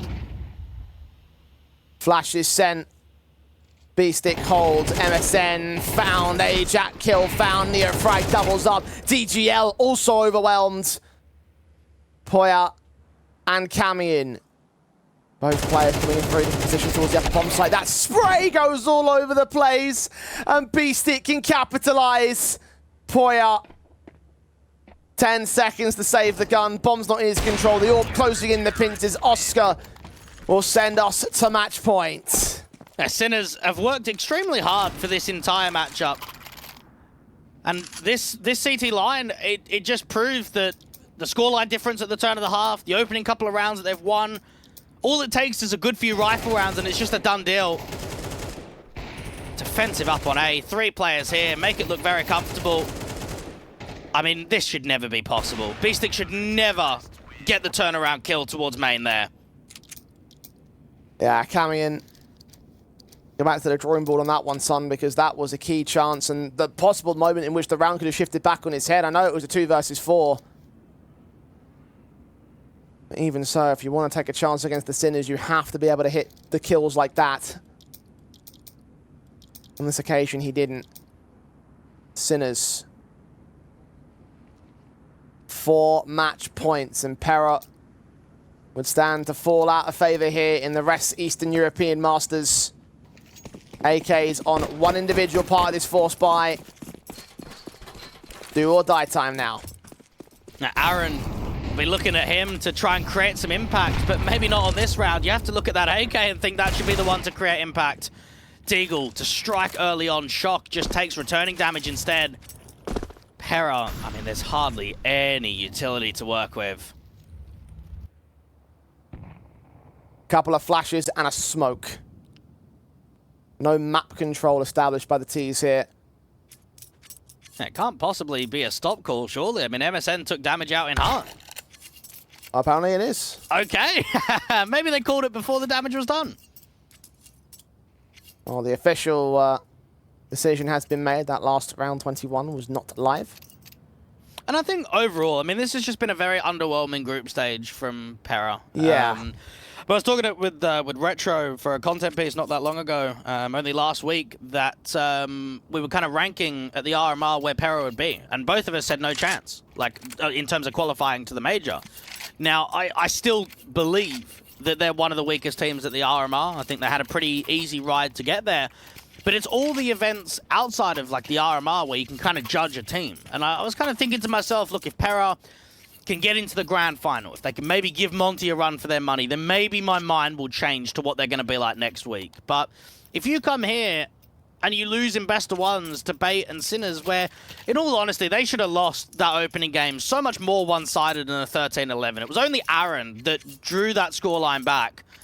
And then right here on Nuke, it feels like an underperformance. It feels like the Para that we did not see in the road to qualification for both the RMR and Pro League recently. Yeah, I'm with you there. It doesn't feel like a top-level qualifying squad, and that really is the bottom line here.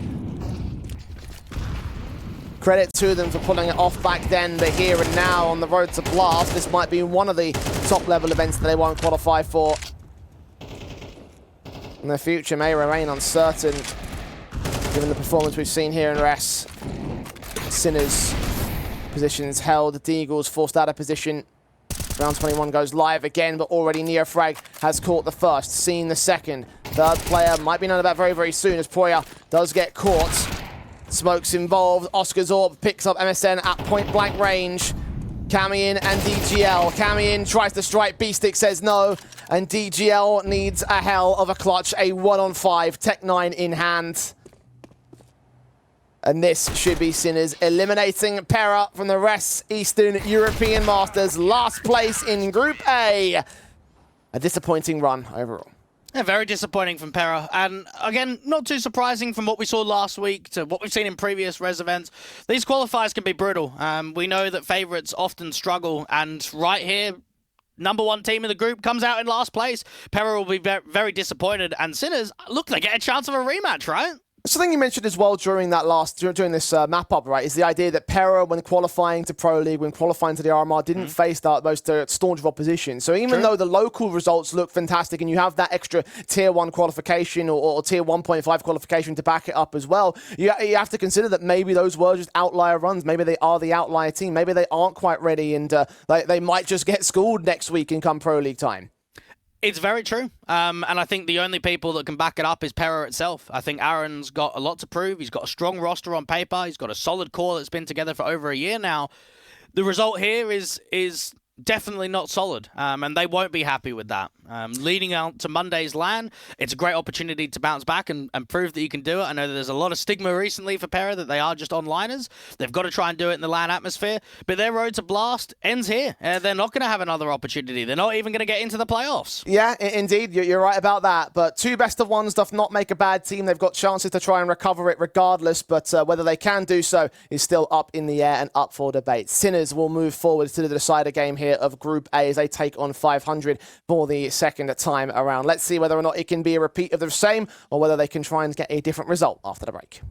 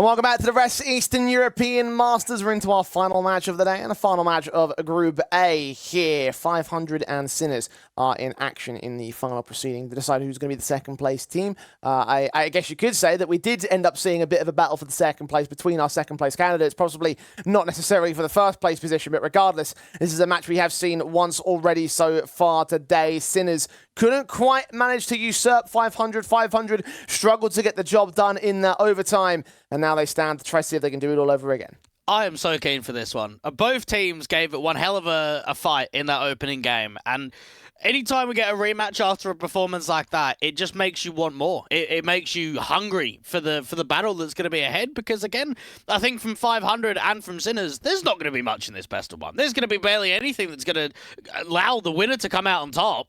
Yeah, no, I mean, look, it was an epic confrontation when it went down during the opening match of the day. Like, it was such a ridiculous affair as well to see the idea that 500 were going to go up 9-3, and we thought to ourselves, oh, yeah, this is it now. 500 are going to make it light work of the Sinners side, and then Sinners bounce back in the second half. And so you wonder how much of this is going to be so T-side based, especially, right? I mean, I know it's Anubis, obviously, that was played out during that first map-up. The idea of that coming out again does feel like it would be a bit of a wild one if it does happen here in this context. I do hope that the both teams are considering a different option in terms of this map. I don't know. I feel like both teams would consider it again, no? I mean, from Sinners, they would have felt as if they got off to a slow start in the first half, but brought it back really nicely, and probably should have got knocked out of the game, but still brought it all the way to overtime. And then 500 will look at it and say, we're up 9-3, we probably should have closed earlier. Like, I actually think both teams will be fairly happy to play Anubis again.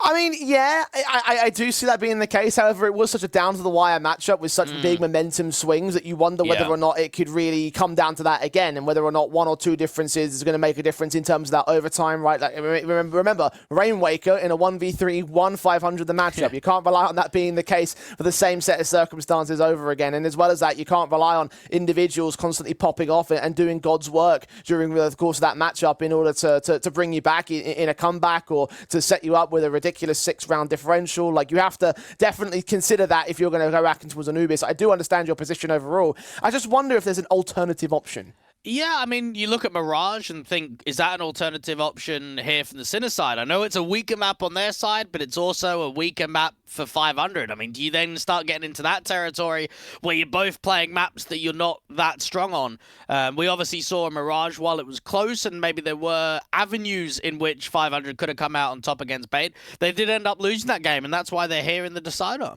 Well, considering how streaky the second half was, especially for the Bait side, you would wonder whether or not Sinners think they could replicate that on the CT side, especially if they go towards the Mirage, and if they decide, of course, with that being an alternative pick. I mean, we've seen it once today. We've seen how 500 have not, again, once, in the second half, once again struggled to find those closing factors against a very different squad, of course, but you consider that being an option there for the Sinners side if they want to take the alternative route. Is Mirage the only alternative factor, though? Probably Overpass. I mean, we said it last video. I was actually quite surprised that we didn't go to Overpass and we went to the likes of Anubis. I mean, both teams don't really play a lot of Overpass. So that was the other map last time around. So I think between Anubis, Mirage, and Overpass, we probably should see one of those three. Okay, so that's your trifecta. Nuke will not be taken in. I don't think Sinners would want to play that either. Ancient removed next by the Sinners side. There goes Vertigo as well, so we are getting closer to that trifecta until Mirage gets taken out there by the Sinners side. And now an opportunity to go to Overpass, which gets banned out by 500, and Inferno gets banned from Sinners. So we do go towards Anubis once again. And all I want to say is I'm really keen for this. I don't think you can call a favorite. I don't think you can call a winning outcome just off of the back of it. Because, again, look at how it went down the first time around. There's not a lot that's going to have changed from one day to the same day. Yeah, I mean, again, I wonder whether or not that's going to be a differentiating factor. I mean, 500 certainly showed us a lot during the course of that Anubis. We weren't certain what their public display is going to be about. We talked about the idea that they practiced it and they've used it, or they've played it during practice, which is why they were happy to float it towards the tail end of the veto on the first go over. Now we've seen a bit more of what they've been able to do the second go over. And again, Sinners probably have a better read. 500 might have a better read. A case of what they can really adjust towards. I want to focus heavily on the CT sides in my eyes, because the T sides were extremely strong. To me, it might come down to who just has that better defensive half overall. Well, it could be whoever wins the knife rounds wins the game. I mean, starting on T side is going to be heavily impactful in a matchup like this. When you saw the struggles that were on the City side, if you can press yourself for 8-4, 9-3, 10-2, that sort of ballpark of a T-side half, you feel like you've got the game. Again, I look at that opening outcome for 500. I felt like they should have closed in reg. They probably should have closed 13-10. It didn't quite happen. So for that reason, I do want to favor 500, but I don't think there's going to be much in this official whatsoever. Yeah, I wasn't even going to ask you for a prediction, but since you've made one already, I'm also going to back the 500 side just because of history basis. The Sinners, however, will certainly give it a good old college try. It's very rare as well that you would say that the knife round is the may or may not be the decisive factor in this whole matchup, but certainly with how down to the wire it was last time, it could well be the case. It looks to be the case. That's I was going to say I thought Sinners were going to actually concede it. So 500. Go on, Red Star. There we are. 500 indeed do take the knife round, and now they will have their choice of side, which is a massive advantage to them. Yeah, it would actually be the trollest thing of all time if 500 decided to start on the CT side. So we're expecting them to get a T side start, expecting both teams to be leveraged on that T side, and again, I think. For Sinners, they showed a fairly consistent day. I feel as if 500 have showed a fairly consistent day. Now it's, can you do it in the third best of one? Can you do it in the last game of the group stage to kind of prove who's going to be the strongest threat for the playoffs? 500, I don't imagine would be so silly as to pick the CT side star. For those of you that didn't catch the match earlier on today, both teams got the got 3 rounds on their respective CT sides in the regulation rounds. So. As appropriate, yes, 500 will be swapping to the T side. We have lost a player, so we'll get him back in server before we kick off the truth. But yeah, again, a massive opportunity for the 500 side to really just pound it home, get a lot of that momentum swing, and try to see if you can, I dare say it, try and improve from the 9-3 advantage that they gained over Sinners last time over. Well, I actually think from Sinners' point of view, they need to find a different avenue to deal with Rainwaker on the T side. He was the A lurk at the T stairs, at the rugs, getting a lot of impact, right? That A main position was constantly opening man advantages. So that's something that I think they need to address on how they deal with A and how they deal with Rainwaker. It's something that needs to be done if they want to put up rounds on the CT side. I think from a perspective of Ships, I'm very keen to see what he's going to be like in terms of his aggressive approaches on the CT line. Same for Patrick. For Sinners, I mean, Oscar was prime with the AWP. He brought a lot of impact forward. I felt as if Shock was winning rounds that were just unthinkable, rounds that should just never have been won, were down to him on low HP. Red Star was doing a lot of similar characteristics, and I think we actually will get quite an individual game in the sense that we'll get a lot of high impact rounds, we'll get a lot of high multi-frags, because that's what happened last time. Yeah, I mean, you're bang on. Like, it was a very individually based sort of matchup, and certainly for the likes of Rainwaker and Red Star especially. I mean, as you also throw Patrick in there as well. They were topping those scoreboards like no man's business over on the 500 side. So for those 3 individuals, if they could step up in a similar fashion, then that would just be all the more positive for the Bulgarian team. Yeah, Patrick on that City side was pivotal in overtime to closing it out and making sure that they won it. Of course, you mentioned it earlier, that 1v3 that Rainwaker was able to find to win out. He also got an ace, right? We know that there's going to be players across this day, across the rematch in the winner's game and the elimination game, where it's going to come down to some key opportunities and taking that impact. Now, Sinners, I mean, they just need to make sure they're not getting rolled over in this first half. They've got to try and get a stronger scoreline than 9-3, because in my perspective, if 500 go 9-3 again, they're going to close in reg. I don't think you get a similar outcome on the same half scoreline and yet go to overtime again. I feel as if 500 are just going to close. So you need to be making sure that you're giving us more in the first half. Well, again, as I said earlier, I think the CT side might have a massive differential because we're expecting both teams to have a strong T side half. That much is almost a given considering what we saw earlier on today. So if a team comes up good and has 5 or 6 rounds at the CT turn, that might just be a massive difference maker. In terms of how the Sinners go about that, I mean, there are certain opportunities like the pistol conversions where you can get those early starts and try and just match those first 3 rounds. From then on, obviously the rifles are going to be much more important from then. But yeah, I am with you in the sense that if we do see a similar scoreline to last, then we could be seeing a much more confident affair than last. I mean, one other thing to consider was that 500 were on, what, a 7-game losing streak of Anubis. They hadn't won it since mid-October of last year. That's been ended I wonder, could there be a winning streak starting to form? Could they maybe get a few officials as Ws under their belt on this map? Well, it's very early to tell, but it could be. This would certainly be the starting foundations between the last best of one against Sinners and this one as well. But obviously, that's something to consider in the near future at this moment in time. Obviously, they've got to get through the matchup itself if they want to actually get the victory on their belts. And we talk a little bit about, again, adjusting and comparing what we saw from that first best of one to what we'll see in this one as well. I mean, Sinners must have had plenty of time to rediscuss what went wrong for them, particularly when it came to the overtimes that the overtime rounds that they were able to lose at the 500 side. Yeah, I mean, I think a lot of the time, the only thing you can really discuss is comms, because it's very difficult to realize what the mistakes are until you actually watch the game back. And when you're playing best of one after best of one and they're all on the same day, you're never going to be able to prep to be ready.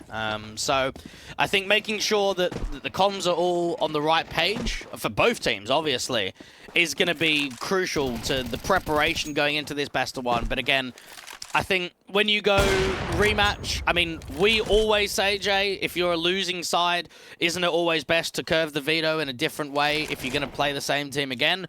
I don't even know if that comes into the same conversation just because of how close it was last time. Well, I know that if you're an underdog team, you definitely want to throw a curveball into the mix, but for the Sinners side, the idea to repeat that now, having a bit of a feel for the 500 side, and even if it's not necessarily within the intricacies of discussing team tactics and things you're going to do differently, but even just a subconscious like, right, well, let's play with a bit more confidence and do X, Y, Z things slightly differently, or just communicate in that, as you mentioned before, sort out our communication so we're a little bit more coordinated in terms of our strat book, then those are the differences that Sinners can try and make it, and with how close the last scoreline was, that may or may not be enough. Yeah, the foundations are certainly here for both teams, and they proved it in that opening best of one. I actually think the late round situations are going to either win or lose either team the game. I think post plants and retakes are going to be pivotal. We saw a lot of competitive early and mid-round situations. It was the late round that were the difference makers, and 500 proved that in their first half. Sinners proved that in their second half. We probably should have even gone to overtime last time, so it makes you wonder what sort of scoreline are we going to be looking at this time around. Closing factors of the rounds will be paid attention to en masse. I also am curious to see whether 500 can close out the games themselves, because we saw how many match points they had. That's all to come in the next 24 rounds or so. Sinners and 500 for the final time today. It is our decider game of Group A to see who will join Bait in the playoffs. The pistol round of Anubis is live. Aggressive approach from Ajat and Neofrag. They don't have a flash in, or they do, I should say, from the teammate there of Beastick to try and get themselves forward. Patrick does not get blinded because of the position that he finds himself in. Oscar jiggling down from mid. Shibs has already seen him. Tagged up, Oscar draws first blood, shocks Julie's down a 1 point of health, will not last long against a two-man peak of Red Star and Rainwaker. Have got other players joining them, particularly the bomb carrier of Denny Slaw. A lurk out from Patrick might also provide some extra support later on in the round, but Red Star gets the man advantage for the immediate effort. Neofrag, two hell of a headshots. Denny needs backup desperately, but he's so far away, has to stand and fight in a 1 versus 3 for all intents and purposes. He does well for that first kill, half the damage done to the second man, and now Patrick closes in, but the defuse is coming in from Ajat. Neofrag providing cover. Patrick, the bomb is not planted for him. He needs to swing in. He needs to get the kill right now. Sees his man, but Neofrag lands a triple with the perfect headshots all day. That's a pistol win for Sinners. I don't know about the late lurk on a pistol round. Right there from Patrick, I feel as if coming back out to A main would have helped out that post-planting scenario so much more. We don't mind seeing a late lurk to cut rotates and half buys and gun rounds, but on pistols, it's quite a rarity. Red Star got some good entries. Open up the bomb site, but Neofrag, geez. I mean, that's two very quick shots with the USP. That last one as well on Patrick, adjusting to the man. Beautiful moment from him. Bomb plant was secured by 500. Look to try to get right back on the Sinners camp.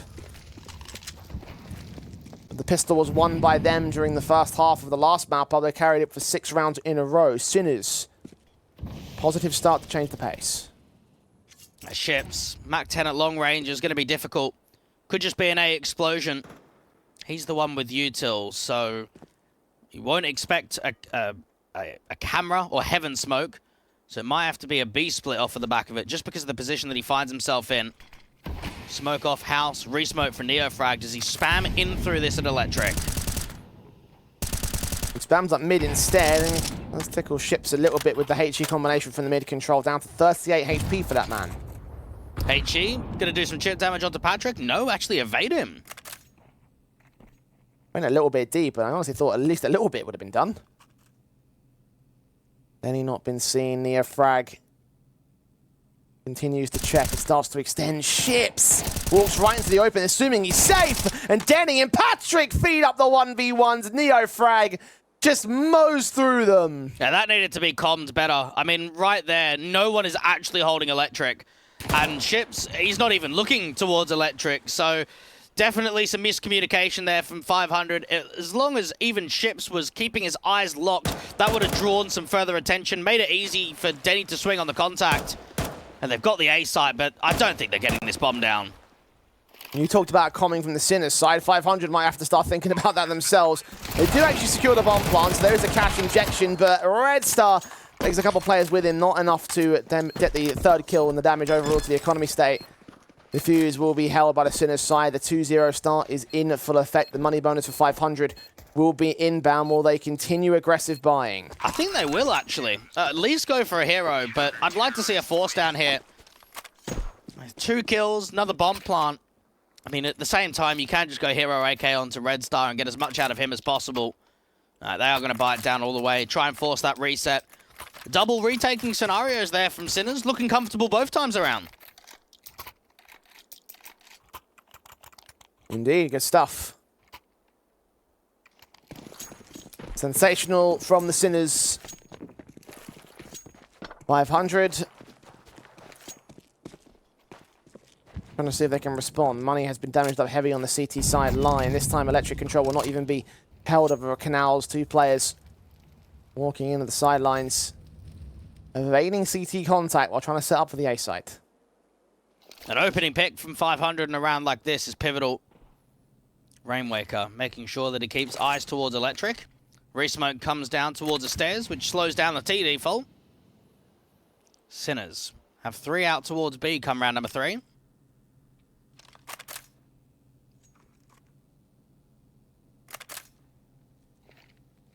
Very slow. And very quiet from 500. Noise is being made by the player over on the B low to smoke down against the mid individual. The Molotov sent in to clear out the main control. Counteracted on the CT side, of course, with the mid incendiary. Neofrag still got his out towards Electric position. Going to use it as that smoke clears to try and flush Patrick out of angle. Counter Molotov was already in for the T side. Meanwhile, Rainwaker has acted out to that A-bomb site. Shock has been caught. A reposition's coming over quickly. It is going to be the A-fake back over to B. They haven't rotated everyone else. AWP misses a sitter. Oh, that's an easy kill from Oscar, and round's done now. Yeah, they're out of there. Ooh. Save their guns. Good round there from 500. That's a double pump, or like a double fake, I want to say, because they pressured Electric, they pressured A, and then they go back to B. Mind game central, and staggering the Sinners, not sure what to do. Very nicely played and very well executed as well from the 500 side. Patience is a virtue, and it paid off in troves. At least these M4s stay in for the 3 players that are alive for the Sinners side. Of course, the economy being where it is means that those are very important weapons. They don't quite grab the AWP, unfortunately. Instead, it falls to Patrick's hands as 500 kick things off. And this is where weapons are going to have to drop. A-Jap will have to drop over for Mars. V-Stick will probably drop over an MP9. 500. Good pressure points right there. Rainwaker gets the kill out to A. They shift it back into the B site. Try and force that over rotation. And you can see that the B players, I mean, they were out of the bomb site. You had, what was it, V-Stick towards Temple, and then Oscar's out in Cave. They're not on B. They're sort of repositioning. They're getting back into positions. They just get caught in the moment.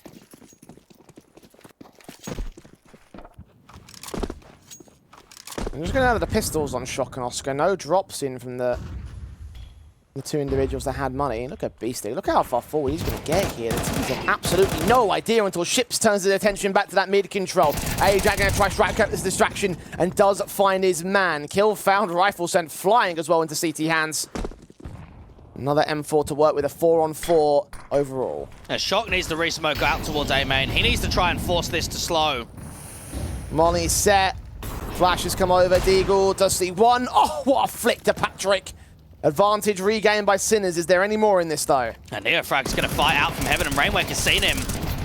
Engagement on both sides. M4 and Galil bullets flying. Red Star pushes them back out of heaven. Control needs to prioritize that bomb plant, though. Now, HE does a lot of chip damage there onto Neofrag. Flash around the corner. They're going to peek. Pumping out weapons to get it into the hands of the high HP individual. Neofrag looking for one-taps. Orb shot rings out. Shoulder baits to get the information. Meanwhile, a backstab is closing in from the likes of Oscar.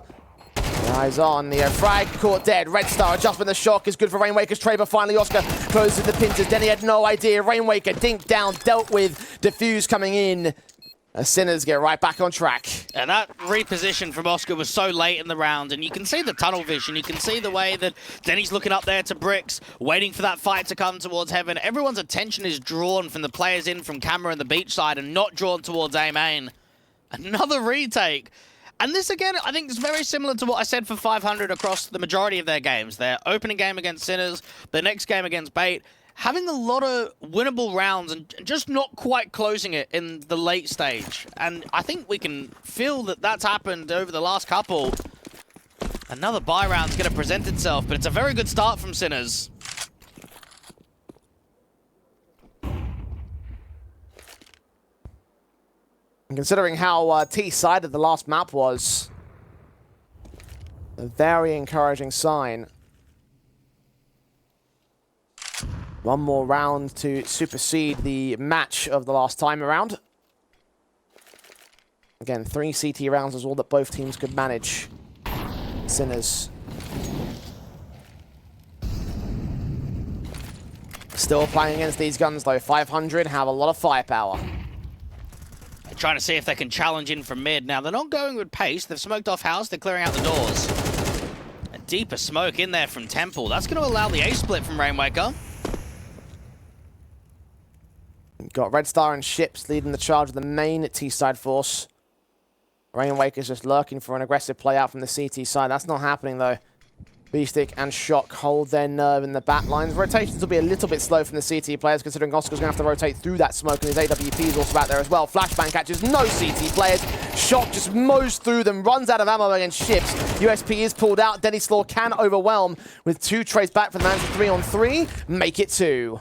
Denny drops. Rainwaker's desperate for a refrag. Neo's going to drop, but what about Ajax? Didn't see him, didn't account for him. Ships also low HP. Evading that nade is a good sign. Oscar using a deagle, making a fair amount of noise to this and upgrading to the AK-47 rifle to make Ships is still low HP as Ajax strikes on Rainwaker in the back. Going to need to be a 1-on-2 clutch. Not going to happen. Oscar picks up the last, and the Sinners have found 4. And that flash that Rainwaker brings outside of A from the Rugs position into camera, it's a god flash for the bomb site. It clears anywhere from default, it clears anyone on the plat, it clears anyone in bricks. The one position it doesn't clear is out in heaven on the off angle. And I think Shock finds himself, and maybe even reads that round to a T, that we've seen 500 love their A splits. We know in that previous best of 1, they were prioritizing a lot of maneuvers in from mid and into camera. And right there, finding himself on the other side of heaven, you're not going to get blinded by that flash, and it allows an easy mowdown. The first tactical called in by 500. Well, what a start this has been on CT side. Indeed. The bomb plant bonuses will continue to allow them to invest, so you can see the AKs are back out on 3 players. Galil's on Patrick. I'm assuming Ships is a technical issue because he hasn't invested yet. Either way, this will be equally as strong a response or attempted response from the 500 camp. Sinners must be aware of that much. Bomb plant bonuses will continue enabling these investments from the T-side line, so Won't get any easier, but the fact that they've gained these 4 on the CT side, the fact that we've seen such a ridiculous attacking basis is just more positivity for the Sinners in this opening half. I mean, what's incredible to think is that Nexus probably should have been in one of these open qualifier spots as well. We actually saw in the Res Season 6 event that 500 were upset in their winners game against the North Macedonian mix. And because of that, it meant that it was them and Nexus in the decider game rather than both of those teams going into the playoffs. And that changed the bracket. We've seen that previously with teams like B&E, Aurora. The stage before this event, if you don't quite get the same leverage of moving into the playoffs, you can cause a bit of an upset. And that's where Bio9 and co found themselves their way in. Oscar aggressively with that AWP. Rug Splash aggressively. Shock still gets away with one, but a good trade from Rainwaker. Only one man left on the back of that A-bomb site, though. A good duel could very easily bust it open. 500 would have control, and Rainwaker does exactly that. Those nades at B-Stick, little bit mistimed. Bombs on its way. They have the site access. Sinners rotating one man to try to get some exits. Ajat might get one pick to force the rest of the players to go ahead and join him, but ultimately this should be around for 500. That's a very good couple of kills coming through from Rainwaker. Ajat. Can he catch anyone else aggressively? The playing canals on the backstab towards A-Main's been successful in the past, but no one's even fighting Ajat here at Heaven. Smoked off instead. Flashes are sent to try, or nades rather are sent to try and draw attention away. Peek to the right of the Heaven control, doesn't really catch anything. And eventually his teammates will go ahead and join him. So they are going to try their hand at something here.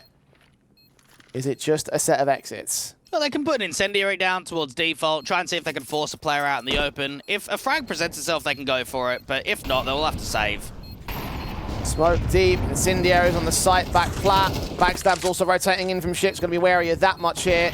They are on the site, near frag, but they check it. Oscar's got one, Denny gets two alongside Rainwaker's assistance, and Ajat does get a pick back on Rainwaker on the defuse. He'll go. Oh my god, he's holding it. Ships better be ready to get a kill. Ajat's inexperience will hurt your son. Couldn't quite get it all the way. Second round for 500. They do lose all 5 players, though. It's very good pieces of util being thrown there from Sinners, the default molly, the smoke out towards A-Man. But I almost felt as if they got sent into a false sense of security. That's a 3v4 retake. Doesn't feel that likely. They get a couple of kills and they send it in, and it just rips the economy. This now, I would say for round 7, is such a prime opportunity for 500 to come back into the game. This could actually explode a round streak now. Equally, though, it could be an opportunity for Sinners to extend that lead to minimum 6 or further. 500 aren't the only team that dished out damage in that last round. All 10 players fell. Look at Ships, though. Look at how much room he's making up. Neofrag caught Ajat, also overwhelmed with the trade counts, and that is an explosive way to make a statement. Bomb plant goes down safe, so no way that you can spam to deny. Shock is desperate for a kill, but at this sort of range, it might just have to be another save. And yep, I tell you what, Jay, I think that if you had better weaponry, we look at a very different defensive hold there coming in from Sinners. Quite possibly.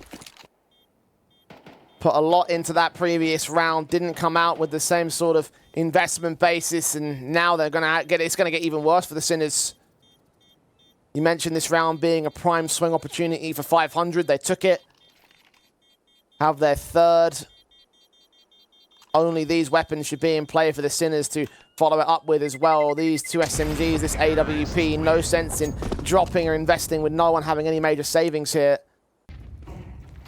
Harsher eco for the 2 players that went down. And how quickly they made their way into that B-bomb site. I'm kind of surprised that no one was watching main or couldn't account for the players that made their way out of main. They were hoping the backside player, the one that was out towards Glyph, he was the guy that was watching main on the jiggle, but just got caught straight away from Red Start. And then it just meant that Patrick was going to get an easy kill, up close and personal. Sinners have got quite a few smokes moving forward into round number 8, but nothing that's too threatening for me.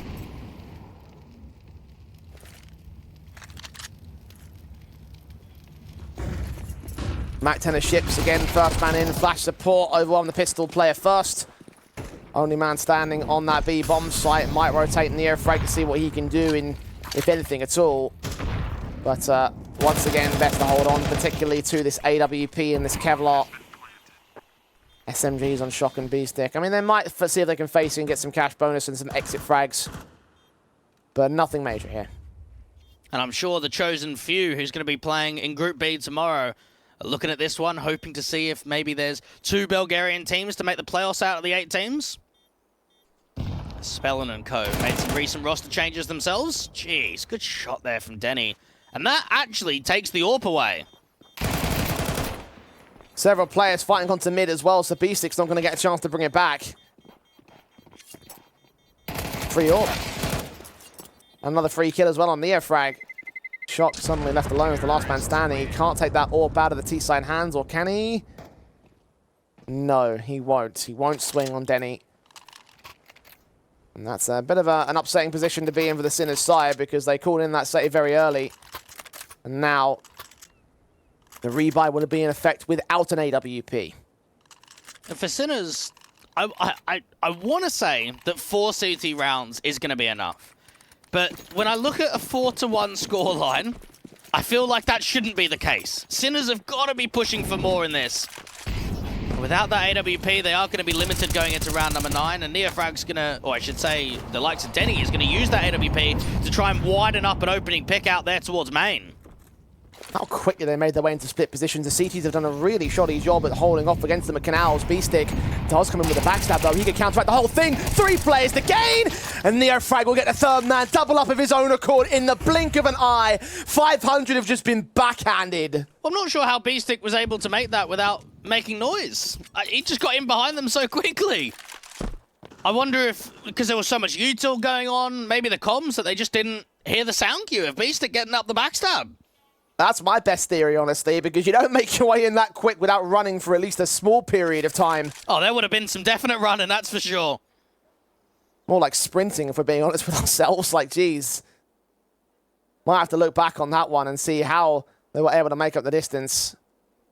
But regardless, in the here and now, the AWP of Denny does get Shock, at least on the way out. Now they know where he is. They might upgrade some of these guns if there are any AKs available. Maybe go on the hunt. You see Oscar is leaning in towards the spawn control. Denny Slaw might run right into this M4 and, well, they can return onto 500 what 500 did unto them. That's a very good round there from Sinners. 500 is very surprising. And actually, I take that back. It's not surprising. It's surprising to us that we're seeing a different style from them on T-side than what we saw previously. I mean, when we saw the opening best of 1, their T-side was very A-centric. We saw a lot of impact from Rainwaker towards main. We saw a lot of A-splits through camera and through main. To me, it tells me that 500 are trying to play differently because they don't want to show what they've shown previously. And it's actually not working out for them. I mean, Sinners have provided a lot more impact on this CT line than what we've seen from before. So it makes me wonder, when are 500 going to go back to that pressure? In from camera, in through main. It hasn't felt as if Rainwaker's even had too many opportunities to kind of show us the impact that he can offer. Been lurking outside of that main control, hoping for the best. Yeah, B-Stick as they form up into that B bomb site execution. Helping out Neofrag in his own 2K. And again, I'm just so curious to see how he was able to make that distance up. So 1 for the demo reviews later on this evening. I mean, you've got to remember, both of these teams, even though they've made roster changes and they've brought old players back, the cores have played together for a serious long amount of time. A lot of these guys, I mean, even Core 4, right, has been playing together for quite some time. So this is where the experience is going to show for both teams in this kind of matchup. Well, just to put it into perspective, right? The first match between these two cores in terms of their head-to-head history was between Sinners and Skade back in March of 2021. Yeah. So just to let that be a key example as to how far back these two teams go. Transcending organizations, competitions, and whole eras of Counter-Strike. The aggression on the Sinner side here in round 10, looking to try and get once again more unorthodox engagement there towards the water control. Shock's allowed 2 kills. Ship's even tagged up. That's information to get called. All attention pulled away from the top mid controller. Shock tries to find his way out ahead of this smoke. That Molotov should send him running straight into main control or sticking around to continue to be a thorn in their side. He's just wasting so much time. The T's are just so distracted on dealing with Shock right now. out here to Ruggs. He just needs damage. Just damage onto someone else. Backs away towards main, caught off by Red Star. Finally, a trade found, but so much damage done to him. Mid's been vacated. They're aware that that bomb has been moved back towards Canals. Ajax a little bit late to the party. Now all on to B-Stick now on the defensive line. Flashes are sent towards him. Utility thrown to drive him out of the backside. Got to get inside that smoke where he will be safe from the fire. 3 players on defense, 3 players on the attack. Blindness caught off by the pop-open smokes. B-Stick can get 2 kills. And now Rainwaker needs a full-on 1v3. Getting that first of the 3, but 23 HP will not last long. B-Stick's triple will make it minimum 6 for Sinners. The Sinners are playing really well, and they're playing proactive Counter-Strike rather than reactive Counter-Strike. I mean, right there from Ajat, he gets on the front side from mid after shot goes down to make an info play. And as soon as he gets out from mid and he doesn't see anything and he's not hearing anything in Canal, that's a tell it's an A main lane. That's where they're ending. And for B-Stick, he positions himself in a way that he can slow this round down, get out to default, look to try and take fights. You know that you've got mass players around you, and the in-game leader of B-Stick was the man to hold the defensive.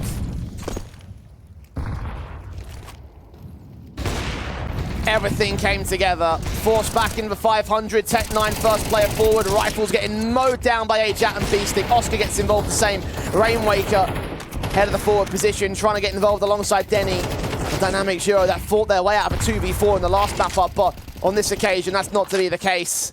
Rainwaker on 12 HP as Denny goes down. Has the bomb on his back at least, but surely he should not be able to fight his way out of this. Yeah, he's going to get stuck from Canals. Yeah, spam already comes through from Ajat. This actually should be 8-4-1/2. And wow, I mean, if you're 500, you're probably thinking, geez, maybe we should have gone to Overpass. Maybe we shouldn't have gone back towards Anubis. There's not really any real reason to why this has happened. But when you go 9-3 on the T side and then go down 4-7, potentially 4-8 on the exact same map on the exact same day, it's annoying. It's frustrating. It feels like I can't believe that's happened.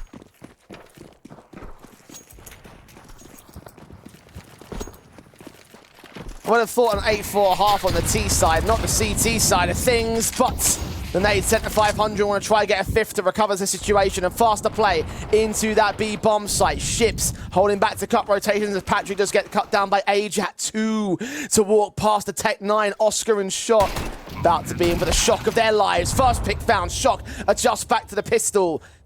Now him and B-Stick have to get on the retake. Now, this is not an easy retake. Shock does have an incendiary, and that might actually draw some fights out from Electric. Drive them into the bomb site. They're burning quite heavily. Rainwaker has got B-Stick, though. Kill found. Red Star engages Shock. Kill picked up. Tech9 now back in the man's hands, and counter incendiary comes immediately in from Denny. Smoke, flash combination, straight forward, spam the bullets. Look for the one shot you need. Go right past the man, straight into the clutches of Rainwaker, perhaps. M4 back sight does dome him in, and 500 will make it a successful 5th to close the half, but still down. I think very promising from Sinners. A much better performance from them on their CT side this time around. They showed us more proactivity, showed us more consistency across the board. And when they got off to a very good start of that 4-1, I think that set a precedent to what we can expect in the first half. Now, moving here into the second, I think it's quite easy to write this off and say, 500 CT side was very shaky last time around. Should be pretty clean from Sinners. I don't get that vibe. I get this vibe that this should still be a very competitive second half, even if Sinners are in a strong position.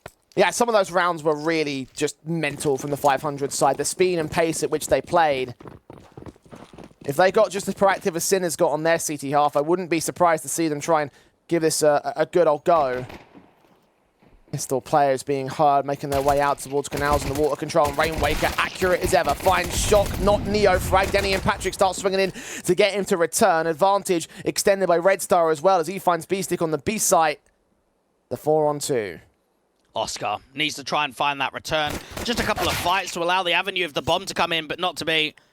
500 lock it down from A main directly. Ajat walking right past Denny again. Patrick caught off. Swing of the SP will close out with a double, and 500 indeed will secure the pistol, just like Sinners did on their CT side. And no chance for the Czechs to force buy either. Have to look at it as a fairly light eco moving forward into round 14. Prioritize that rifle round. And then it starts making you wonder, What are we going to see from Ships on this City side? Haven't seen a huge performance from him. 5 kills, 9 deaths. We know that he can be an impact man. What are the gimmicks that 500 are cooking up on this City side?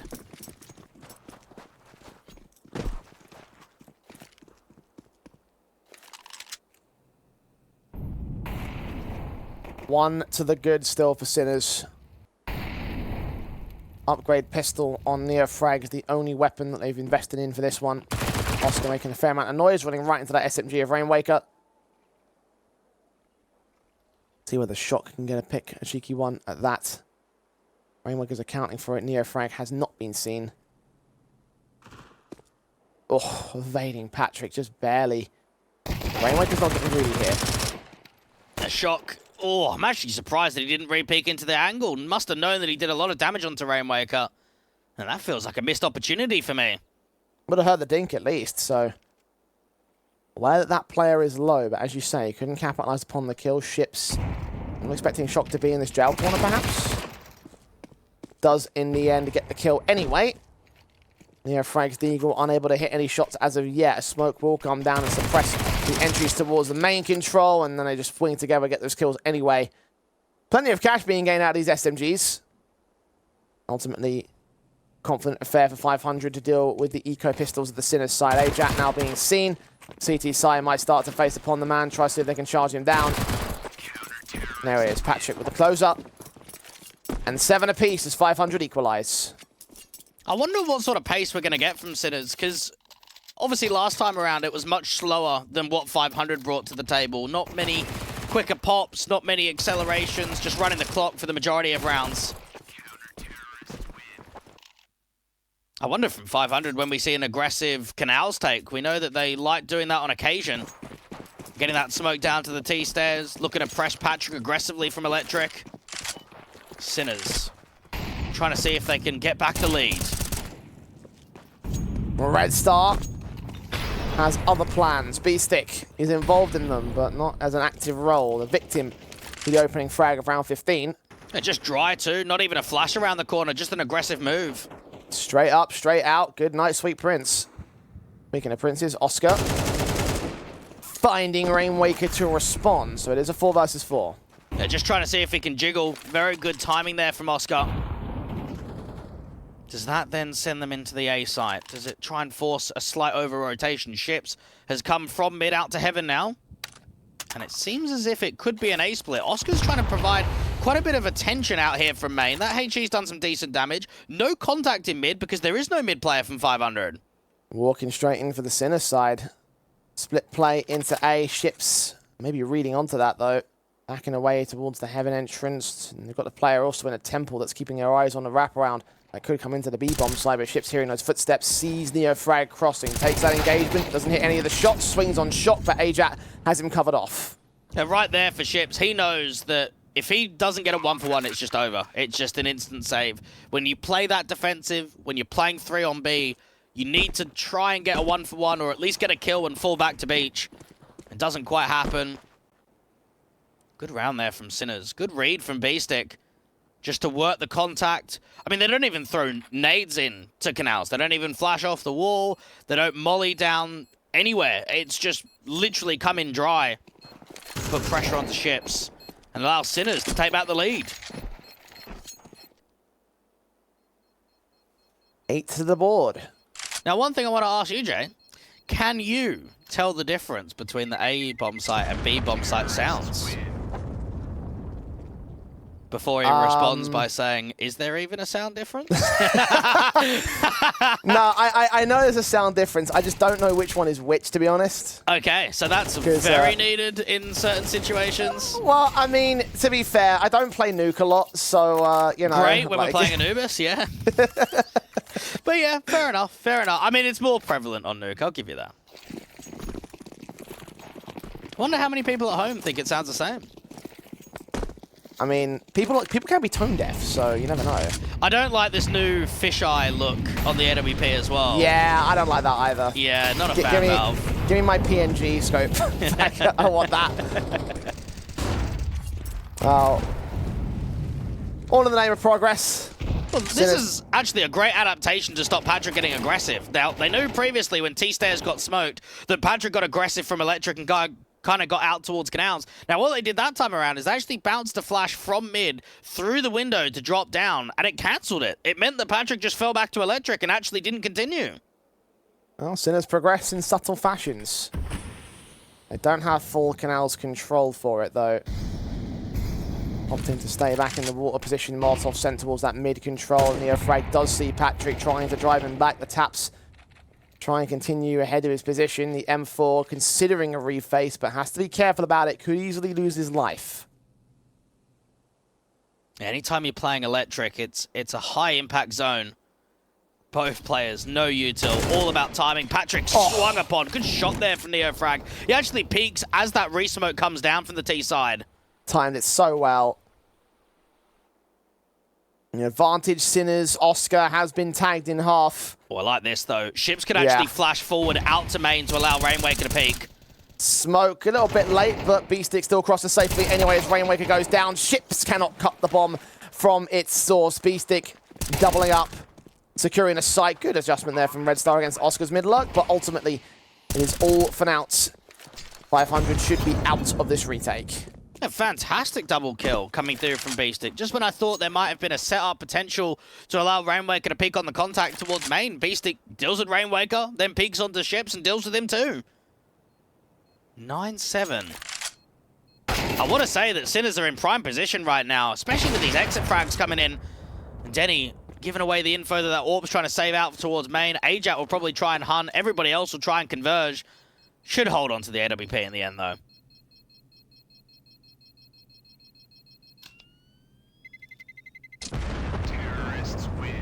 Oh, maybe not. Oh, the shot! Beastick has got him. There we are. No AWP save for you. You have cursed him, Blake. I blame that entirely on you. Yeah, we just didn't hit the shot, did he? I mean, for 500, it punishes them because obviously they wouldn't have bought this round, but having a saved-in AWP with a couple of upgrades, it's damaging. So that's a very good hunt in the late, 20-odd seconds of the round. So good job there from Sinners. That's such a sick shot from Red Star. I kind of feel bad it didn't have any impact on the round. It almost feels like a bit of a waste. A third tactical taken now by the 500 squad. Final one of regulation. If we have to go to overtime, they'll of course get one more. Well, they're struggling. I mean, they've won pistol and anti-eco conversion, but the rifle rounds have been rough. And when you know that Sinners are getting a fairly strong economy, especially when you have to eco here, when you know that this is even more of a chance for Sinners to maybe keep 3, 4, 5 alive, you know that pressure is certainly on. Sinners are in prime position to win this game.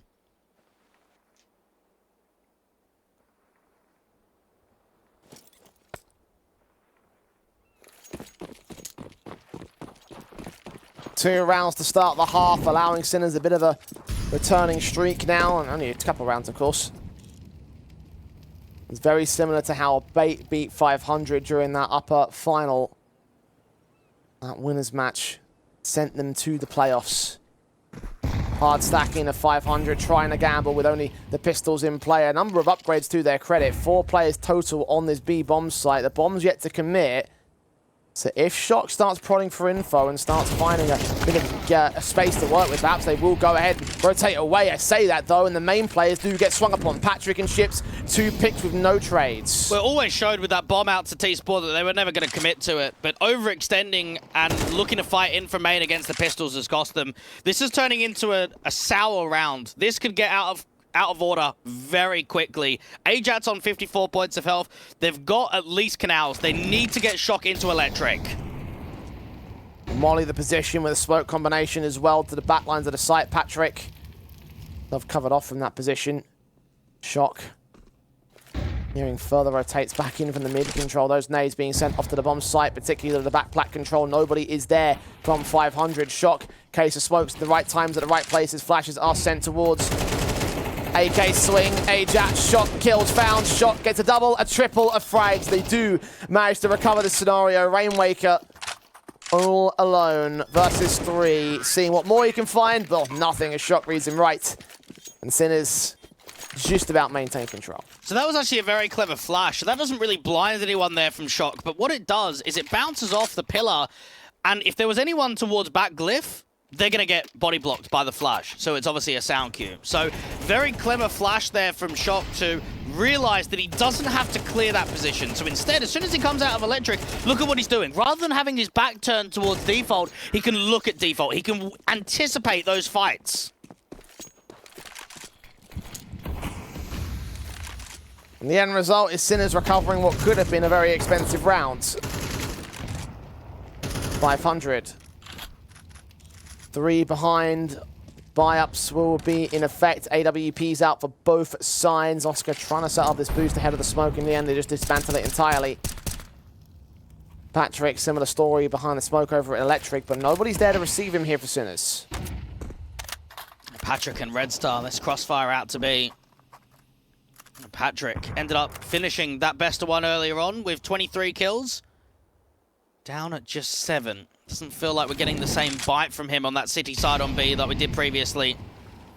Denny widening up the angle to re-smoke off towards main. Shock just trying to draw some attention. Less than a minute on the clock. Sinners again looking to harsh play mid, split in with the lurker outside of main. 2 players on the A site defensive. Denny and Rainwaker. This combination has been deadly in previous matches and iterations of this team, but not so deadly in those first 2 shots. The M4 tried to strike, but Denny is surrounded. Ship's even caught off guard as Oscar, Shock, and B-Stick overwhelm once again. And the Sinners haven't skipped a beat on T-side. And right there, you can feel pressure building against the AWP. I mean, they've got a fairly good setup. They've got the rifle at bat plat looking at A main. They've got the AWP watching canals, hugging the left-hand side so you don't get blinded. But every missed shot that comes through there from Denny is another great opportunity for Sinners to trade him. And right there, you could just see pressure's building, misses a couple of shots, finally gets away with one, and then that's just it. You're just overexposed. The site collapses. There's cutting the lurk out there to the canals position as 500 try and scramble to get into A quickly. And this looks done. This looks over. Yeah. Sinners up to 11, should be up to 12. We won't see another rebuy here from 500. The best that they can hope for is a light upgrade around the M4. This is a far superior performance from Sinners than what we saw previously. I'm in agreement there.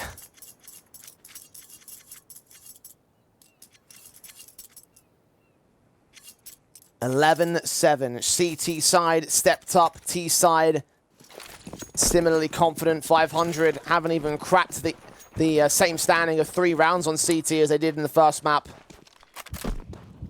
Patrick, hero M4, trying to be a hero in this quick play outside of B main. Does get a kill on B-Stick, but Neofrag has returned on Ships in mid, so it's all a moot point, a 4-on-4.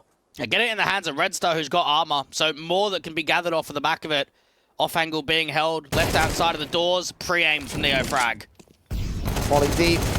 Checks for Rainwaker in the corner, gets that kill as well as Shock. Most down the last couple players in Electric, and the Sinners are on group point to take second place over 500, who need a miracle run up on the comeback. I did say earlier this project has more potential, but certainly in the long term, in the here and now, Sinners are looked primed to try and take that playoff spot. And literally, the only thing that's on my mind right now, Jay, is that if Denny won that 1v1 against Wrinkle where he got spammed in the apartments, it's 11-5 on Mirage, probably in the playoffs. That's just on my mind, because it just shows you, if you don't take your chances in important games and you go down to the decider bracket, look at what can happen.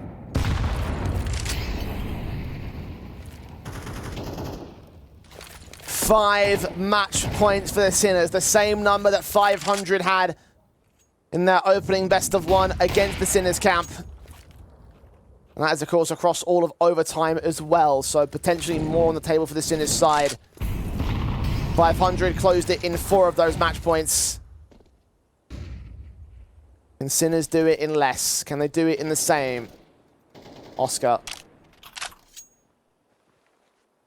Leaning ahead as part of the contact angles. The AWP looking onto that B-bomb site. Red Star considering a swing. I don't know if he saw that AWP there. No, he's definitely tucked. Info has not been given up. Patrick and Red Star defensively. Patrick cannot afford to jiggle out here towards default when the AWP is holding. Flash ready for Red Star to allow a bit of a peek. Footsteps heard. Ajax sees that flash coming, turns away from it. Adjustment's very good. Red Star able to trade it, though. That nade will do some significant damage to the man. Smoke set. Molly should go deep enough. Ships has caught the frag to get the advantage against Neo Frag itself.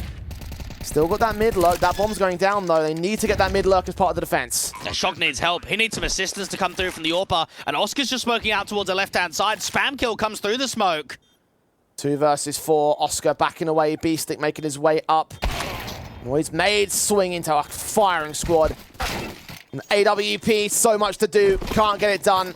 500, maintain the lifeline as the first match point.